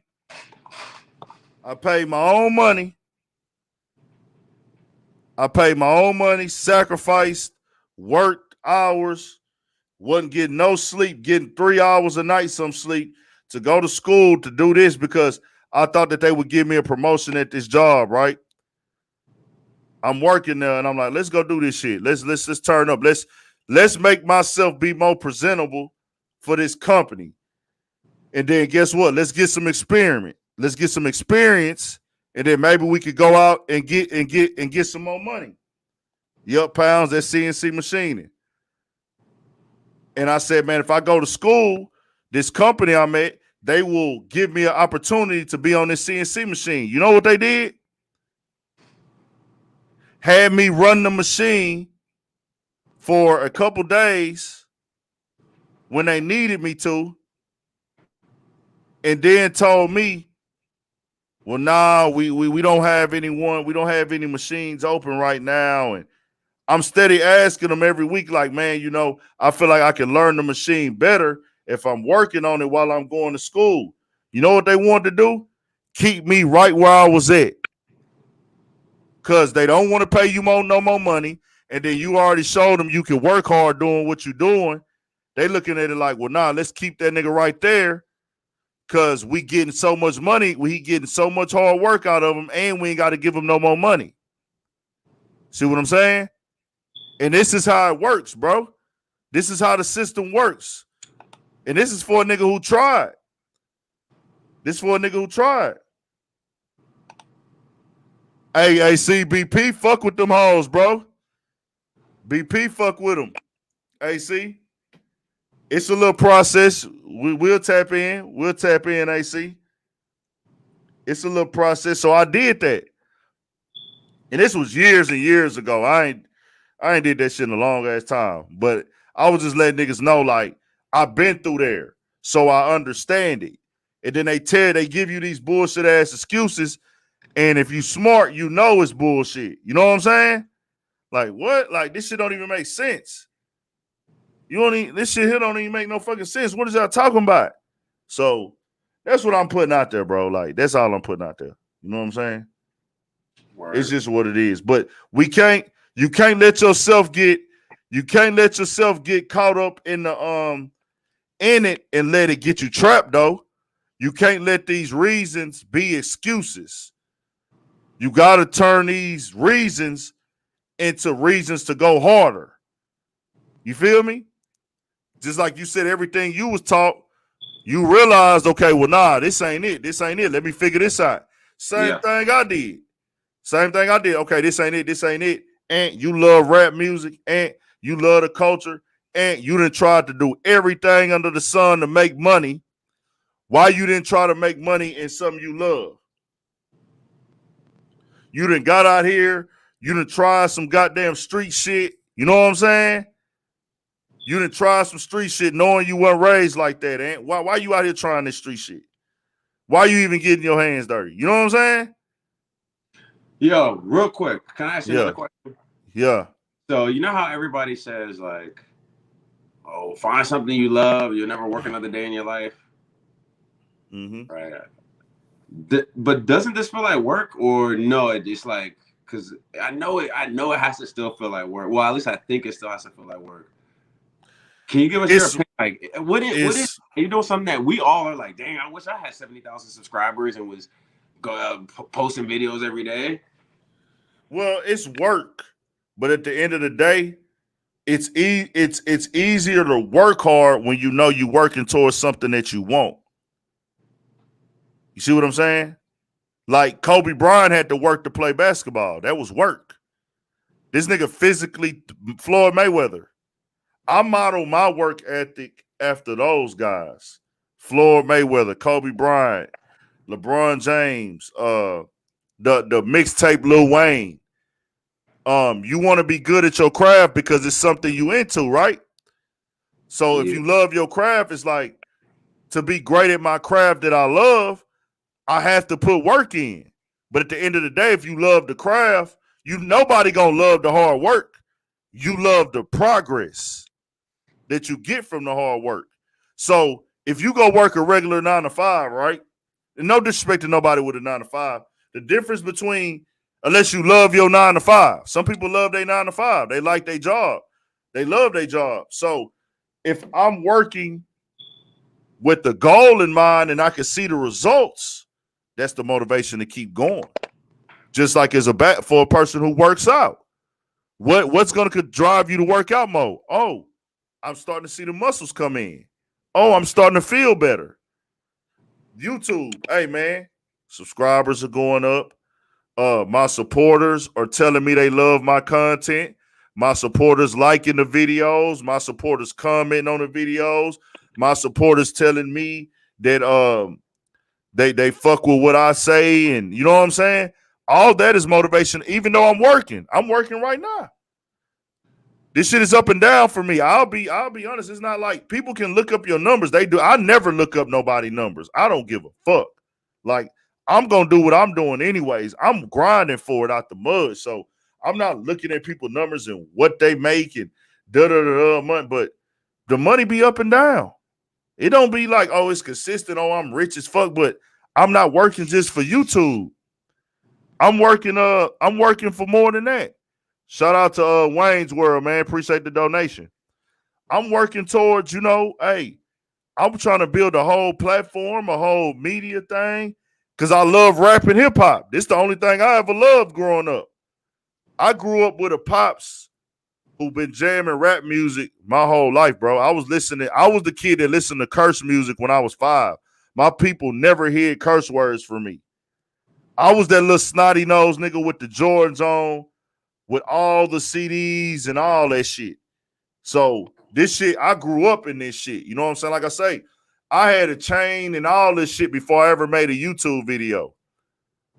Like, I've been, what you see with me, the way I act, I was already doing this before I started fucking with YouTube. So it's different for me. This is really my life. You know what I'm saying? I'm not just a fan of hip hop. I live hip hop. I go outside. I go to the concert. You see what I'm saying? Yeah. That's why I could never make a whole channel about the rap beef and drama that get views every day. Because where I'm from in the culture, it's like, no disrespect to those guys at all, but it's like, I feel like I'm taking away from the culture when I do that. You see what I'm saying? Yeah, no, that's the Joe Budden. That's the Joe Budden. Like, he certain things he's just not gonna talk about. It is what it is. I respect. But Joe Budden has pissed me off. I'll be honest with you. Bro, I've been I called Breakfast Club out on Instagram, and I said I was gonna take the shit down, but I wanted to get that off my chest. I just wanted to speak out. I like to speak out on certain things and let people know what side of the fence I'm on with it. You know what I'm saying? I want to let niggas know what side of the fence I'm on with that shit. But Joe Budden, when I heard him on one of these recent episodes say he didn't want to speak on, he was not going to speak on Cassidy and Tory Lanez rap battle. Bro, I couldn't believe that. So I wasn't tripping, huh? At least the first freestyle against each other, they should have did. Like, come on now, man. But then Parks was like, yeah, I don't really care. And it was like, nobody cares. Like, what? What, nigga? Like, this is your lane. What is this? Like, what is Joe on? Like, what the fuck talk about nothing, bro. I don't he's so PC, bro. It's like, damn, bro, why you didn't, like, you above battle rap talk now?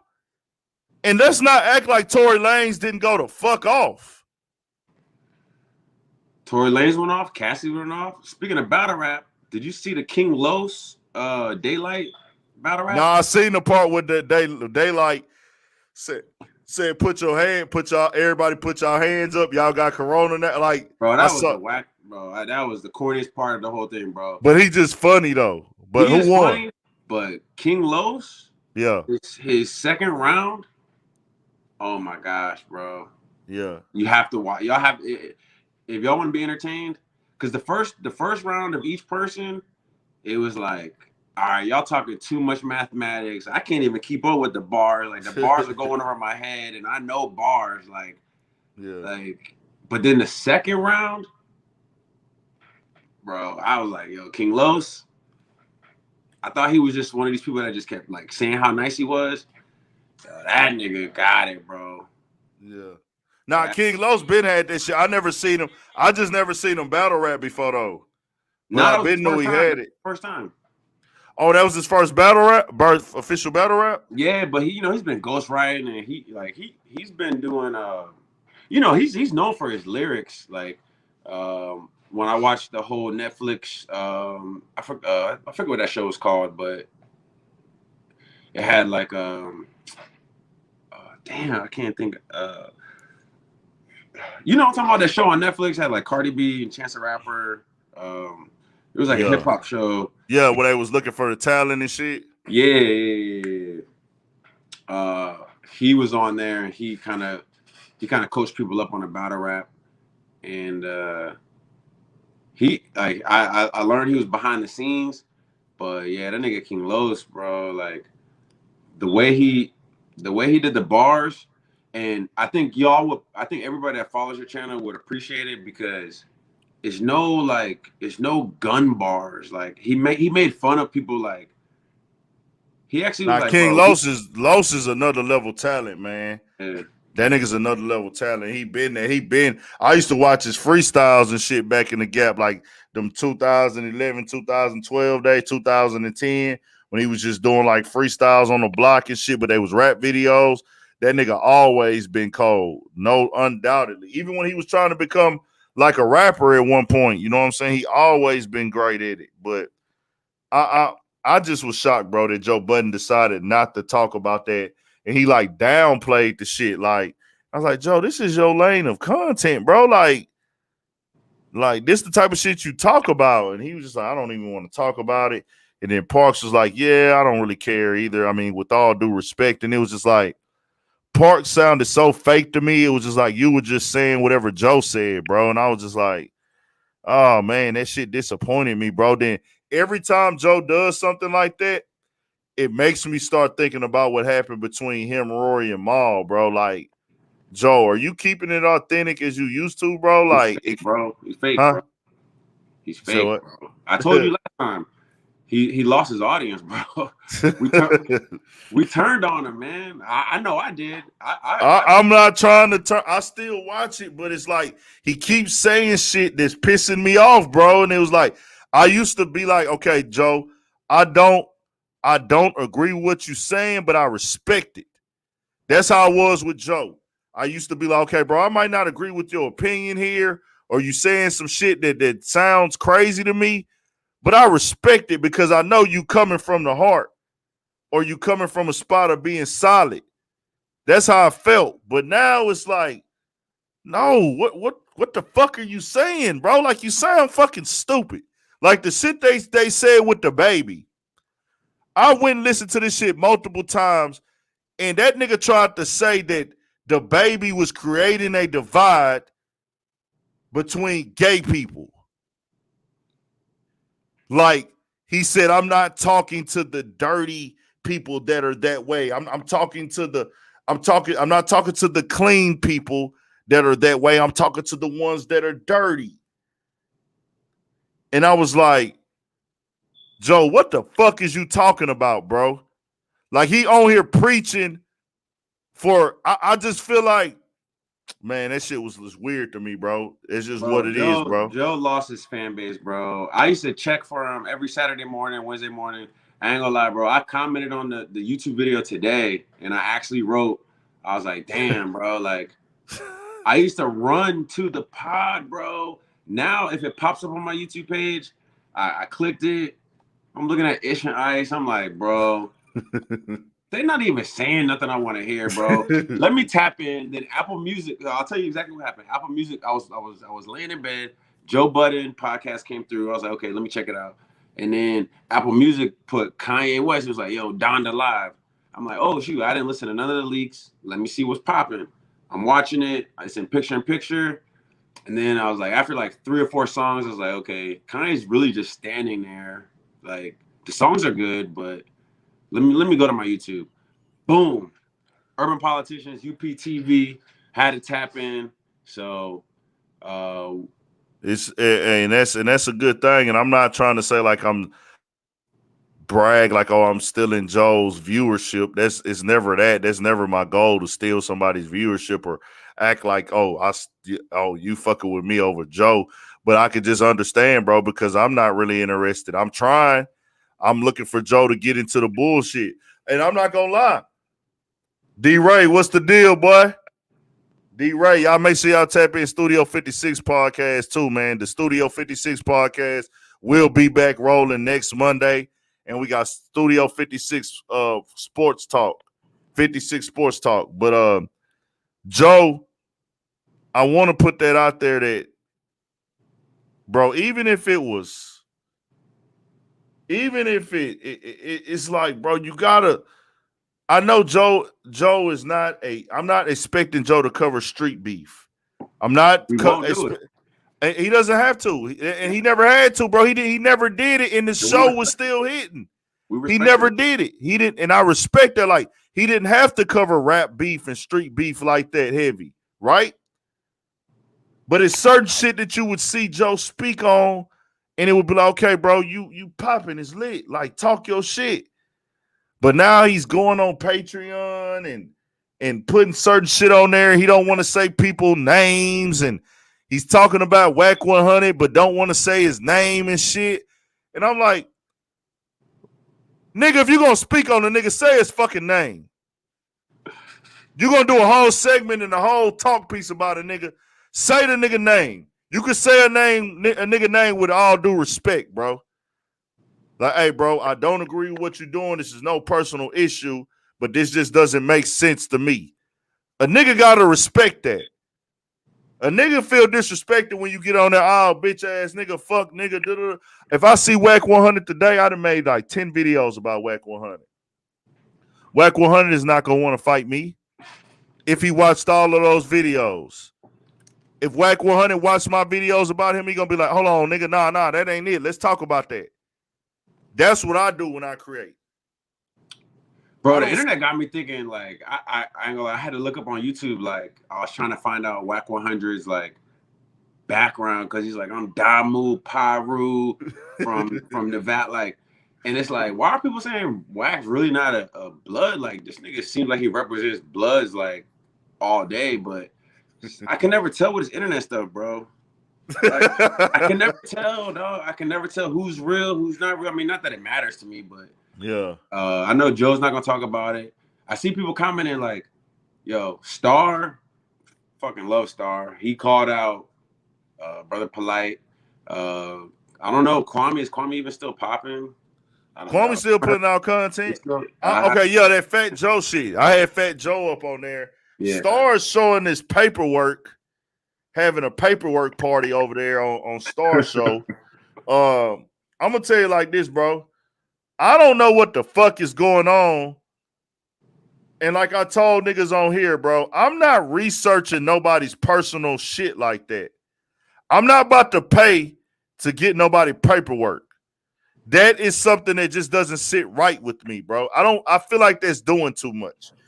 I've had several people come on my channel and come in and say, oh, you're not a real journalist. Real journalists would go research and find the paperwork, the real da-da-da. And you know what I say? Nigga, I never told you I was a fucking journalist. Fact. I don't claim to be a journalist. I speak on the news. I give an opinion on factual news. I'm not trying to expose who's a snitch. I'm not trying to tell who's a snitch. But I'm not finna put out nothing that I can't confirm, so I will never be on my platform, no disrespect to Star. I will never be on my platform holding up no paperwork on nobody because I don't want the paperwork. I'll let that person, hey, you have your chance to defend this allegation. Is it true or is it false? And go from there.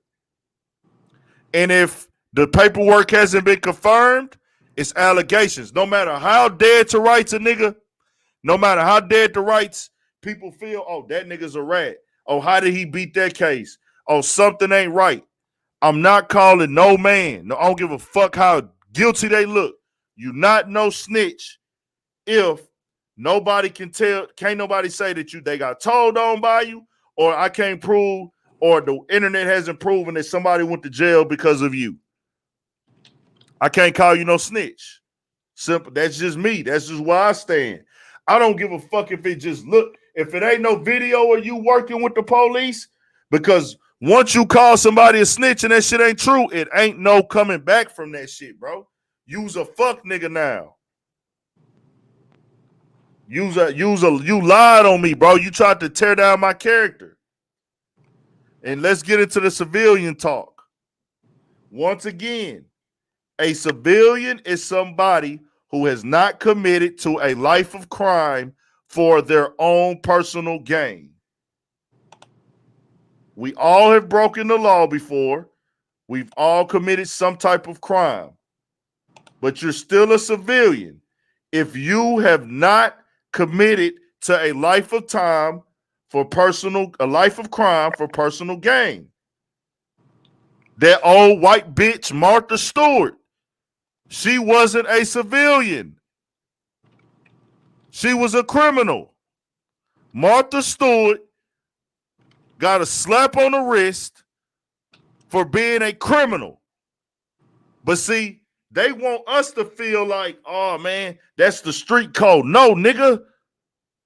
That's not street shit. If you break the law, you're not a civilian. I don't give a fuck if you was orange or purple. Breaking the law means you are no longer a civilian if you commit or live in a lifestyle of committing crime for personal gain. White, black, Mexican, Asian, street, not street. Martha Stewart got to get home probation or some shit. She got to get home probation. She didn't even really serve no prison time. So She's that's why, bro. What are you talking about? Huh? She's a civilian, man. What are you talking about? See, that's what they want you to think, nigga. How you a civilian and you breaking the law? A civilian is a law-abiding citizen, bro. Bro, everybody breaks the law, bro. What are you talking about? Did you are you processing my words? Okay. Everybody breaks the law, but are you committing? Do you wake up breaking the law every day? For personal gain. For personal gain. No, you don't. You don't wake up every day break. You fudge your taxes, nigga. I mean, but you don't do that every day. Okay, not every day. You don't wake up every day. You don't get up every day and break the law for personal gain. You don't commit. Think she wakes up every day trying to break the law? She was, nigga. She was doing stock fraud under the secret trading. That means she's in communication. Insider trading. Insider trading. She knows that's against the law. I'm waking up with criminals because they breaking the law also, and we're breaking the law together to get ahead.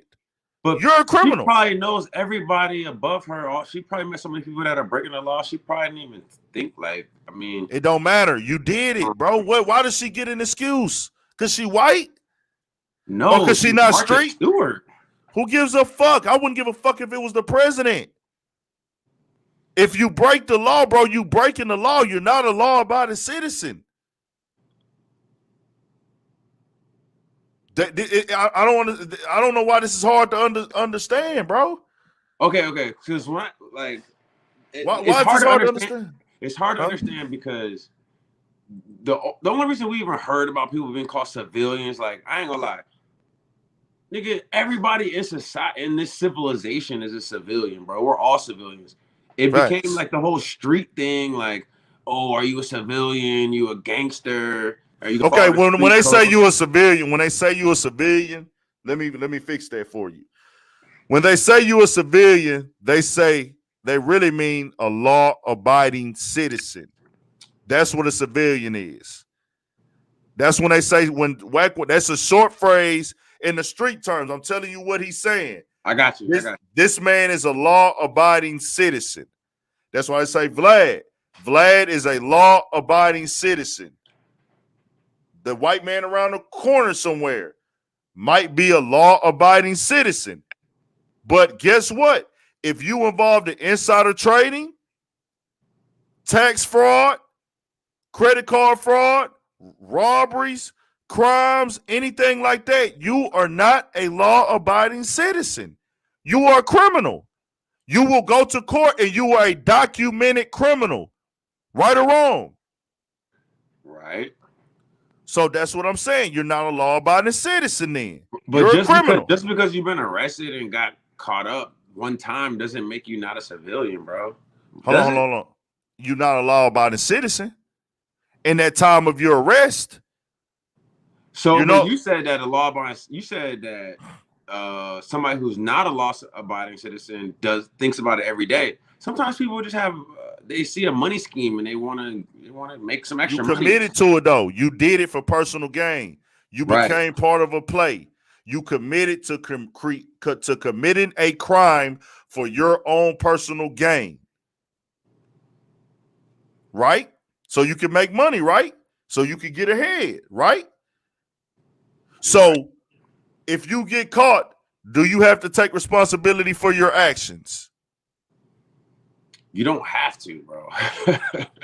No. I'm saying, will they make you take responsibility for your actions? Because guess what? When you get caught for these things and you go to prison, it's now your record. You're a criminal. Martha Stewart is a criminal. It's on her record. It's on her arrest record. She's a fucking criminal. But this is the problem. We are so brainwashed, we only look at people who are criminals as blacks or Mexicans. That's it. We don't look at, oh, you don't have to be street to be a criminal, is what I'm trying to say. You can be white and be a criminal. You can be a whatever, an Asian and be a criminal. And you don't have to be street to be a criminal. A criminal is anybody that breaks the law. And if you want to tell after you break the law to save yourself,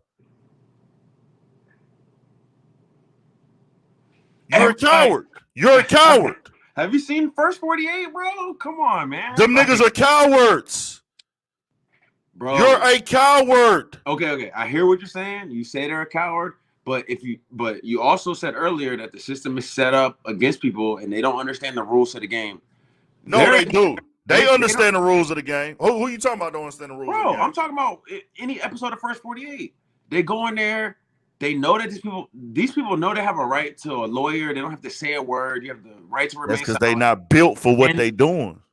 So, right. So, like, ain't no excuses for that shit. You shouldn't have did it. If somebody's coercing you and telling you, hey, bro, we ain't got no sympathy for them. I don't got no sympathy for that. I don't got no sympathy for none of them motherfuckers, bro. For somebody if you keep or like no, if you are taking a plea is something completely different than telling somebody who snitches on somebody else. I have no sympathy for somebody who told on a man just so he could get off. There's no sympathy for you're not gonna get sympathy for me for that, bro. I don't have a problem with you. I'm not beefing with you. I don't hate you. You just not finna be. I'm not gonna have no sympathy for you in that situation. That's all I'm saying. That's all I'm saying, bro. I mean, I don't know, man.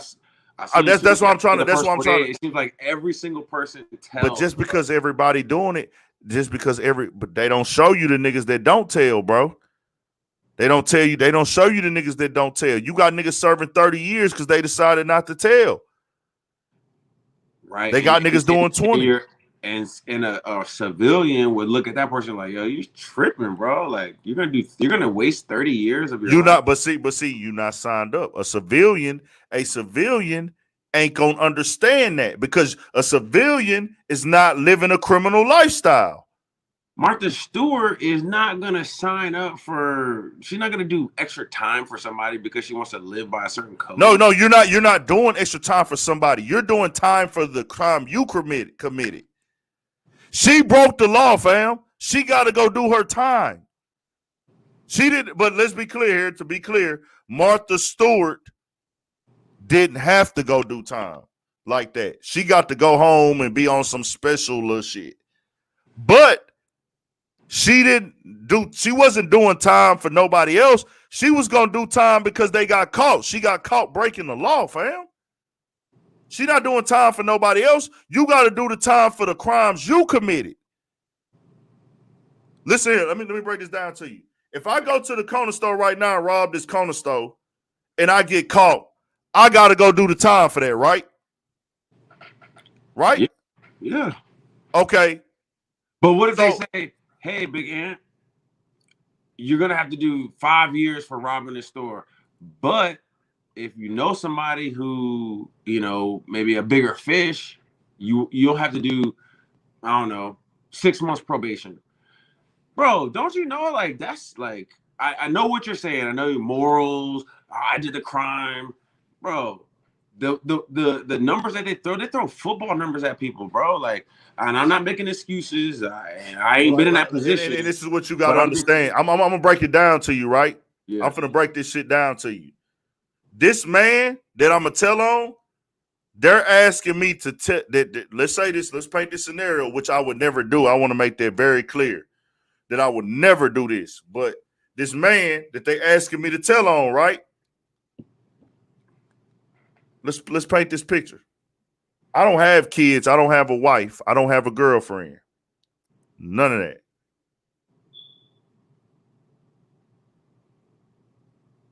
They tell me, hey, bro, bring us a bigger fish. The only bigger fish I know,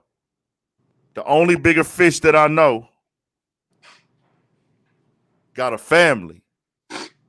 He ain't get caught breaking the law. I did. He ain't had nothing to do with what I had going on. What type of person does it? You got caught on your own. It's your time to take responsibilities for your actions and be responsible as a man for something you did. What type of man would that make you to go take another man away from his family to save yourself? Now that example, it would be wrong for anybody to do that. But that's what niggas is doing, and that makes you a coward. That would be You're wrong. a coward. You're a coward if you do that. But if you had somebody that was, it don't matter. Well, it don't matter really whether. But I'm saying you gonna fuck over somebody else's life just to save your own life when you know that you was doing wrong yourself. That's called not taking accountability, bro. I don't care about the street code. I want you to understand that. Why do people do it then? Because it's not just because they're cowards, bro. You do understand that, like, no, they are cowards. Super high numbers at they're people. Cowards. Okay. Bro, you know what you facing when you go break the law. Anybody who breaks the law, they know what they facing, fam. But they be when you get in that car, yo, you're gonna do 25 years in jail. But it don't matter. Stay your bitch ass and go get a job, nigga. Or stay out the streets. You can't go out here and go say, I'm gonna go commit a robbery, knowing that this robbery leads to 20 years, and I get caught. Oh man, I don't want to do that 20 years, bro. So I'm telling on niggas that ain't got nothing to do with this shit, bro. Nah, nigga. You knew what you was getting. You know what you signed up for. You knew what you signed up for when you got in the car. Well, that's not how it goes on First 48. It's not like people are just telling random people. Usually what happens is the person gets caught. They had like a very small part of the crime that got committed. And they're saying, yo, we're going to look out for you. We're going to do this for you. Tell the truth. Be honest. What about the family? Like, I think you're not like, bro, they really be laying it on thick. Like pause. They be like, bro, I got partners that's in prison right now, bro, doing 30 years, fam. I done lost niggas in these streets, fam. I know how this shit works, dog. It ain't nothing new under the sun to me. I know niggas who done went to trial and lost, dog. I know niggas who shouldn't have went to trial, took a robbery to trial and got 50 years, fam. I got older cousin. Rest in peace to my cousin Tyrone, man. He passed away this morning or late last night. Don't know exactly how. Died in. They found him dead somewhere, but rest in peace to him. But him and my other cousin, bro, they grew up a different way. And my other cousin, he was doing prison, bro. You know what I'm saying? He done been to prison. My other cousin, he was in the feds. My other cousin, his pops did 18 years in the feds. I still haven't met that nigga pops to this day, bro. When he was born, his pops was in the feds. He grew up his whole life without his pops. His pops did 18 years, dog. 18 years in the feds. So I'm putting that information out there to say that I know how this prison system works, bro. And it ain't no excuse for that. You just gotta accept. You have a choice to make, bro. It's about decisions. You make decisions. The choice isn't fair, bro. That's what. No. What's not fair? Hold on. What's not fair is you're gonna fuck over somebody else's life to save your own. What makes that fair? No.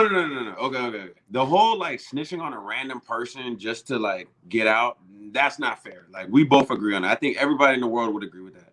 What I'm saying is when you do something and you have an accomplice or a partner or you got pulled over with let's say you got pulled over with like a QP, right?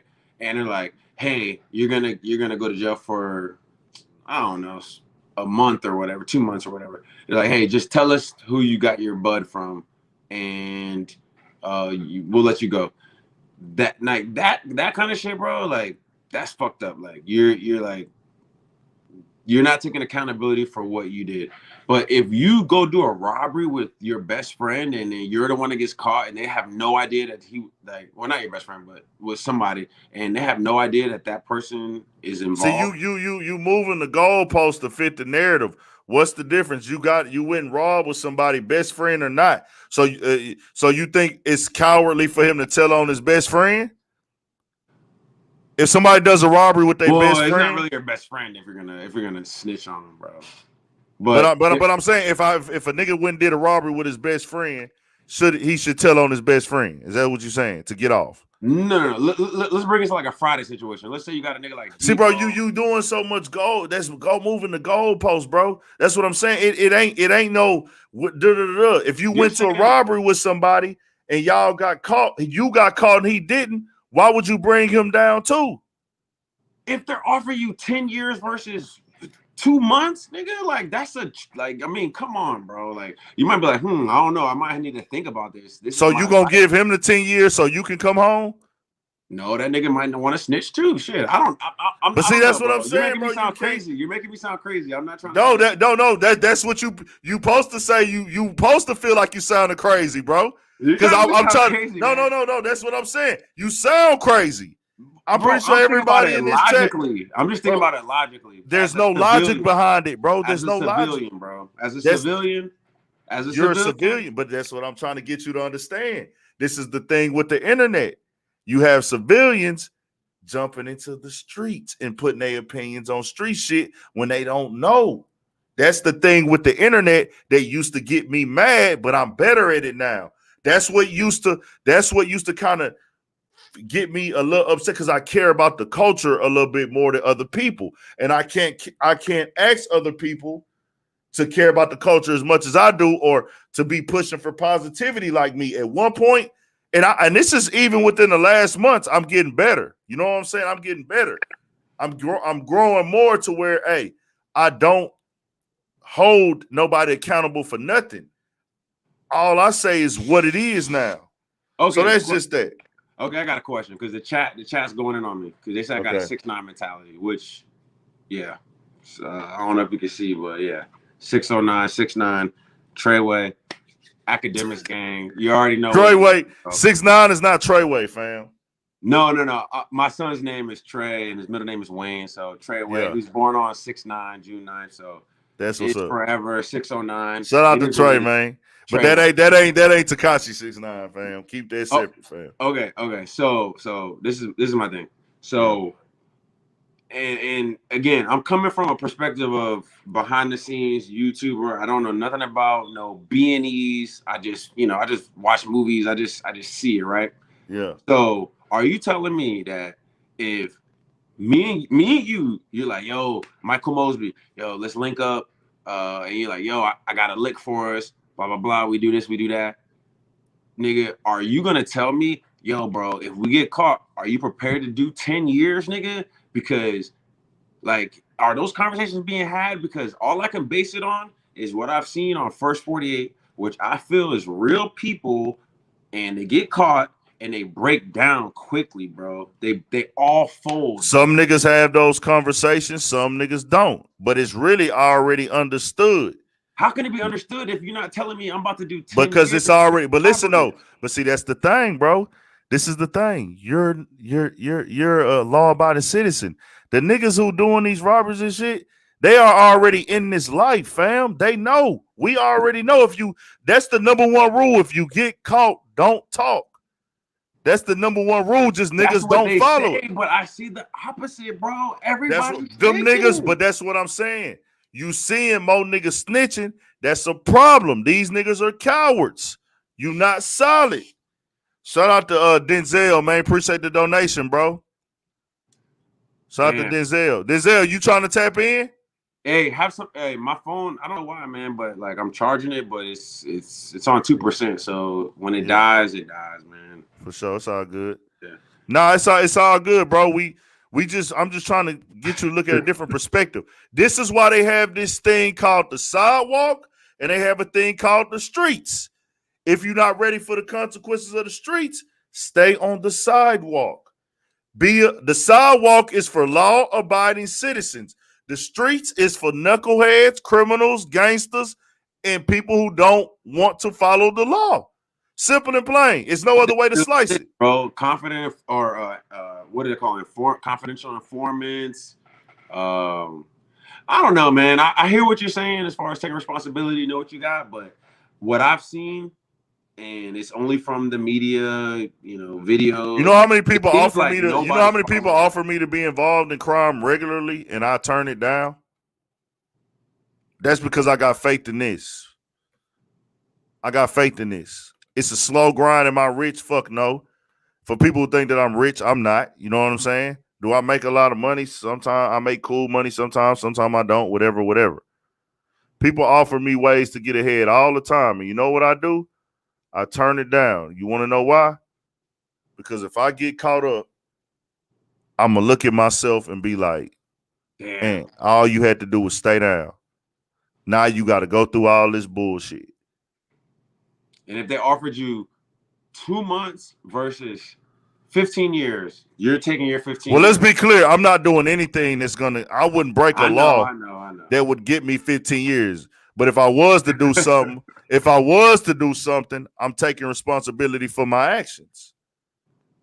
That's a man, bro. I don't care. I can't live with myself, bro, knowing I fucked up somebody else's life simply because I didn't want to take responsibility for what I did. Because that's all you're doing when you tell. You're fucking up somebody else's life because you don't want to take responsibility for what you did. That ain't got nothing to do with the street code, bro. I'm not a street nigga. I come from this shit. I grew up around this shit. I know street niggas, but I'm not that. I'm not that. Damn, they said I was gonna tell if they did a crime with me, bro. I'm not doing no crime. Well, he telling y'all he wouldn't do a crime, but he letting y'all know that right now, nigga. No. If you tell me the crime we about to do is gonna get me 10 years if we get caught, nigga. Yeah, like, come on, bro. Don't get in the car if you're not ready. Yeah, I'm not doing no crime, bro. No, it's all good though, That's bro. wild. That's wild. I don't know, bro. I just want, but see, that's the confusion that we have with our people, right? Wack 100. I'm glad you on here before your phone died. Wack 100 went public and called Pop Hunter a snitch, right? You know Pop Hunter. He said Pop Hunter's a rat and Pop Hunter's a snitch, and we know as kids that 11 and 12 years old, you can't be snitching, right? Yep. What's the difference between him and Tekashi 6ix9ine grown ass? He called Tekashi 6ix9ine a kid. Tekashi 6ix9ine told as a nigga in his 20s. Pop Hunter allegedly told as a nigga that was 12 years old. You see how 100 told when he was 12 too. Same thing. Did Bosco 100 point some niggas out in the lineup? Huh? Ooh, I'm pretty sure that somebody like one of his, I think same thing as Pop Hunter, like somebody got murdered and he that's the thing, bro. Like, wow, that's another thing. Like, do you think a 12-year-old should tell or not tell? Like, what's your opinion on that? Hey, if you done jumped off the porch already, you can't tell. Bro, who put you on the porch? Like, who's raising you? Who's influencing you? That's not even fair. No. You just said it ain't fair. Why does this is what I'm telling you, bro. This is what's going on outside. Bro, this is what you got to understand. See, you was raised a certain way. There are kids that are 12 years old who mamas is working 2 jobs. They don't have no daddy. They getting raised by the niggas outside, fam. This is a real life thing. But those niggas, like, that's the... I know, bro. I know. It's just... It seems you said it ain't fair. What you said ain't fair is somebody... Fair to the kid. It's not fair. But I'm saying, what you saying ain't fair is somebody reality, bro. I know, and I'm talking about Benny the Butcher said the same thing. It's like, bro, like putting a gun in the kid's hand, bro. Like, what are you doing? They're so impressionable. Like, facts. You expect a 12-year-old not to tell who killed his best friend in front of him? Like, I don't. But I'm saying but I know the streets, nigga. It's 12-year-olds in the streets. If they best friend get killed, they ain't gonna tell. It's some 12-year-olds who built like that. Nigga, it's niggas that's 11 and 12 years old that have killed niggas before, fam. Oh, I know. Trust me, bro. It's really going on like that, though. I know, bro. It's niggas that's 12 years old that's drilling. So that's what I want you to understand. That's what we do wrong as black people. We hold ourselves to this standard of all these codes and rules, but we not gonna hold it to somebody else who was making a bankroll off of the culture. Tekashi 6ix9ine made a bankroll off this rap shit. Did you listen to Academics podcast, fam? Yes, man. And I don't know why you keep calling him a civilian. This nigga was putting out hits, bro. He was doing what he was rapping about. Okay, so that's what I'm saying. With all that going on. But that's what Big Ant, what you were saying is exactly right, man. It's because the difference between Pop Hunter and Tekashi is Tekashi Mexican. So that's why they keep referring to him as a kid. We don't give each other that same pass. But guess what? The Mexicans, man, you got Mexican kids that'll cut your fucking. They got Mexican young dude. They got Mexican 20-year-olds in prison that'll cut your fucking guts out in a gang riot. They'll take a blade and cut you all up. Right. So why does he get to come in and get millions and make a bunch of money off the black culture?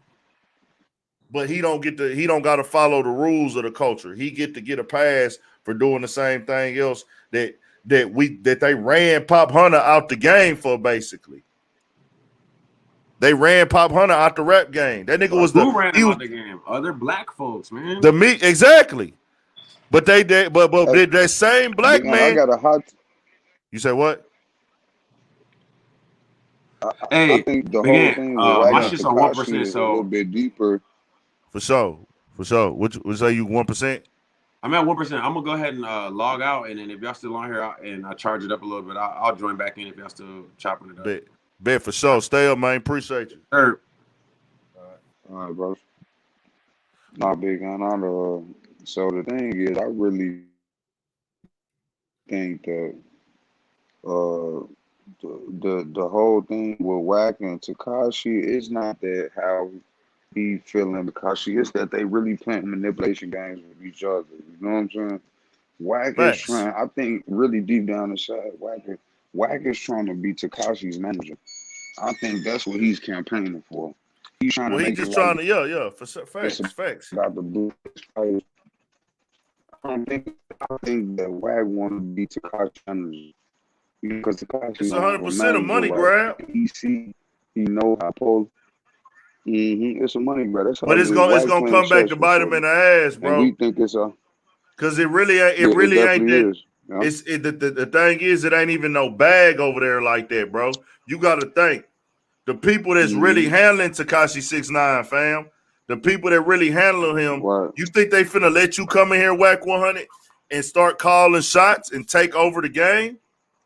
The play that they pushing and playing on. Right. Don't think that all this shit goes on between Wack 100, between Tekashi is all done by itself. Their label's still funding him a little bit. Shawty say he going broke. Yeah, they are, but he ice cold though. That's the. But thing. he gonna find a way. He gonna find a way to get some money with him as much as. Yeah, true. But I feel like the label only fucking with Tekashi as much as he's an asset, just like with anybody else. And he's becoming more of a liability. Tekashi ain't put out no music in how long? He might get streams every month, but that's not keeping the lights on at the label. That's not funding anything. You know what I'm saying? So he on the crap table for sure with that rap shit. Yeah. He on the crap table. Yeah. He on the dice is on the table with him right now, bro. It ain't no like, hey, bro, you for sure this and you for sure that. The industry don't fuck with. He know that. Tekashi know that, nigga. That's why he got to push all that bullshit and be negative every day. Cause he hate himself. He like, nigga, I just got to do anything to stay relevant, fam. Mm-hmm. I got to do anything to stay relevant. Ain't nobody gonna fuck with my music. He bragging about how he get 1 million views every video. Well, why you ain't dropping the videos? You say what? Right. Exactly. The reason he not dropping the videos because the reason why he ain't dropping the videos because it costs so much to make that shit and push that shit and promote it to get 1 million. And they like, man, it ain't even worth the time and energy to put into this shit. Like, nigga, we gotta spend $30,000, $50,000 on your single, $100,000 on your single, nigga. We not even really getting a big enough return. We not spending $100,000 on you to drop a song, nigga, for us to only make $100,000 back. They not doing that at the label. If they spending $100,000 on you, nigga, they trying to get $300,000-$400,000 off that bitch, nigga. And that's facts. That's business. Facts. They want the maximum fucking return. You know what it is too, Big Ant? Yeah. Tekashi, I feel like Tekashi don't have nothing to rap about, bro.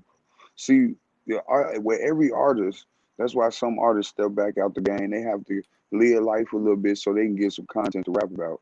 Tekashi ain't around. Well, like when he was around them niggas, that was his energy. He was able to be in the club. He was able to pop shit, and that's when he kind of made his best music because he was more in his own. You know what I'm saying? Like he was able he to. had a team. But No, now he wasn't even writing that yeah, music. he had a team. He wasn't even writing that Of music. course. Yeah, of course. But I mean, the shit was trash. Whoever was writing it was never no. You can't quote Tekashi bars like nigga. Fucking Gummo is the only song that we really can. That I can even play. But the other shit I never listened to none of this shit. That shit is trash. I mean, Gummo was the only song from the shit with him and Nicki Minaj one bad. That had a little beat to it. If you were a chick or something, it's a little vibe. You know what I'm saying? But other than that, man, Tekashi shit. But that's how I think Wack just. I think that's what it is, Big Ant. Wack I want to speak on that civilian shit like the brother was just talking about before though. Like I think he kind of don't understand, man, that you know, when you hop in the streets, bro, it's just not a quick thing. So you have examples. We all pay attention to everything that's around us. So when you hop in the streets, you see niggas that been told already. You seen niggas that got shot. You start seeing examples of shit. I mean, some niggas they might not have a long run in the streets before something happened to them. But for most of us, we get to see examples. So we know examples of what to do and what not to do. So you know wrong and right when you're in the streets, and that's why it ain't so much more about the code. You just know what's wrong for the life you living and the life that you're not. A street nigga is a nigga that chose an alternative way of living outside the government, outside of working. He has given his life to you know what I'm saying, the alternative way of living, bro. He's not living, but he's not filing taxes every year most of the time. He's not, you know what I'm saying? He's not a person that's he's not living with the guidelines of society. And if you're doing that, I feel like you're a civilian. If you waking up every day, you got a business, nigga, you paying tax like most of these rappers. You rappers is civilians, bro. Cause y'all are tax paying, you niggas paying hundreds of thousands of taxes a year. You are a civilian. You live in a gated community, you're not waking up committing crime. Like, come on, man. Yep. So, that's all it is, man. And that's all I was trying to put out there, bro. It That's wasn't. why I face tag. And that's all I be wanting to put out I there was for just people, saying that's bro. why face tags kind of. Yeah. No, my fault, big. I was just saying that's why face tats have kind of always been a big thing because it's like that's kind of some people way of really saying like, you know what, I'm in this shit. When I start feeling my face full of tattoos, I know that I'm an alternative way of living. I'm not about to get a job. This is why I'm rocking. Mm-hmm. You know what I'm saying? When you do certain shit, it's just like niggas go to jail 2-3 times. Your jacket fucked up. It's kind of like, man. Yeah. Uh, It's you was different, man. earlier. You said what? Nah, I said I had put in the comments earlier. Y'all was podding earlier, man. It wasn't even no pod. Y'all was pod, man. We could call it a pod. We'll just call this a Yes, live sir. broadcast, man. We gonna talk Yes, some sir. shit on here. You know what I'm saying? We gonna pop our shit. We gonna have good content for the people to watch, man. Yes, sir. I'm tapped in. I'm in Cali right now, big man. I'm in San Diego, man. Yeah, I was Cooling just out in here. LA, man. Yep, I'm in San Diego taking care of a little LA was business. I'm lit than a going. motherfucker too.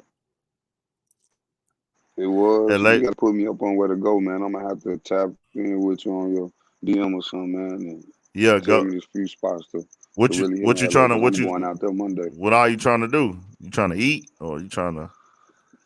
Yeah, trying to eat. I know a few of the eating spots Okay. from going out there. You know, a few of the soul food spots, the Man, I Boston ate this Novas. soul food spot on fucking Pico, and it was a vibe out there too. Like everybody was sitting on the sidewalk. It's over there off Pico, but I can't remember the name. But it got like a fork and a spoon on there. But I actually met Zaytoven up there, man. Oh, you saying Zaytoven?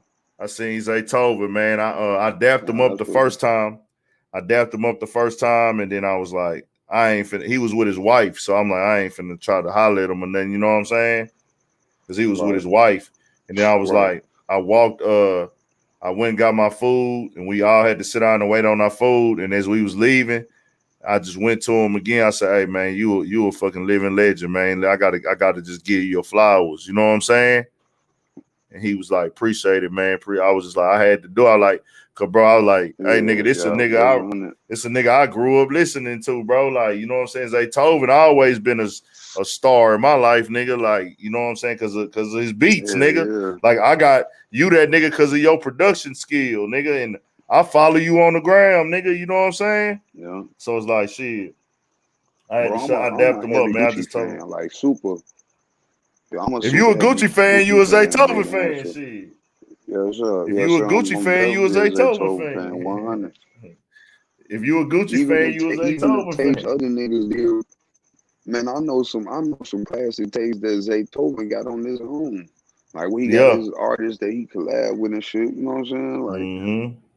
I fuck with man. Zay definitely a legend, bro. I like look. Oh, him and OG Maco got a tape from back in the day. Remember That OG hoe was Maco? hard. That hoe was hard.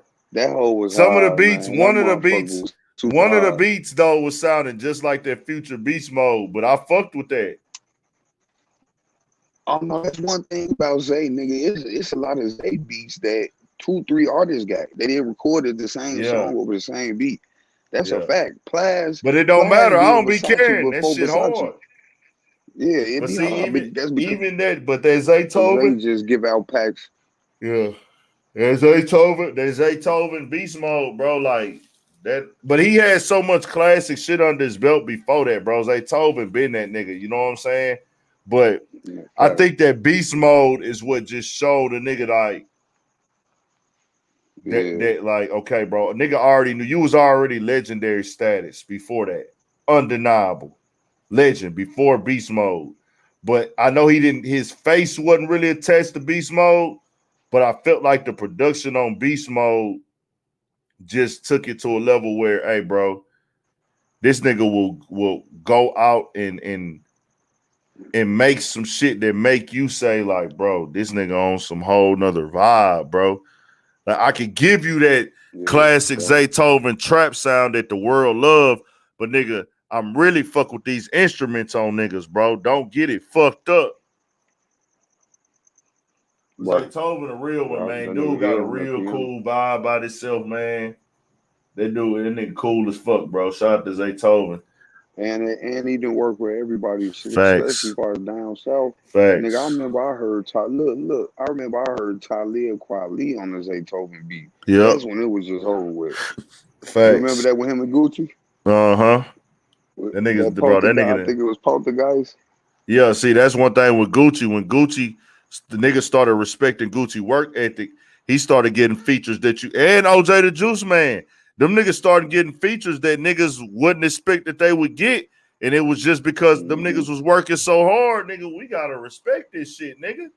Yeah, yeah, Like, we can't that's try to fact. box you. We'll be some hoe ass niggas if we don't give you niggas a verse or something. And Gucci is one of my favorite because he's one of the most improved artists.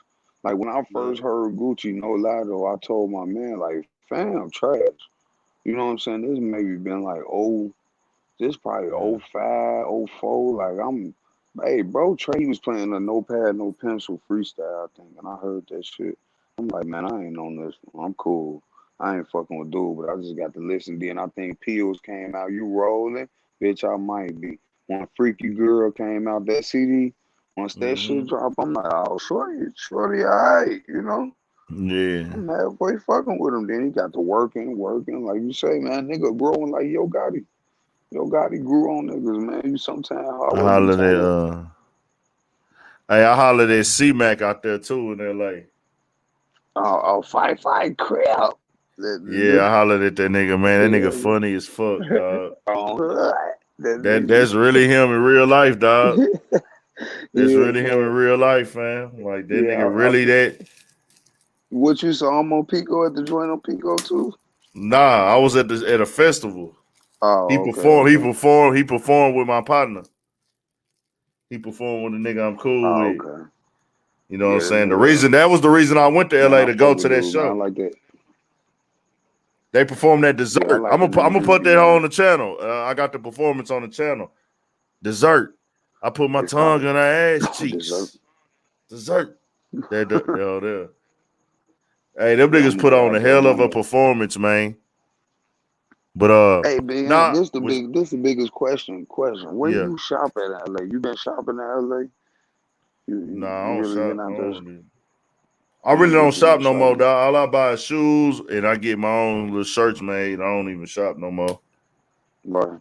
I don't shop at all, man. I don't buy. I might buy some pants every once in a while, but I ain't going to buy no expensive ones or nothing. I be whatever. Like I don't care no Yeah. more. Like I've been fell out the fashion world. I Right. just I be strictly the shoe. I get some forces. You know, you can't Yeah, really I'm get with no you on shoes that. and you can't get no shoes in the mall, so I just get forces. Like I can't bring myself to pay $400 for a pair of tennis shoes, fam, and I know that they only cost Yeah. like 100. Like I mean Oh I no, understand though, bro. because Bro, I the rock drip, all like type of shit. I see, like rock Pumas, nigga. I came up in middle school. I was a dunk rocking nigga, bro. I still got old dunks, but like I used to have all the dunks in middle school. I had like 10 colored dunks. I had like all the Air Force Ones. My pops used to buy them for me. And like, so I'm from that cloth of having dunks and Jordan 1s on and all that shit. But like Air Force Ones, Air Force Twos, I rocked all that shit, dog. But it's like I just can't bring myself to drop 350, 400 on a pair of Nike Dunks, and I know they cost $100, fam. I just can't do that shit. I can't go drop 500 on no Jordans, and I just feel like that's a bad investment for me, bro. Like I can't drop that. It ain't no knock on nobody else. I respect, niggas, get your drip on, buy what makes you feel good. But I just feel like, bro, if I know these shoes are $225, I'm not in my mind. I can't go drop $600 on them hoes, fam. Like, nah, that just ain't my style. Bro. That just ain't my style. You know So I what it be just is though, sticking. big I man? just At the crib, man. When I was at the yeah. crib, bro. Every No, I was gonna say at the crib, every store you go in, everything gone, man.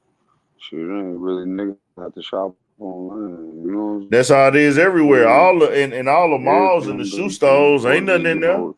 Then you can't just fall in the store like white on whites we call Bezos. Yeah. Well, you could go to you know Mm-hmm. what you could go. You could I've go been having all on my Air Force One. We call them ones. All white ones. in LA. You can go to Melrose, and they got some consignment stores where they got used kicks, and then they got new kicks on Melrose in LA. They be having a bunch of Okay. shit. Melrose.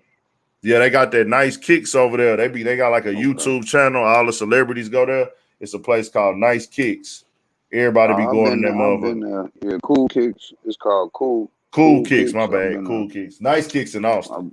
My Yeah, bad. they be taxing like a motherfucker. Yeah, they Yeah, be they be super taxing though. taxing. And they just got only Taxing. man. I picked up some Yeezys. Them motherfuckers like said $700. Like, come on, bro. I ain't got And it's crazy because I bought, bro, the nigga. two I got pair. Pumas that cost $120.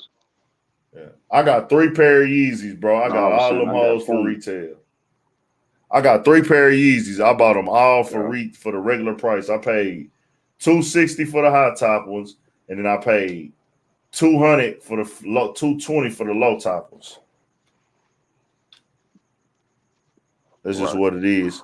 But now I'm finna tap out, man. I appreciate y'all tapping in. I'm finna lay it down. I got the fucking exterminator coming tomorrow to Yeah. exterminate the crib. I got to get up and do some videos.